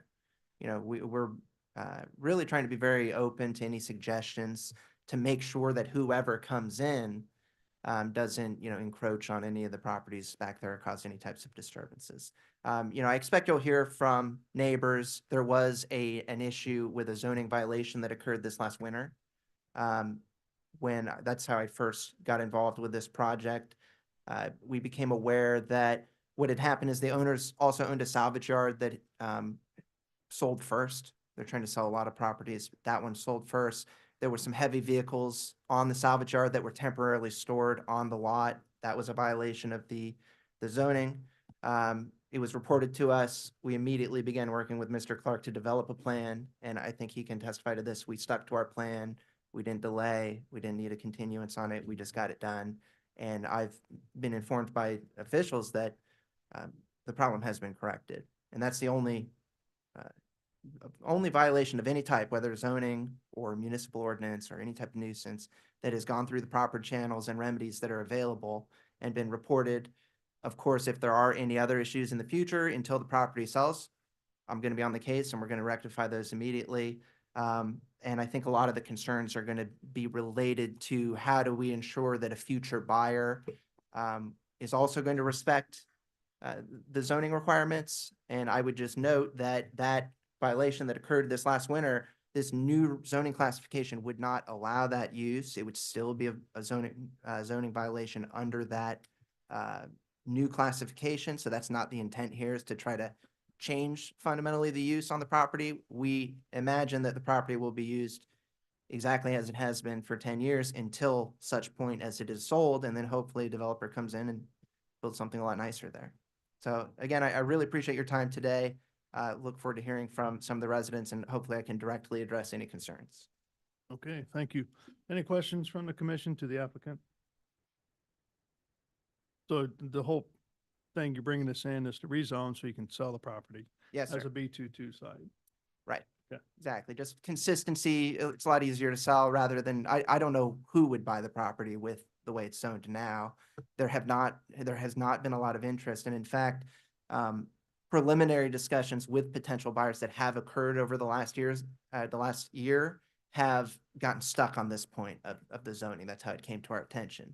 And seeing those fall through, we figured, okay, we might as well do our due diligence now, contact the city, see what do we have to do this the right way so that we can assure a buyer that it's not going to be an issue for them as well. Okay. I guess the properties to both your west and east are, what's their primary mode of business? Those are businesses that on the east side, there is another car dealership. If you look at the photo, this little cutout in the top northeast corner, that is a used auto business as well. And then if you go to the west from there, there's a pawn shop next door, and then there's a event space near that as well. That's where we held the public engagement meeting there. So it's all business use. This is right along US 40 highway. So it is primarily businesses on that strip there. Yeah, and the business on your side is no longer in operation, or is it still going? I think it's still the one to the east that is a car also. Your side, I'm sorry? your side, your building side, your property. The car lot is currently in business, yes. Yours is. Yes. Okay. The used car business that is there is in operation today, yes. So that's not your business? You just own the land? No, And then somebody owns the business? so or- the entity that owns the business, it's a distinct legal entity. So the parcel itself, the land is owned by two trusts, one of which is my grandfather, John Exposito, and the other, which is his brother, Chris Exposito. There's actually multiple like sub businesses that operate out of this space. I believe my uncle Chris has his own operation. My father owns a business called GFS Sales. And really it's kind of a co-op in a sense where different business entities sell their stock through the car lot there. Okay. If that makes sense. Kinda. Yeah, all right. Anybody else have questions? All right, with that, let's open it up for public testimony. If there's anybody out there that would like to speak regarding docket item number 7, please come forward or raise your hand using the Zoom feature and you will be called upon. Hi, Good afternoon. my name is Rihanna Desalich. I live at 14001 Lookout Drive. I am the former president of my homeowners association, Unity Ridge, and I'm actually the former president of Kansas City Neighborhood Advisory Council. During my leadership with the council, we were able to create the ordinance for community engagement, which I'm very, very proud of. I am part of the Little Blue Valley in the 5th District. Little Blue Valley has had a homes association for many years, which is like the umbrella group over the whole valley and all the different neighborhoods. And that is why I received a letter and was invited to participate in the community engagement. So the first thing that I do when I get these letters from CPC is to go into Parcel Viewer and take a look at the information that I can get from that. When I looked at that, I looked at codes cases. There are over 20 different codes cases in this for this location that have been opened up and closed.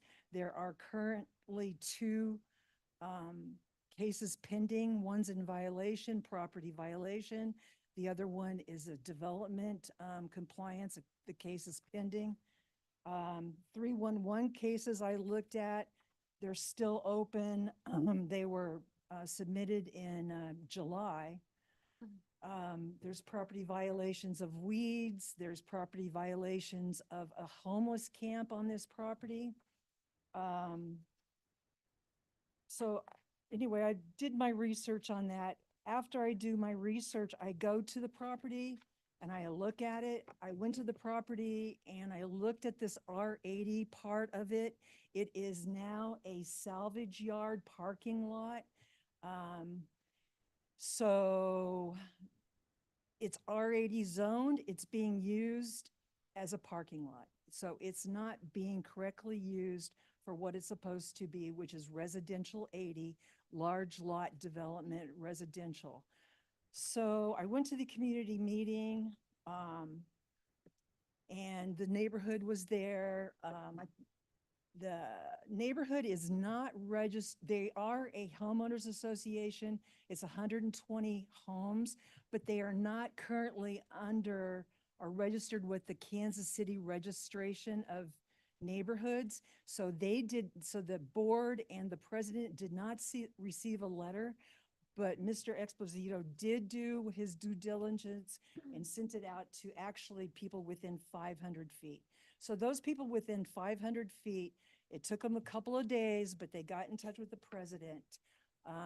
And the board has really yet to meet and talk about this. I suggested that there be a continuance to this project because it gives more time. There was only a week between the community engagement meeting and today. It was a week ago today that they presented the plan.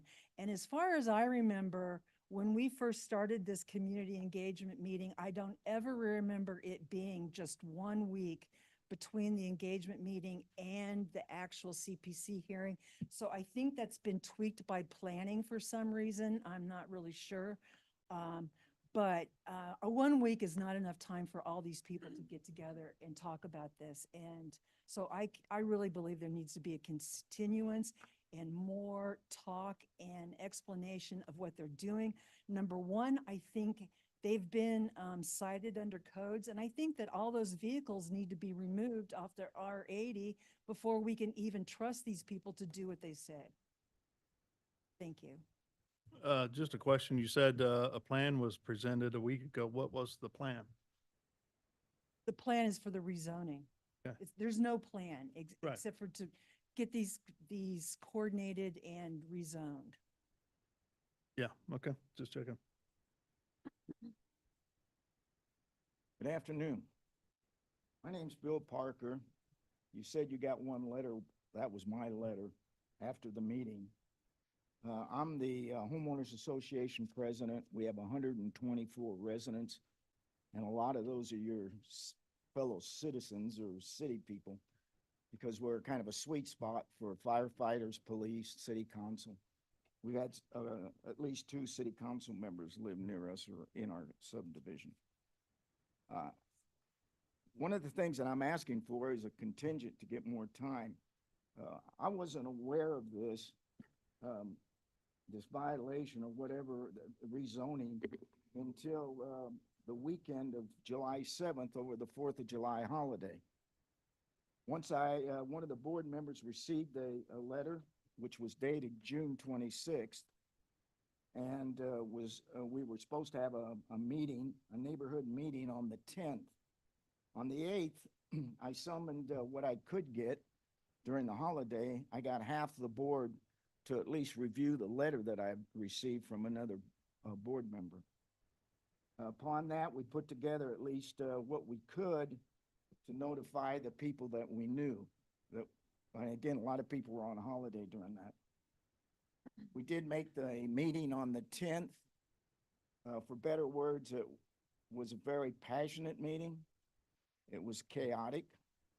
And the biggest complaint is that this would not even be a rezoning issue if there hadn't been a complaint to the on the 311, which we complained about the junkyard. On November of last year, I got a complaint from a homeowner. We took pictures of that, and I don't know if Mr. Clark has those pictures that I sent him, but I brought hard copies. And we had a full-blown, for better words, junkyard. And these were reported. The code violation group came out, surveyed it, and I guess they approached the auto dealers. We were never copied in on that. We never knew what the resolution was until we found out there was a rezoning request. They were told to move all those vehicles out because that property, the back part of the property, is zoned R80. That has not been done since, as I speak. I was told by their attorney, because I asked the difference in the zoning code that they want to get between B3-2 and B2-2, because there's no accountability on who will maintain this buffer zone, this R80, which is 75 foot, or who will enforce it. At present, it's all in overgrowth and trees, which are on some of the homeowners' fence. There were pictures taken as late as Wednesday. Those cars are still there. I was told by the attorney, I said, what's the difference between a junkyard and a parking lot? He told me the difference was that those cars were going to be drivable automobiles. And I said, how many? Well, they weren't quite sure. Well, you can look at the one picture, the real bright one, and that's the latest picture. So that'll give you an idea of how many are out there.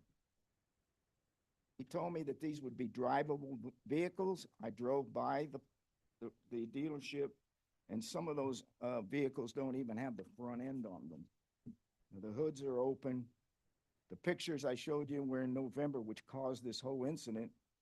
Those cars were being parted, and literally, they took the junkyard from someplace else and put it in our backyard. So we need more time. I haven't even had time to notify the residents. We have 124. I haven't had time to really come up with a plan for us, but the consensus I get is we do not want that rezoned. The buffer zone is not going to get us anything. I understand that they want to sell the property. I asked the attorney. He told me there is no buyer at this time. He said the most probable client that would buy the property would be a similar business. Well, if a similar business comes in, a car dealer, what's keeping them from doing the same thing? We're not against it. We've lived with that car dealership for a good many years. But our elevation is higher than theirs. So we're looking down into this well, for better words, junkyard. And it's affecting our property values. I also would like for you to know that I represent 124. Next to our subdivision is another group who received letters, and then they're not part of our homeowners association. So I don't know what their viewpoint is, because I haven't had time to meet them. The only reason you got my slip and none others was there was a credibility gap. They didn't trust the attorney. Because I asked them why you didn't fill that out. So I felt I should at least say something. And I put on that, if you read it, it says, call me. I've been working with Mr. Clark. I've also called my council person who was at our annual meeting in June. And I've notified her, and she told me to call her after this meeting and review with her whether or not we set up a meeting with her. I appreciate your time and your concern, but I'd just like more time. I'd like to resolve this. We're open to that. But under that one meeting that we had, there was just too much information with not enough information how we're going to fix this. There was confusion, a lot of passionate people in there. So basically, I'm sitting here right now with probably 2/3 of my homeowners don't know anything about this.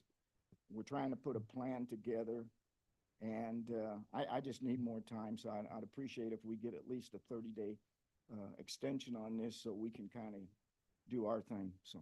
Yeah, thank you. Before we jump to the next person, can I ask for clarification from staff? Sure. So one thing, I did jump into Parcel Viewer and looking down, and it seems like a lot of those lots all are B3-2, and then there's a couple with this designation where it's the B3-2 and the R80. Are those lots also in similar issues as well? And what is on Parcel Viewer, it shows it as one large lot. So going to the desired B3-2 wouldn't change that case, right? You'd still not allowed to have cars piled up.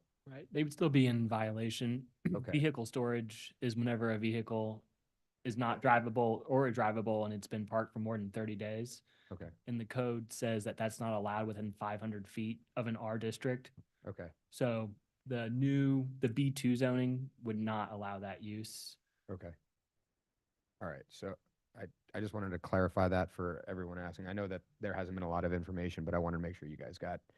That was my question, is what is the difference between a B3-2 and a B2-2? So a B22, great question. A B22 was staff's recommendation because it doesn't allow as many auto repair businesses by right. And what I mean by that is they would be required to come in for a special use permit, which would trigger the public engagement again if someone were to buy this property. The only part where they would be allowed to do the existing car lot is where that red line is on the top, where it's B3. So just to summarize that for you, the B22 would be more restrictive than the B32 is what their recommendation is. The point being that the red zone, or the 75-foot, isn't being maintained now. But that's already a 3-2, so they're not asking for change in that. But that's the R80. Oh, that's the R80. Okay, Yep. sorry. In red. My question is, who's maintaining that, or who will maintain? The homeowners association will not maintain that property. It's not ours. They're not maintaining it presently. Okay, understood. Sorry. Thank you.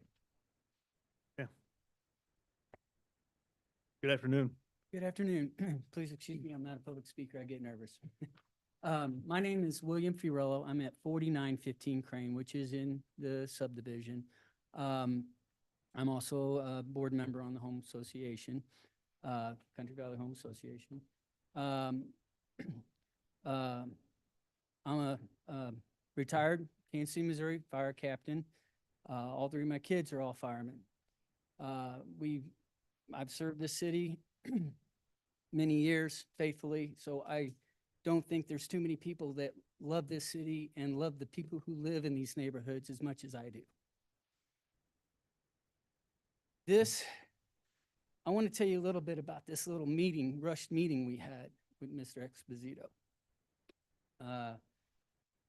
First of all, it was rushed. We got very little notification. It didn't go over well at all. They came in with an agenda to push their agenda, what they want. They made, you know, they made it all smoke and mirrors, man. They made it look like it's going to be something sweet for us, but it's not. It's just sweet for the property owners. Saying how they're going to, oh, it'd be great developing this and it's going to be worth a lot more and increase property values in the future if somebody, you know, 30 years from now decides to buy the property. Well, this property, it is being used as a junkyard. If it looks like a junkyard, sounds like a junkyard, in my book, it's a junkyard, okay? They made it sound like, oh, well, we put in here to where the way it's zoned or whatever, and I apologize for my lack of experience of knowing what these codes are, but he made it sound like, okay, well, we're not gonna be able, you know, it won't allow us to run as a junkyard, we won't be able to have heavy equipment and all that, right? Well, it's the cars. They're all junk cars. Some of those cars, I mean, there's weeds as tall as the cars, you know, all around them. They've never been moved. They're not drivable, you know, it's junk. Some of the cars don't have a whole, like Bill said, don't even have a front end on them, you know, and they're supposed to be future resellable stock. No, they're parting them. We have neighbors that, you know, back up right against it. And all they do is hear the sounds of parting out cars. Okay. They see in 3/4 of the year, it's bare trees, leaves are gone. And you see all that junk. They can't even sit on their back porch with some guests because they see all that junkyard. So I just, you know, just wanted to express my feelings about it and also, as Bill recommended, we need time to let our neighbors know what they're trying to do. You know, we don't want it to change because we don't want, there's nothing to keep them from still moving cars in there. Yeah, maybe like he says, heavy equipment stuff, they can't, but that is all, you know, they only suggested to have this change because of the complaints when they brought this junkyard and made a junkyard of it. That's the only reason, not because, oh, they want to sell it in the future.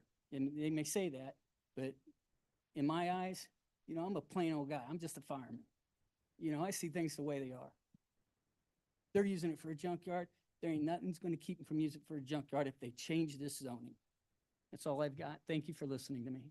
Thank you.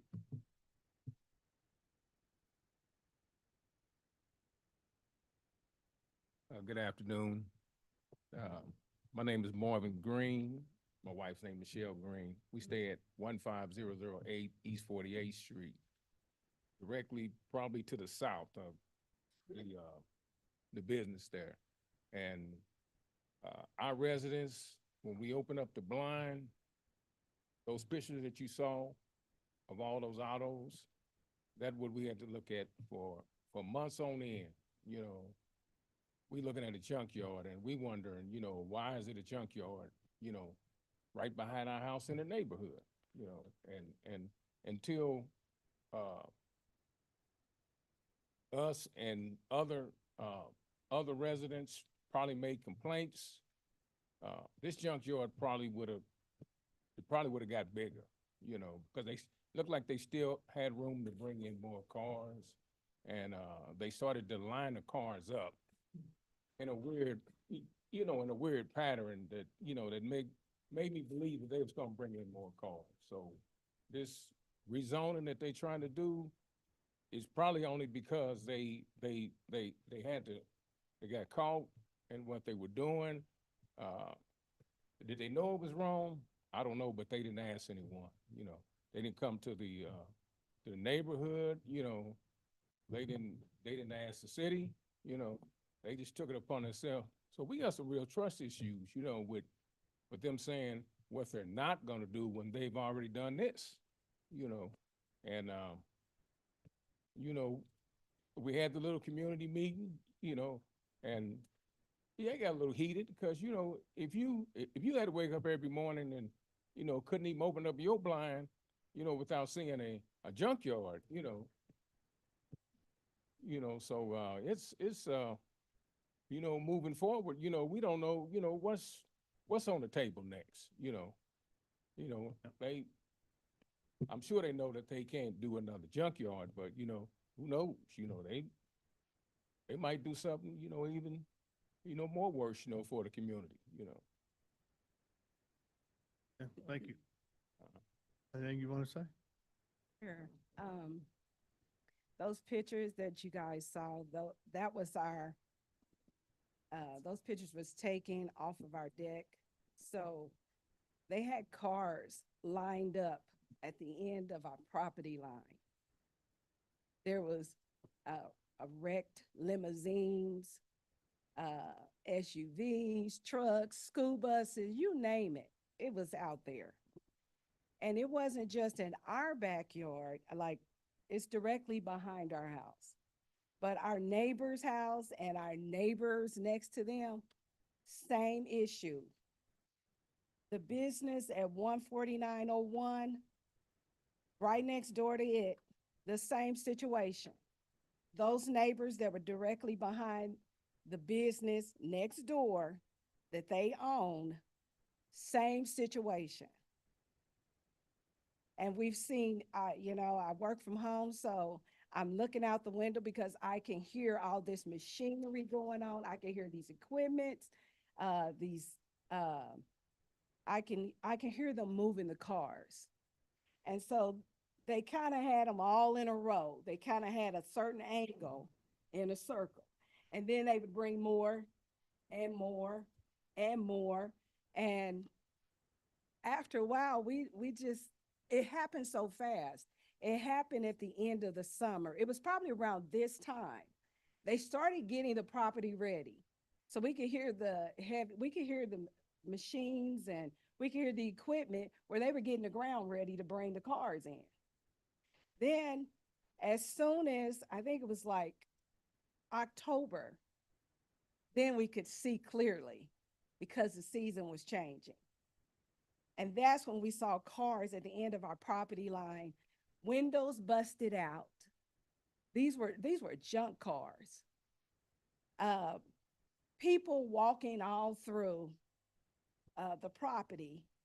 And it was kind of I can say I was concerned about sitting on my porch because I mean, for one thing, I didn't want to sit on the porch anymore because all I see is a salvage yard.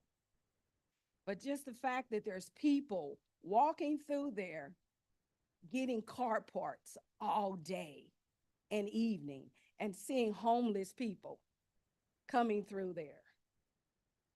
This should not be going on in a residential area. So I am asking that you all will say no to this zoning. We don't trust them. Yes, we attended the meeting. It was heated. It was heated because he would not answer any questions. And someone did ask him if he was related to the owner, and he hesitated. And they called him out on it, and then he finally said, they said, "Are you going to inherit this property?" And then he finally said, "I don't know." Then I don't know. Then he said, "Maybe." So, I mean, there's a lot of trust issues, but we've been really directly impacted by this. And I don't feel safe having that business, having it rezoned. I don't feel safe. I don't feel like we've been there for 21 years and we have never had these issues before. And I don't want my grandchildren playing in the yard with this kind of activity going on. Yeah. Thank you. Thank you. Thank you. Anybody else? No one else, oh, one more person has approached the podium. My name is Martina Bowden. I live at 4915 Raymond Avenue in the same subdivision that we're all here speaking of today. And I'm a new resident, so I am particularly concerned about everything that's going on in the community. As a matter of fact, I have made it a point to be a part of the board and working with them to kind of encourage more growth in the board system, bringing some ideas, because I have a vested interest in this community. I chose this community because my husband is a Vietnam disabled veteran. The home that we were seeking for his care was perfect. And I am just, at this point, I'm concerned on how things are going. I do understand that they're asking for a 30-day extension, more time to have to communicate with the attorney. Other residents will have more time to get involved. This is all very important to us. This is not a joke. This is not anything that should just be pushed under the rug. We need your assistance, and we would like to see it resolved. That will benefit us all. The meeting was heated. My suggestion to the board was that, given the opportunity that we meet again, it's my understanding that the attorney was to contact us to meet again. I'm not sure if that has actually happened. May have received a phone call, but we have not met again. I understand clearly that there are certain protocols to every meeting that you have, public or private. So one of my goals is to make sure that that structure is evident in every meeting that we have moving forward. I spoke to the board about that. They're in agreement with that. This is an issue that needs to be resolved, but we need more time to do that. And thank you very much for your time. Thank you. Anybody else? Well, I was gonna say, I don't think I see it, just turn down, think about. Sorry. Can you, Yeah. can you state your name and Paul address? Johnson. Thank you. Yeah, and like she said, that the homeless people's come down 40 highway and they gets in the back of that, and it's just a bad situation, for Savage Yard. How Savage Yards operate, you're gonna have, stealing and people breaking in all the time, so it's, just turn it down. Okay, thank you. Anybody else want to speak? No one else has approached the podium and no one has raised their hand online. Okay. So we'll go ahead and close public testimony then. Thank you for everybody speaking on this. So there's just coming back to the applicant so he can kind of discuss some of the issues that were brought up by the residents there. And yeah, I'd like to hear your comments on a lot of those. Sure, thank you. First of all, as I stated in my opening comments, every allegation of a code violation or a zoning violation or anything of that nature that has been reported through the proper channels and that has come through me has been resolved. The only issue that I'm aware of was the one that we dealt directly with Mr. Clark on. And if there were others, then I would expect that we would be properly notified of that. If there's a violation, then we're happy to address it. Really, I would just ask that, I think the city can speak to, the staff can speak to whether they believe that the violation that occurred last winter was adequately addressed. It's been reported to me that it was. If there was more work to be done, then we would have done it. Regarding any other violations, again, I am not aware of any present violations, but I do want to also just point out just logically that it's not strictly relevant to the question that we have here today, right? I mean, the important thing to note is, look, this is not a BMW dealership. This is not an Audi dealership.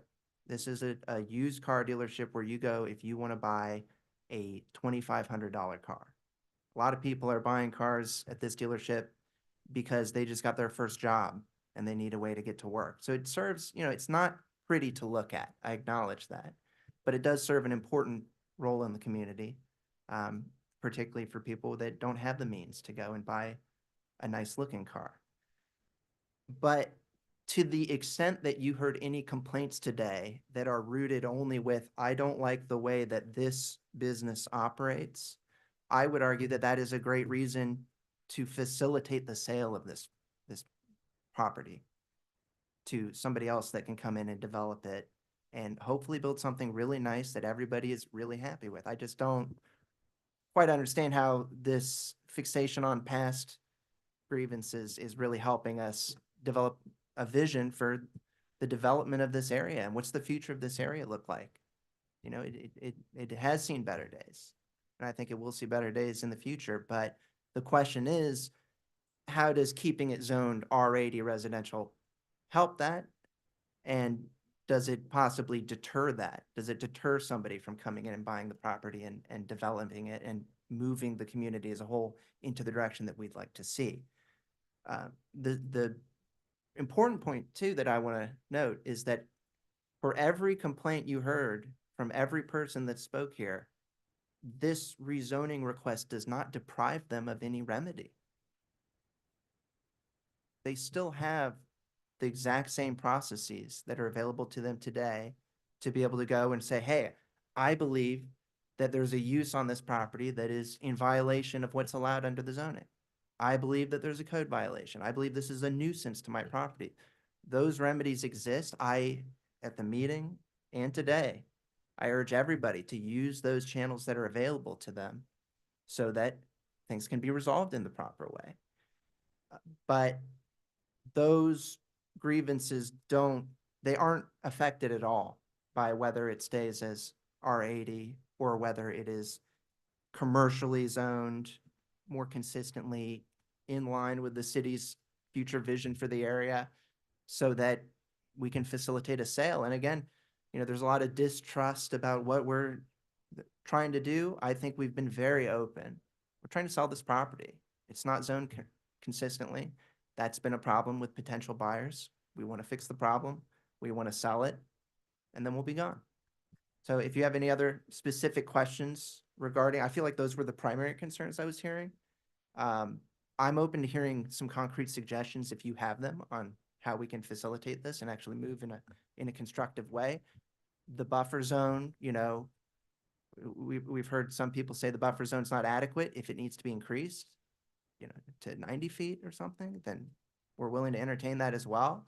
We're willing to hear any fruitful and reasonable requests that are going to help move this along.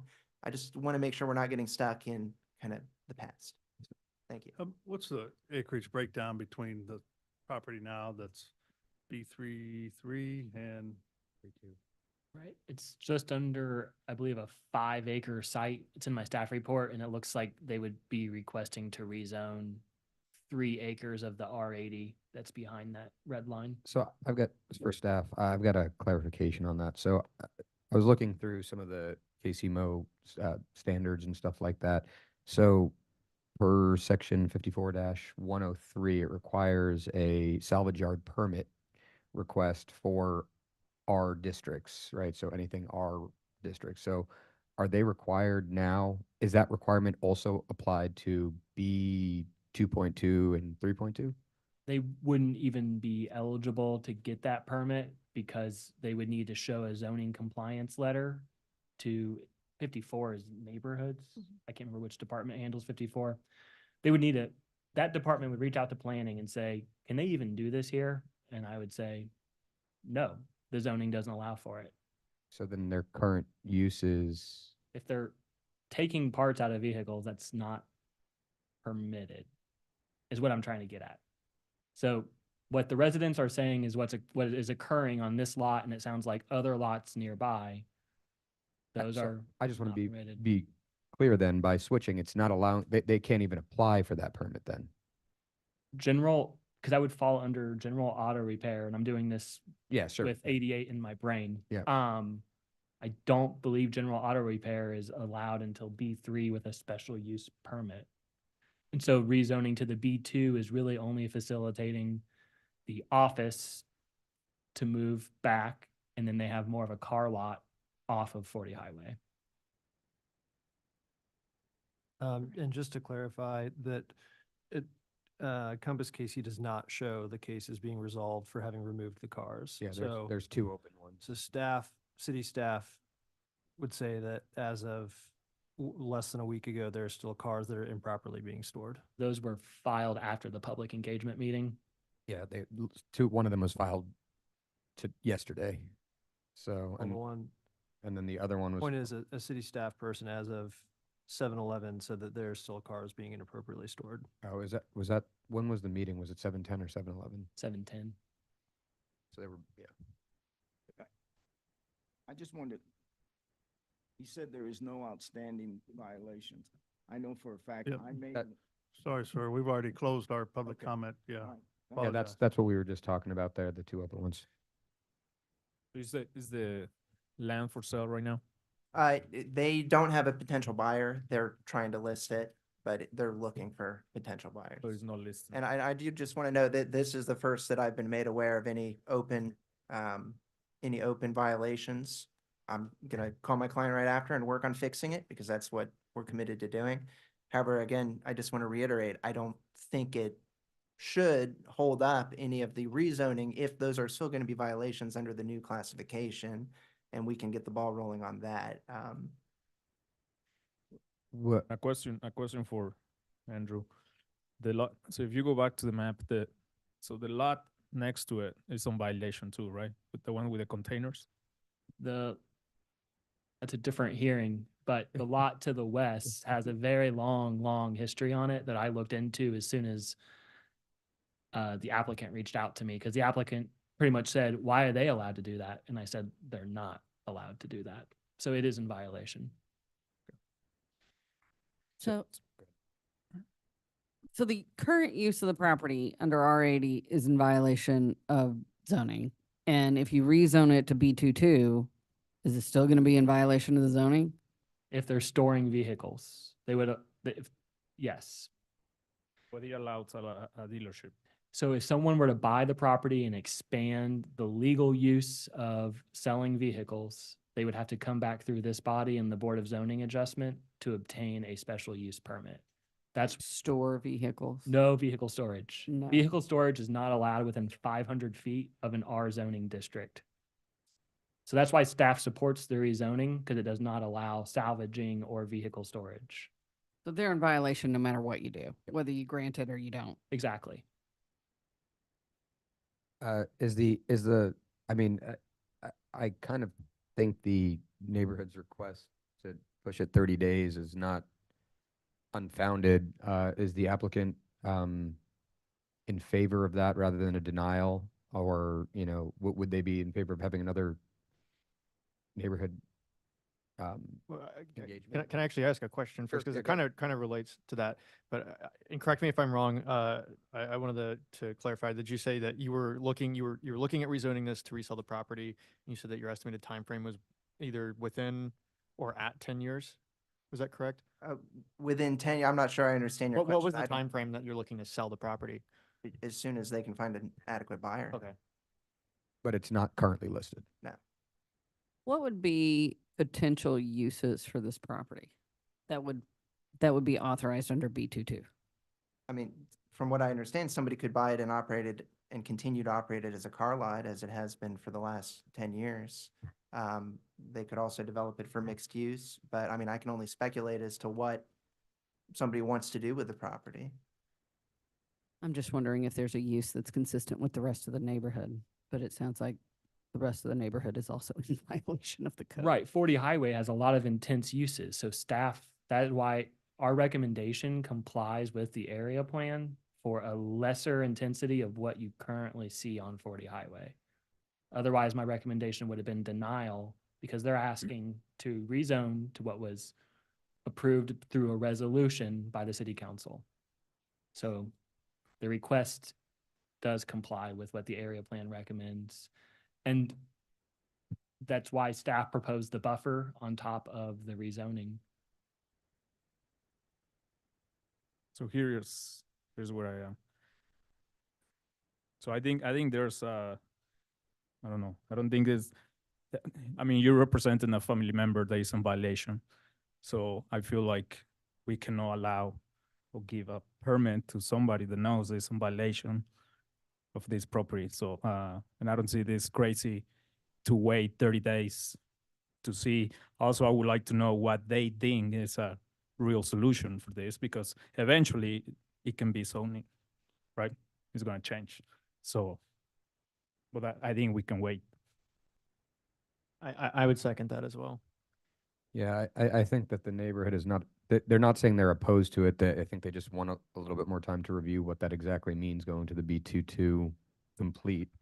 I would like, And because it's not listed yet, I think that a 30-day, what's that meeting? 30 days would be August 21st. Yeah, I don't see, I mean, I called, ask the neighborhood if they, 30, I mean, they recommended 30 days, so. Okay, if you're gonna recommend continuance, what do you want to happen exactly. between now and then? So I would just want another neighborhood engagement hearing. But Or, can we hear, Would, can would, we hear back from somebody representing the neighbors or no? I do want to just put this out here. I pulled up the zoning table and putting 40 highway into context. If the reason why staff and the area plan says B2 is they're trying to market this property obviously as an auto related use. The only other option would be to downzone even more, a less intense down or zoning, which would be B1 or O, and those don't allow any sort of auto uses. So I'm just putting it out there. That's the only thing from a planning perspective that you could offer, is to do a different zoning district, but any other zoning district would not allow auto uses. but currently 3/5 of the property are R80, which is below B, right? Right. Yeah. Can you condition either a continuance or the approval upon remedying the complaints and the code violations or the zoning violations that there? No? Handle it. Right? Yeah. I like the idea of that. And it feels terrible to grant what feels like a. Yeah. Well, I mean, there are times that you can condition things before a certain, certificate of occupancy, et cetera. But I guess for a rezoning, there's not really anything that would make sense. I mean, the only thing would be is to continue the case to see if any further information comes out or, you know. What are they trying to accomplish too? Because I guess that's a good question. sounds like they just want it cleaned up, get all the junk out of there. And they can have that. I don't think there's an issue with the rezoning whatsoever. Yep. It's just a matter of cleaning up the site. So that said, I mean, are you guys gonna request that we have another meeting, or just, are we gonna continue and see? Because, if there's violations, and like I stated, we'll work on getting those rectified immediately. I don't know if that's the only condition. I don't know what purpose another public engagement meeting is gonna serve, unless there's some idea as to what we're supposed to be working at, or what a proposed solution might be. Yeah, I think they'd just like to hear from you how and when you're gonna clean up the site and what your plan is for it down the road. I think they've asked that of you a couple of times, and they still don't have that answer, especially the cleanup part of the site, because it's not allowed now, and it continues to go on. And that's what they want to see stopped and cleaned up. And I don't know really from the city's standpoint, the enforcement side, why that's not happening. Yeah, the strongest tool we might have is holding it up for now. Yeah, So perhaps we just hold it up and continue, and then let's get the site cleaned up, and then we can review it again. I agree with that. I will just say the case that was filed on there, it says ZDC. That's our compliance division. What I was looking at, it hasn't been processed yet. There's quite a queue, so keep that in mind on timing. Yeah, I mean, true, correct. So, do we know how backed up we are on those? No. I don't have a date for you. I mean, the request, I mean, he can go into parcel viewer and see what the request is, right, to clean up the cars. Exactly. Yeah, so knowing now, we're telling you that they're asking to clean up the cars. Yeah, so I'll go ahead and make a motion. As you might have seen from an earlier case, staff and the applicant came back, with extra information based upon what the commission wanted to see. And so personally, what I would like to see is that the lot is in compliance and that there are no cars being stored in an R80 zone before we consider approving this request. So with that, I'm going to go ahead and move to continue docket item number 7 to Second. August 21st. 21st. Second. So as part of your motion, I again need to hear what you're requiring between now and that next meeting. Yep. I'm moving to continue docket item number 7 to August 21st with the hope that the applicant will show that the property is in compliance with its current zoning. Can I ask for just a clarification? Because I think it is going to affect, whether we're able to comply with that, right? So first of all, could you just clarify whether a mere allegation of a violation has been made and reported, or whether there has been some That's what preliminary we'll determine when you come back. determination? That's what we'll determine based upon, what we hear on August 21st, what photos you have and dated and seeing if it looks like it's in compliance. That'll allow us to at least consider the case. Okay, so this is unrelated to whether, like, if somebody comes in the day before the hearing and just reports something, is that going to be held against us, or we have to come and show you affirmatively that, you're kind of asking us to prove a negative, is just what I'm pointing out. I would assume they would have to show evidence for that, right? And so it would be the same, again, correct me if I'm wrong, would it be the same that you would document evidence that it is cleaned up and that you are within compliance? Okay. I mean, just to be clear, I haven't even seen what we're talking about yet in terms of the allegations. But if there is an allegation or if there's any type of violation, that we'll Typically, work on it. personally, I can't speak for the rest of the commission. I would want the representative of the applicant to know the current condition of the site. Uh-huh. And so that's kind of a step 1. Okay. I mean, we can provide photographs and, we'll have more information on what it looks like when we come back. So I second that now. So you want the compliance, but you also want them to talk to the neighbors. Okay. I don't need. Right. Andrew, is it possible to bring a codes officer or something? I will Next talk meeting? to the manager of compliance division and make sure someone is assigned this case because there's a current development case pending with it. Okay. And that'll help if there's something Right. day before, something like that. That way we person have a is third assigned. party. Right. Yeah. I would assume we get some kind of liaison to work with, similar to how we worked with Mr. Clark. All right, so we've got a motion and a second for continuance of docket item number 7 to the August 21st meeting. And with the intention of the applicant going through their code violations and getting those straightened out before the next meeting, or at least have a plan for us. What's happening? Okay. Meredith, can you take roll call on the motion, please? Arkin, Aye. Prowl, Aye. Enders, Aye.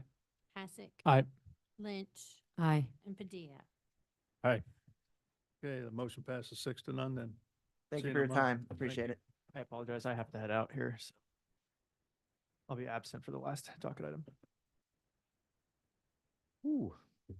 2:30. I think that's a new record. All right, last but not least, docket item number 8.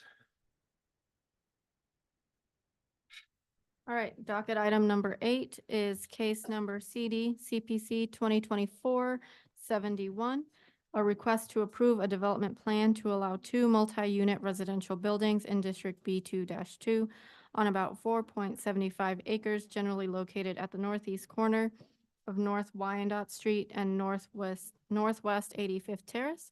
And Genevieve Kahn is the staff planner.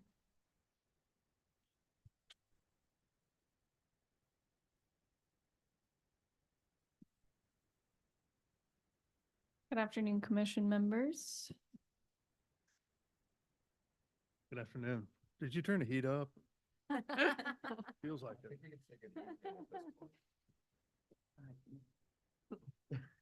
Don't worry, we'll get through this one very quickly. I can find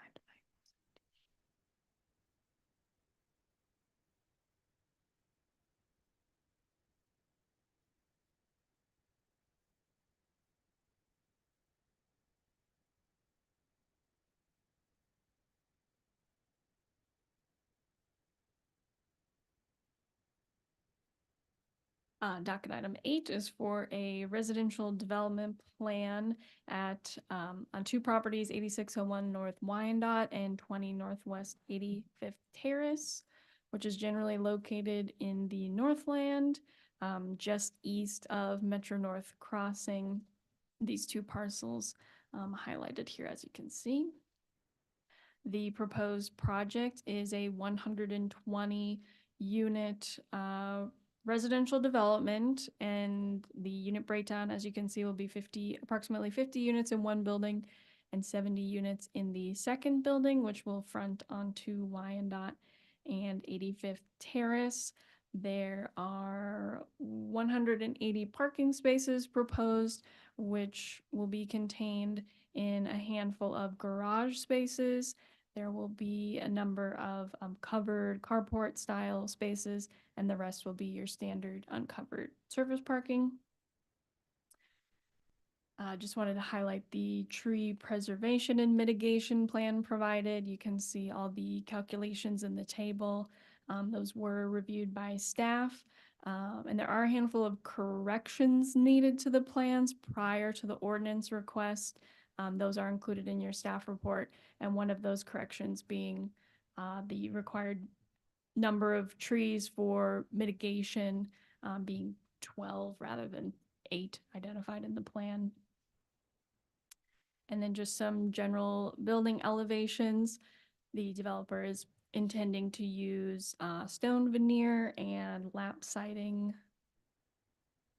And then some building elevations for those garages, which will be along Main Street. We'll also use that complementary brick and stone and similar siding. And then just some street views of the site. This is the intersection of 85th and Main, so that one of the L-shaped buildings will be located right here along the street and the other further back on the site. And then this is the view on the west side of the site. Metro North, again, is to your west over here. And again, that building will be along the street here. And then the view from Main Street, which is going towards facing south. The neighborhood is behind us here. You can see the existing residential multi-unit buildings that are to the east, and there will be sidewalk installed along this portion of North Main where the development will be. And then just one request of the commission to remove condition number 31, causing the area to be platted. These 2 lots are intended to be combined by deed. Therefore, platting is not required. So I'd ask that the commission remove that condition. Other than that, staff recommends approval subject to the conditions in the report, and I can take any questions.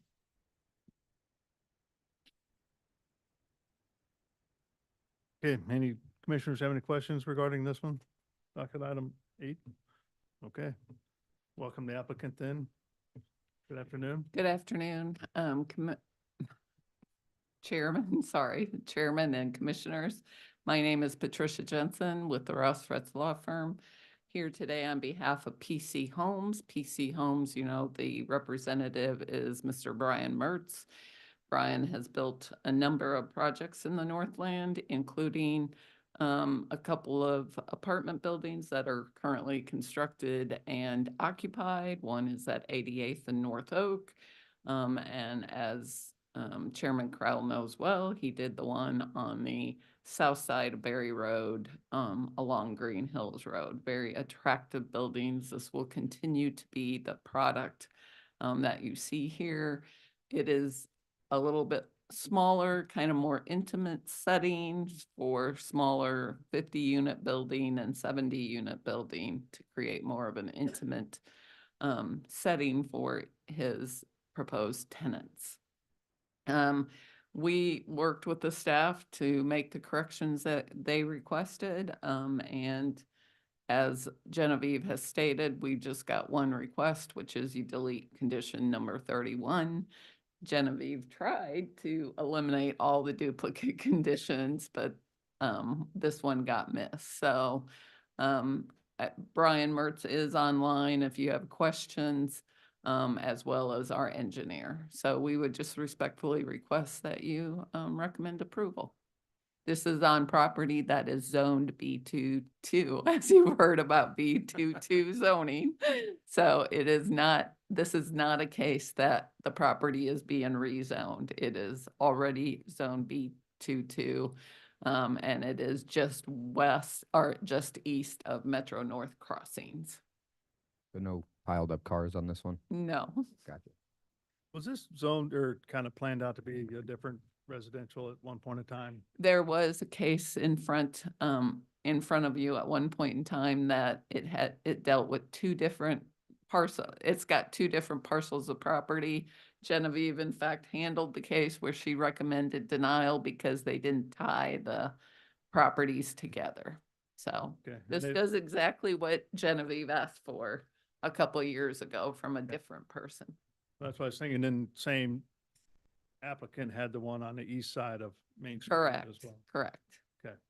But this is a different applicant now. Is anything going to happen to the southeast corner? I haven't heard of anything. Not that I'm aware of. I know that site was particularly challenging because it was sort of a regional detention or water collection, stormwater runoff area. Yeah, okay.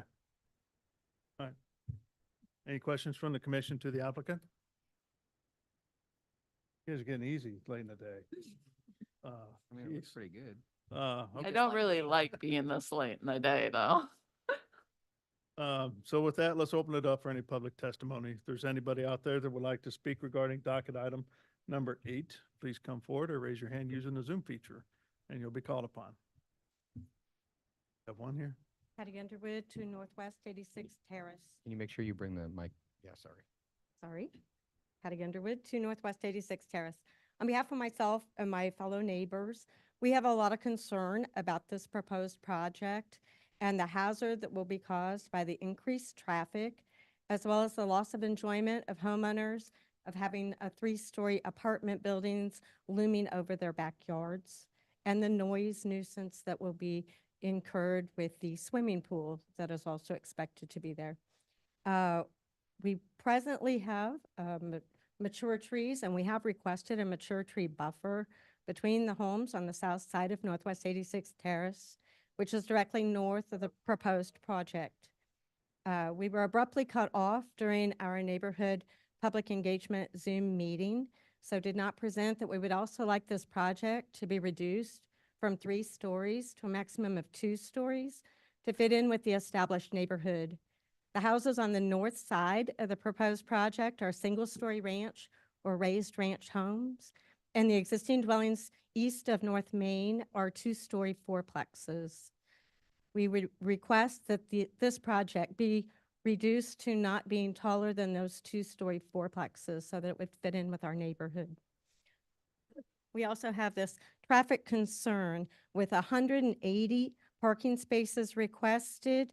This will be a great deal more traffic in our neighborhood. North Main is not particularly wide as it is. And we would ask that their entrance and exit, which is proposed for being on North Main, be changed to either North Wyandotte and or Northwest 85th Terrace. Both of those streets were designed for commercial load when Metro North Mall was still there and are currently underutilized.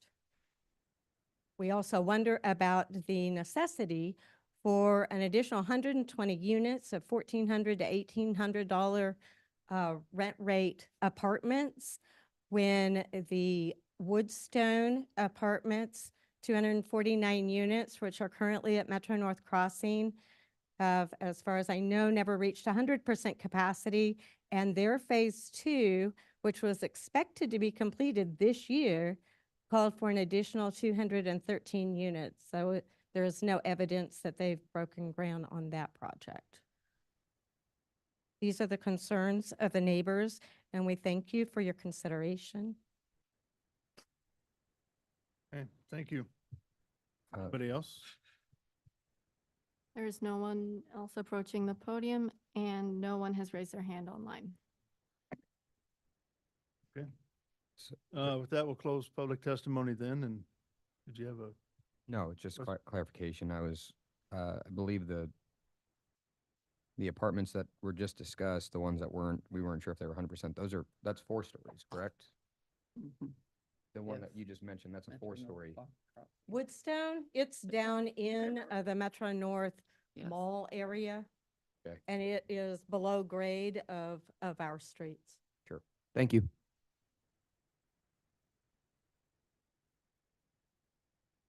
Miss- All right, we'll go ahead and close public testimony then, and just Mr. Chairman, I can respond to several of those remarks. Number one, the statement that we were cut off during our public engagement meeting is not true. That public engagement meeting went for an hour and we were hearing the same thing. So at some point in time, you decide you're going to end the meeting. In addition, my client, Brian Mertz, is pretty unusual because what he did as a result of that was we told the neighbors if they wanted to meet with him in person out at the site to discuss their concerns, he would do that. He did have a follow-up meeting. I received emails from 4 people wanting to be at that meeting. I communicated when that meeting was to occur. And Mr. Mertz, in fact, met with individuals and went into their homes and met with them. And he has agreed, I mean, we're maintaining as much of that buffer on the north side as we can, but he has also agreed pursuant to their request to install a fence. They were concerned about people running into their backyards. So he's done that. It's untrue that the apartments in Metro North are not at capacity. I think their rental capacity is between 95 and 98% right now. And you all know that we have a shortage of affordable housing in Kansas City, Missouri. Every one of Brian's buildings have been occupied immediately. And he builds good quality projects, and it's mainly single women with kids that are renting those. Main Street is the entrance. The staff does not want us to cut into 85th Street for access, or North Wyandotte is certainly more difficult in terms of topography. We are widening Main Street along our property boundaries with curbs, gutters, and sidewalks. So, and we believe all of our renters are going to go out south to 85th Terrace. They're not going to go on narrow streets along Main Street, so. One question. The north of the property, it appears that we are keeping the existing tree, right? Existing tree line in between the residential and. Correct. We're trying to maintain as much of a buffer as we can. Okay. May I say something, Patricia and Yes. commissioners? Of course. Thank you for allowing me to zoom in on this call. On July 8th, I did have a follow-up meeting with 3 or 4 of the residents that immediately touched the north property line. It was a very constructive meeting. I got to hear their concerns, and that the outcome was adding that 6-foot tall privacy fence at the top of the hill because as our drawings hopefully show, the apartments, the first floor is pretty much hidden by the hillside that goes to the north. And then we add the 6-foot tall privacy fence at the top of that hill. And then you have approximately the 10 to 15 foot mature tree buffer that we do not plan on removing. So that was kind of what the compromise and kind of what we came up with the property owners there. Even talked about cleaning up some of their trees and just kind of sprucing up the area. It was a productive meeting, and I think we kind of helped their concerns. Some of it was noise, but when they found out that the pool is kind of interior to the project and the parking is interior to the project, they were no longer concerned about that. And I would add, Mr. Mertz is very unusual because he gives people his cell phone number to call them during construction. I did apologize ahead of time that we will be we will be noisy during the framing stage. So Okay. Any questions yet from the commission on any of this? Okay. All right, with that, we'll close testimony then and speak amongst the commission. Go from there. Yeah, I think looks like a good project. Appreciate the applicant working to try to be sensitive to the neighborhood and fully understand that people aren't always excited about different housing types coming to their neighborhood, but this seems like it was very thoughtfully done. And we always love to see an applicant, engaging beyond the required community engagement. So appreciate that. If there aren't any further comments, I'll go ahead and move to approve docket item number 8 with conditions, removing condition number 31. Second.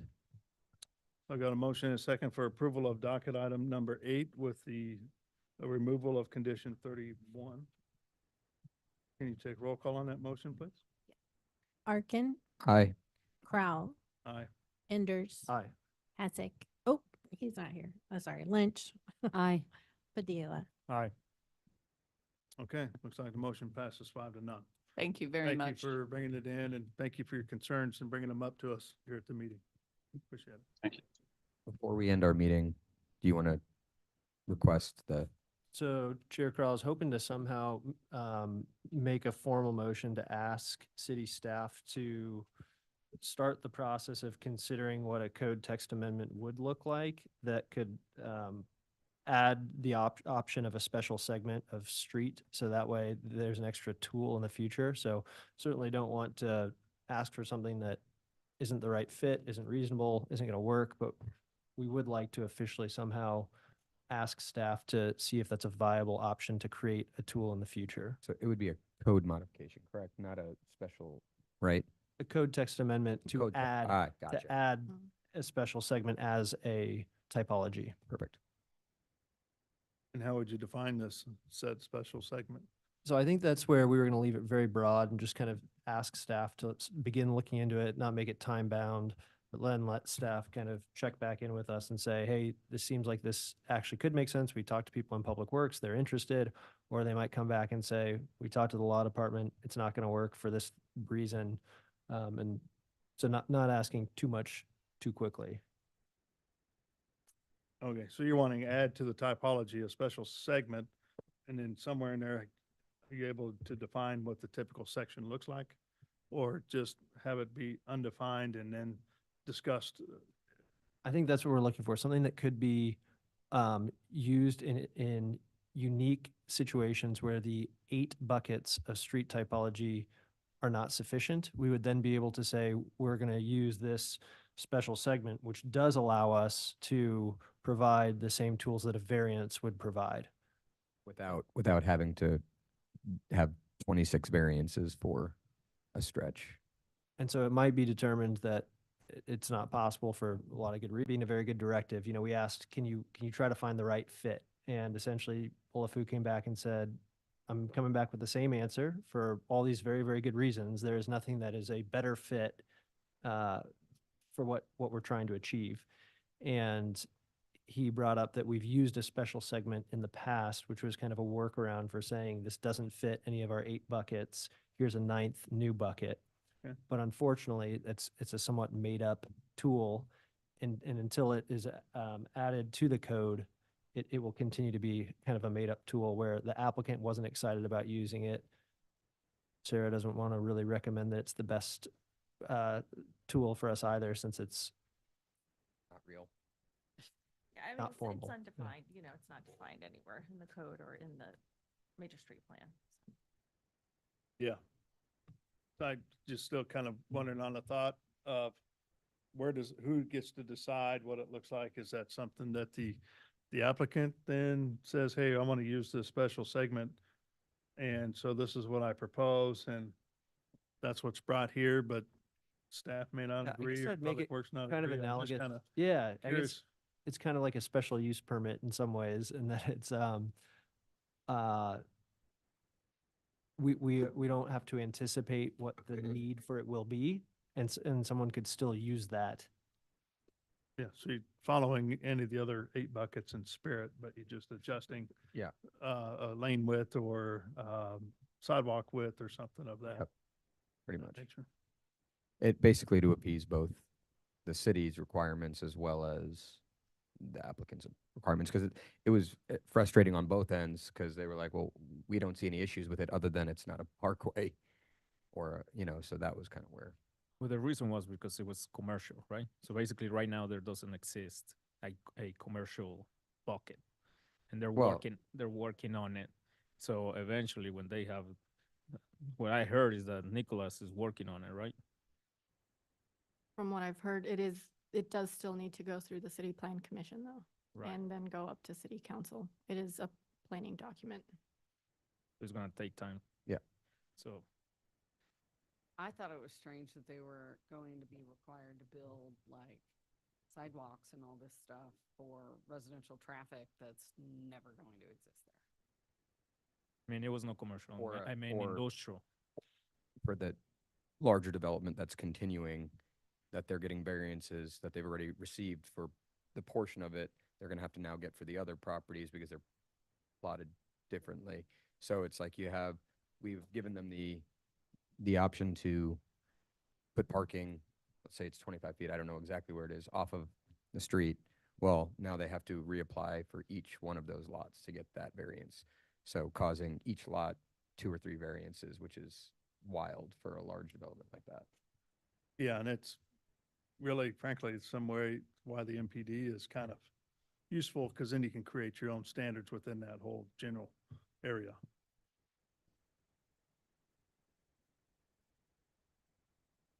So, And Okay. to be clear, the MPD does have requirements that they have to meet to qualify for an MPD rezoning, so. So does that kind of make sense? Are you okay if I make a formal motion to ask for staff to look into it? yeah, I don't see any issue with that. Okay, so move to ask staff to look into the possibility of a code text amendment, adding a special segment as a new street typology to allow for unforeseen uses and needs of streets in the future. And, for periodic check-in with the commission, because we certainly don't want staff to work on something that passed when they deem it to be either useful or not useful. Second. Okay. So I got a motion and a second, asking staff to look into the creation of a special segment for roadways typology. Meredith, can you take a roll call on that motion, please? Arkin, Aye. Frau, Aye. Enders, Aye. Lynch, Aye. and Padilla. Aye. Okay, motion passes. When do you want them to come back? Next meeting? Oh, okay. I did write down no timeline, so Yeah. just kidding. Okay. I think, We'll and get again, to I it. think that you guys, if you all realize this was a one-off, it's not going to happen again, but especially for like that part of the city, potentially if it continues to develop out the way that it's intended to develop out, then maybe it's worth addressing. Maybe it's not. If you all determine it's a waste of time, just tell us. We will call it. Okay, Okay, anything else before the commission? nothing else? All right, motion to adjourn then. So moved. All right. Thank you, everybody. See you Thanks. next month.